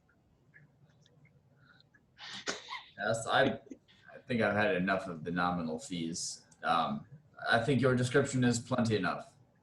I like this this spiky melon tasting one. Now, do you happen to have a good recipe? Well, you can use them as in much a similar way to apples, creating pies, or if you want to ferment them into beverages similar to a cider. That is something that is quite nice. It is also good for. She describes a couple of different ways that they can be used. So it has a similar versatility to apple. Okay.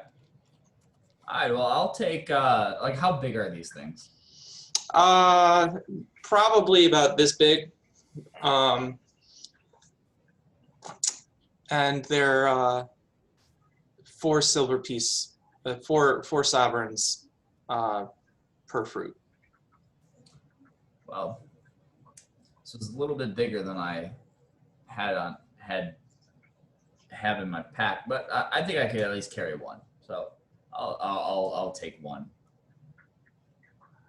Very well.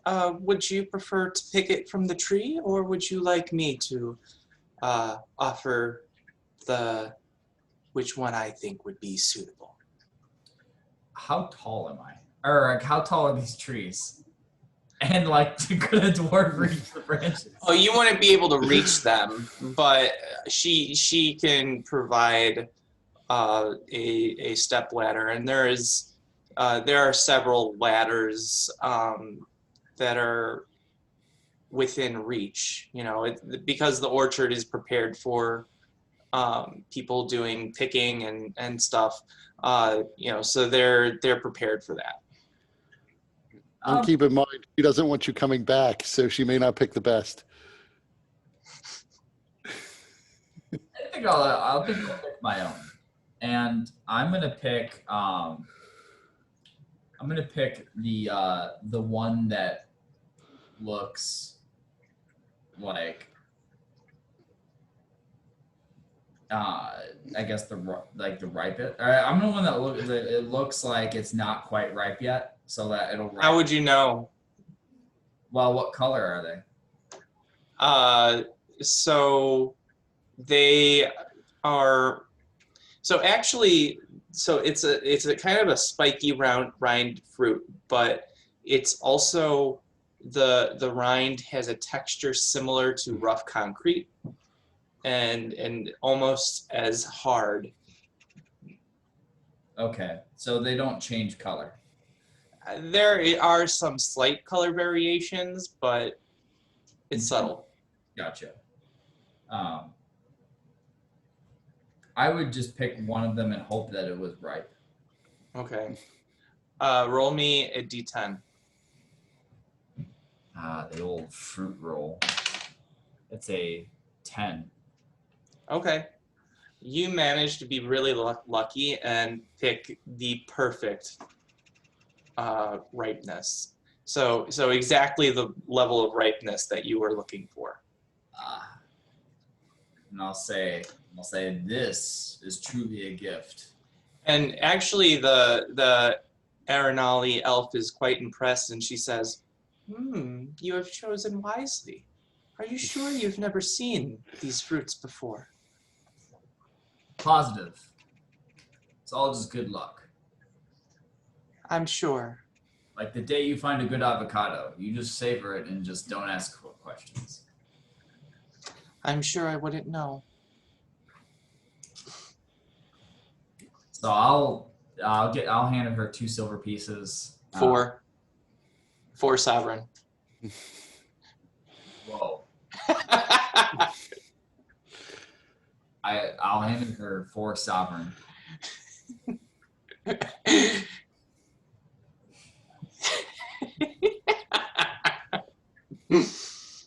and stick it in my pack, and I'll exit. I'll exit the orchard from the direction I came.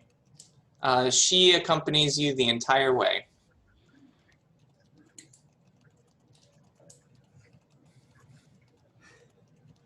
So get out of the orchard, and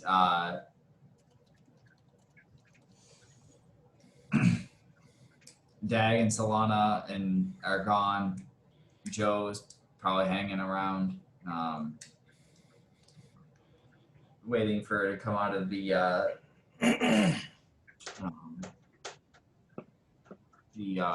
House of Repose.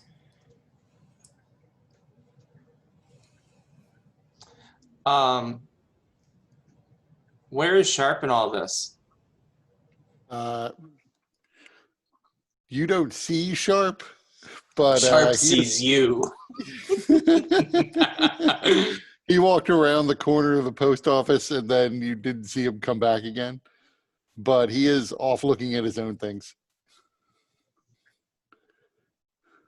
Day drinking. So I guess Hamarath would make to leave the district until he could get to a point. He might have to walk for 20 minutes or so, but basically until a point where all the eyes are off of him, or at least enough eyes, and he can kind of duck into somewhere where he can kind of be alone, and then he's gonna down his disguised self to look like an Aaron Ellie elf. Okay. So I'm not sure how far Hamarath would need to go to get to that point. Presumably not the whole hour walk back. No, but probably you would need to go somewhere outside the district, I would imagine. Yeah. And you could find an alleyway outside the district where you could do that. So how long does it take to get there? Yeah, it probably is about 20 minutes Okay. from where you are right now. So then you down the potion, you come back. So he's got disguise self is an hour. So I've got 40 minutes of good disguise time. Mm-hmm.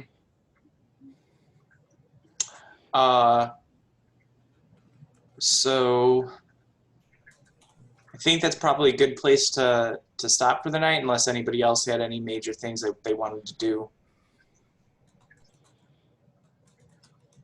Yeah.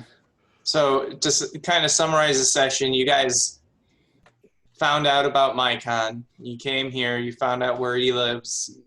You found out the doorman has some skill with magic. Corlina looks nervous. And went to the post office and the House of Repose. And the elves in the area don't seem to like outsiders. Yep. So it'll be interesting to see what happened during the 20 minutes when Hamarath was off. Because it's essentially just Sharp and Jofar, I guess, at this point. Jofar on the outside, all the elves staring at him. Completely Just, oblivious to it. Flipping them all off like you don't care. Right. Because they're all heathens.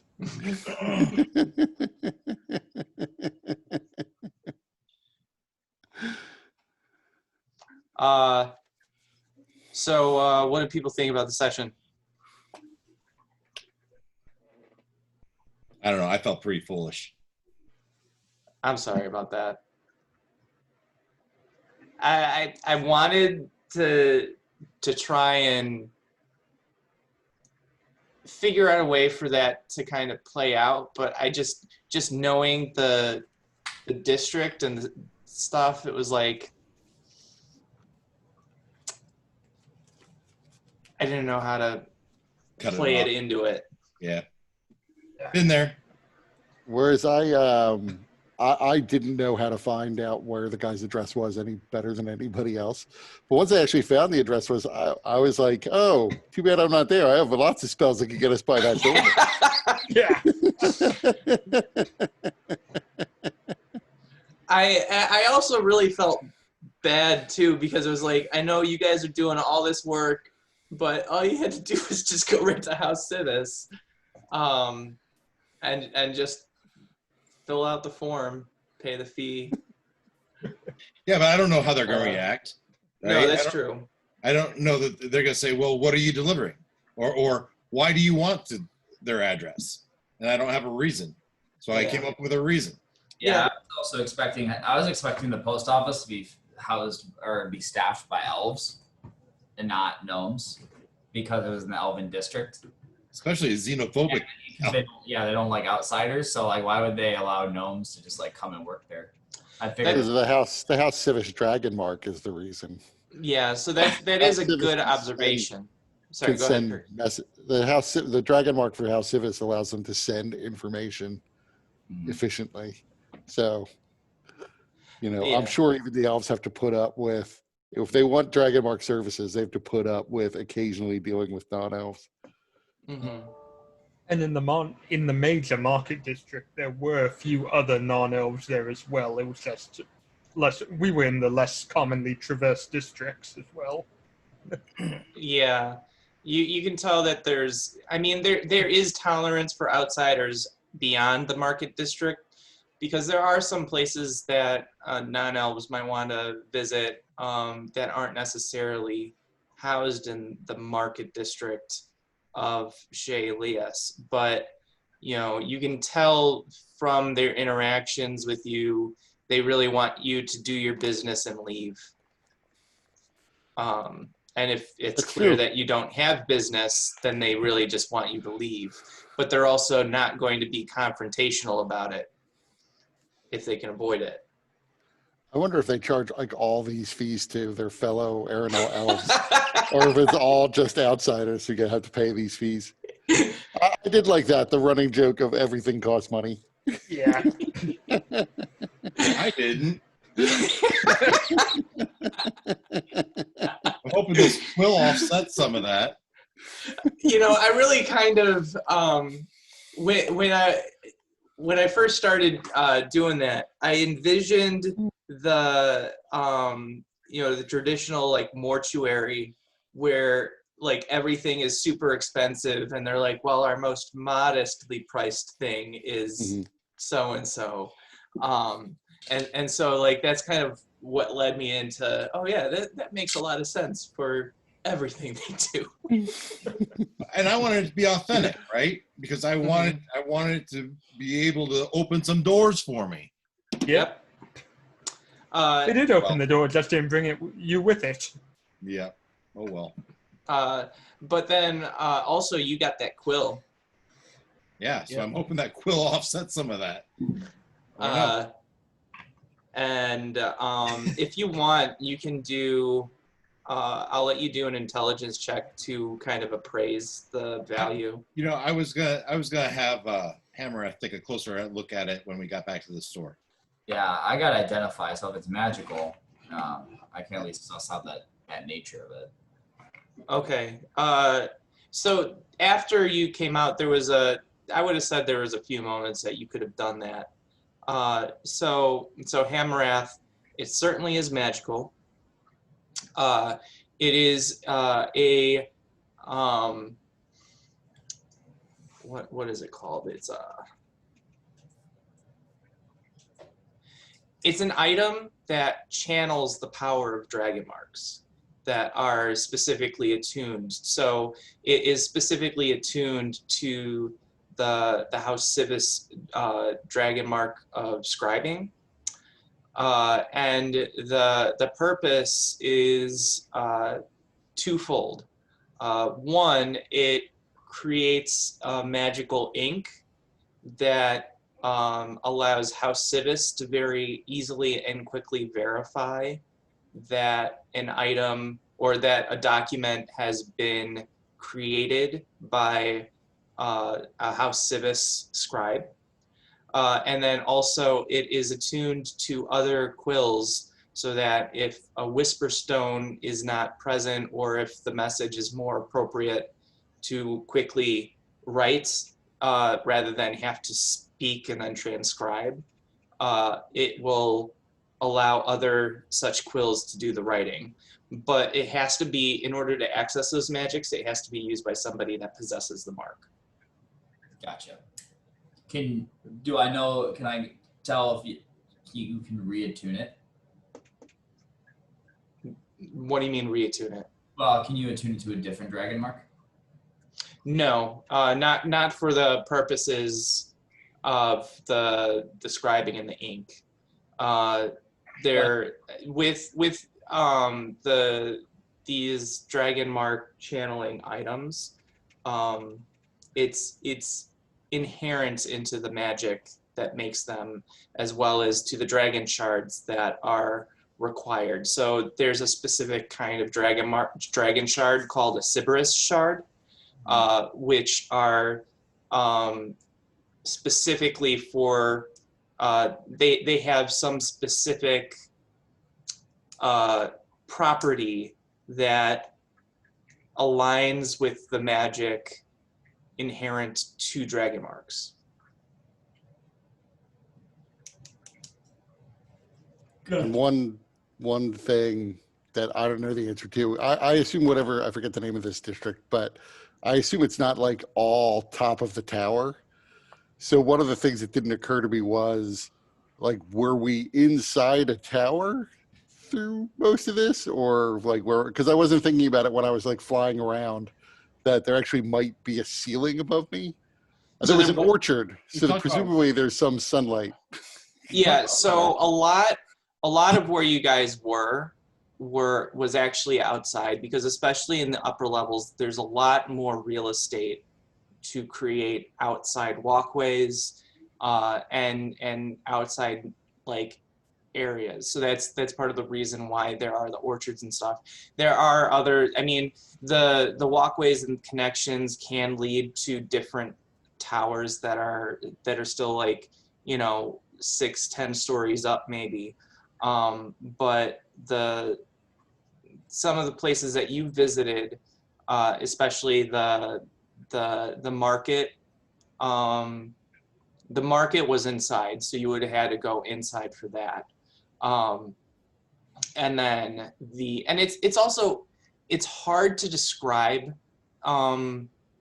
Sharn, because it is the geography and the architecture is so different to what we're used to. So even as I'm envisioning it kind of as like, a normal town, and I have to keep reminding myself, wait a minute, these are towers, and they're towers connecting and things like that. So it's hard for me to remember that too, and accurately capture that in some of the descriptions. But Sharp, you were outside and able to fly outside like that. I actually didn't notice it until you were describing the post office, because Mhm. that's when I realized, like, well, wait, so the post office is part of a tower. So is it like, it's one giant room? I was like, is it one giant room that goes up like 60 feet to the next level? So there are there are buildings that are separate from the towers as well, that kind of lie in between towers, maybe connected through connecting walkways and things like that. I imagine that some of the dragon marked houses have that specifically, because then they're not connected to, at least in the higher upper levels, they're not connected and don't have to worry about the potential problems that come with being a part of a larger structure, which allows them more ability to maintain their trade secrets and things like that, and go about their business that maybe they don't want outsiders to the organization to know about. Right. No, that makes sense. I think in part the only reason I even thought about it was, I mean, At that moment, I wasn't thinking of the post office as House Civis, but that does make sense. But I was thinking of it as the post office, and I was like, surely they'd just find like the most utilitarian building they can for the post office. Yeah. But maybe I can absolutely imagine the gnomes of House Civis being paranoid enough to be like, nope, we need our own separate building for this like little like station number 472 in Sharn. I guess it would be good to know, like, it'd be good from like a mental perspective to know, like, I get an idea, like, if a tower is part of like a main tower, or if it's like an offshoot building. It's like Mycons. Right. It could have been like a very large tower, but it ended up not being that. So it was like maybe that. Well, it's the top. It's the top of a fairly large tower. Oh, okay. So it's part of a tower. Yeah. Okay, and it's But not. yeah, it doesn't extend for another level, because there's another level above this one, right? No, above the upper districts, there's just Skyway, Oh, which okay. which floats above the city. But even then, we wouldn't. It may be the top, but we don't know if how far that top extends. Well, with that particular tower, you do, because I said it was like 5 to 6 stories. 5 to 6 stories, and then it was like that was the very top of the tower, Yeah. and then it just went down the whole way to the ground. Yeah.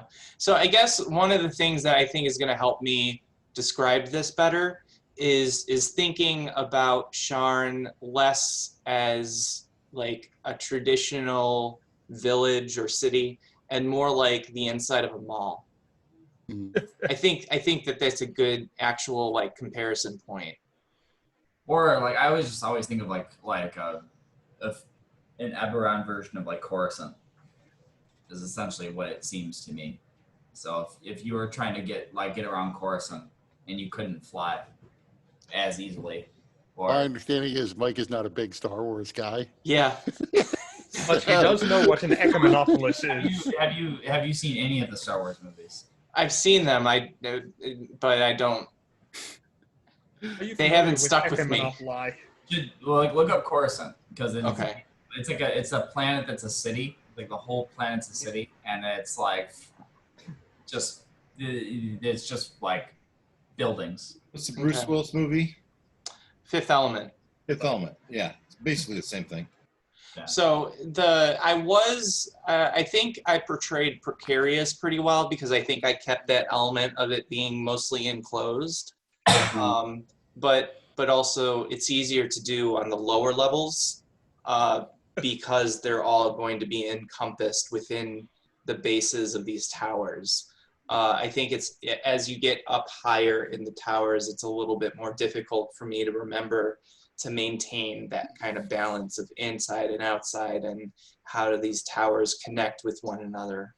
Are there like main towers, like presumably like as there like n number of Well, so this background is Sharn.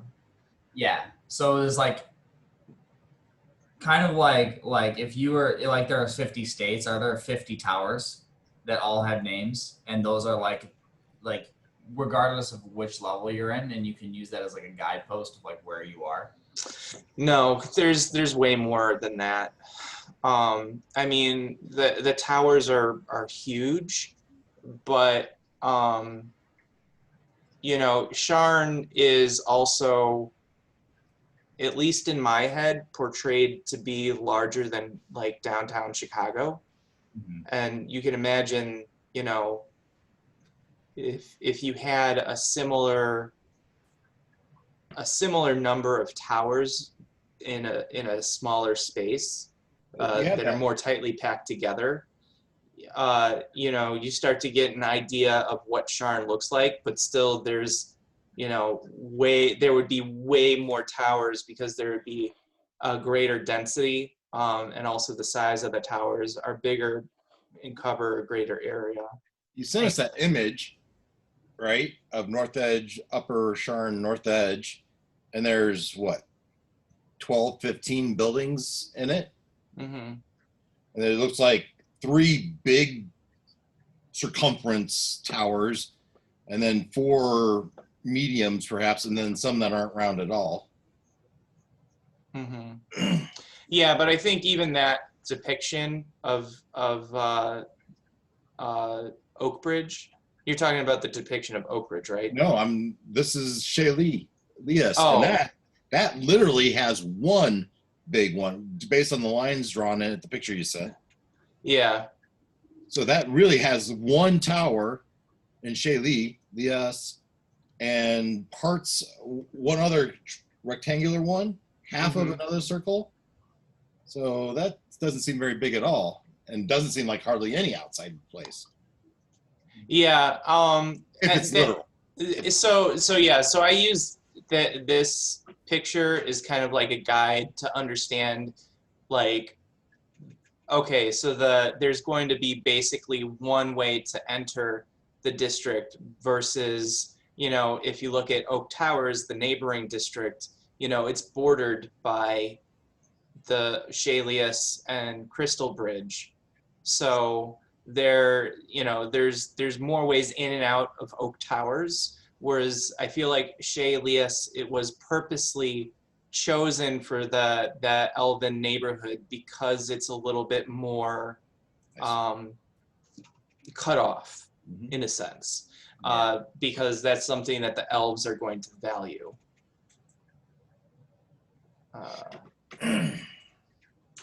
And I kind of played that into also the way that I role played it, because it was like, okay, if this is where Shaylius is and what it looks like, then I'm going to picture, okay, they did that purposely for a reason. What would the reason be? Oh, because they're very standoffish and want to be kind of separated and want that greater control of who comes and goes. Makes sense. So 2 weeks is November 1st. When's your surgery? It's Friday. Stuff coming So I'm guessing that my recovery is unlikely to be, I'm unlikely to, I don't want to commit to November 1st. Yeah, so we just call it off right now. Just say we're not doing it. Right, because the thing is, like, I know with my recovery, I'm not going to be able to sit in a chair like this for hours on end. I'll need to get up a lot, move around. I'm supposed to be, for 3 weeks after my surgery, I'm supposed to be wearing like these cuffs around my legs that are going to be consistently inflating and deflating to prevent deep vein thrombosis. And so, like, I have a sense that I might be able to play in a game because I can get up and move around and come and go as I need to, but actually running a game, that would just be too disruptive.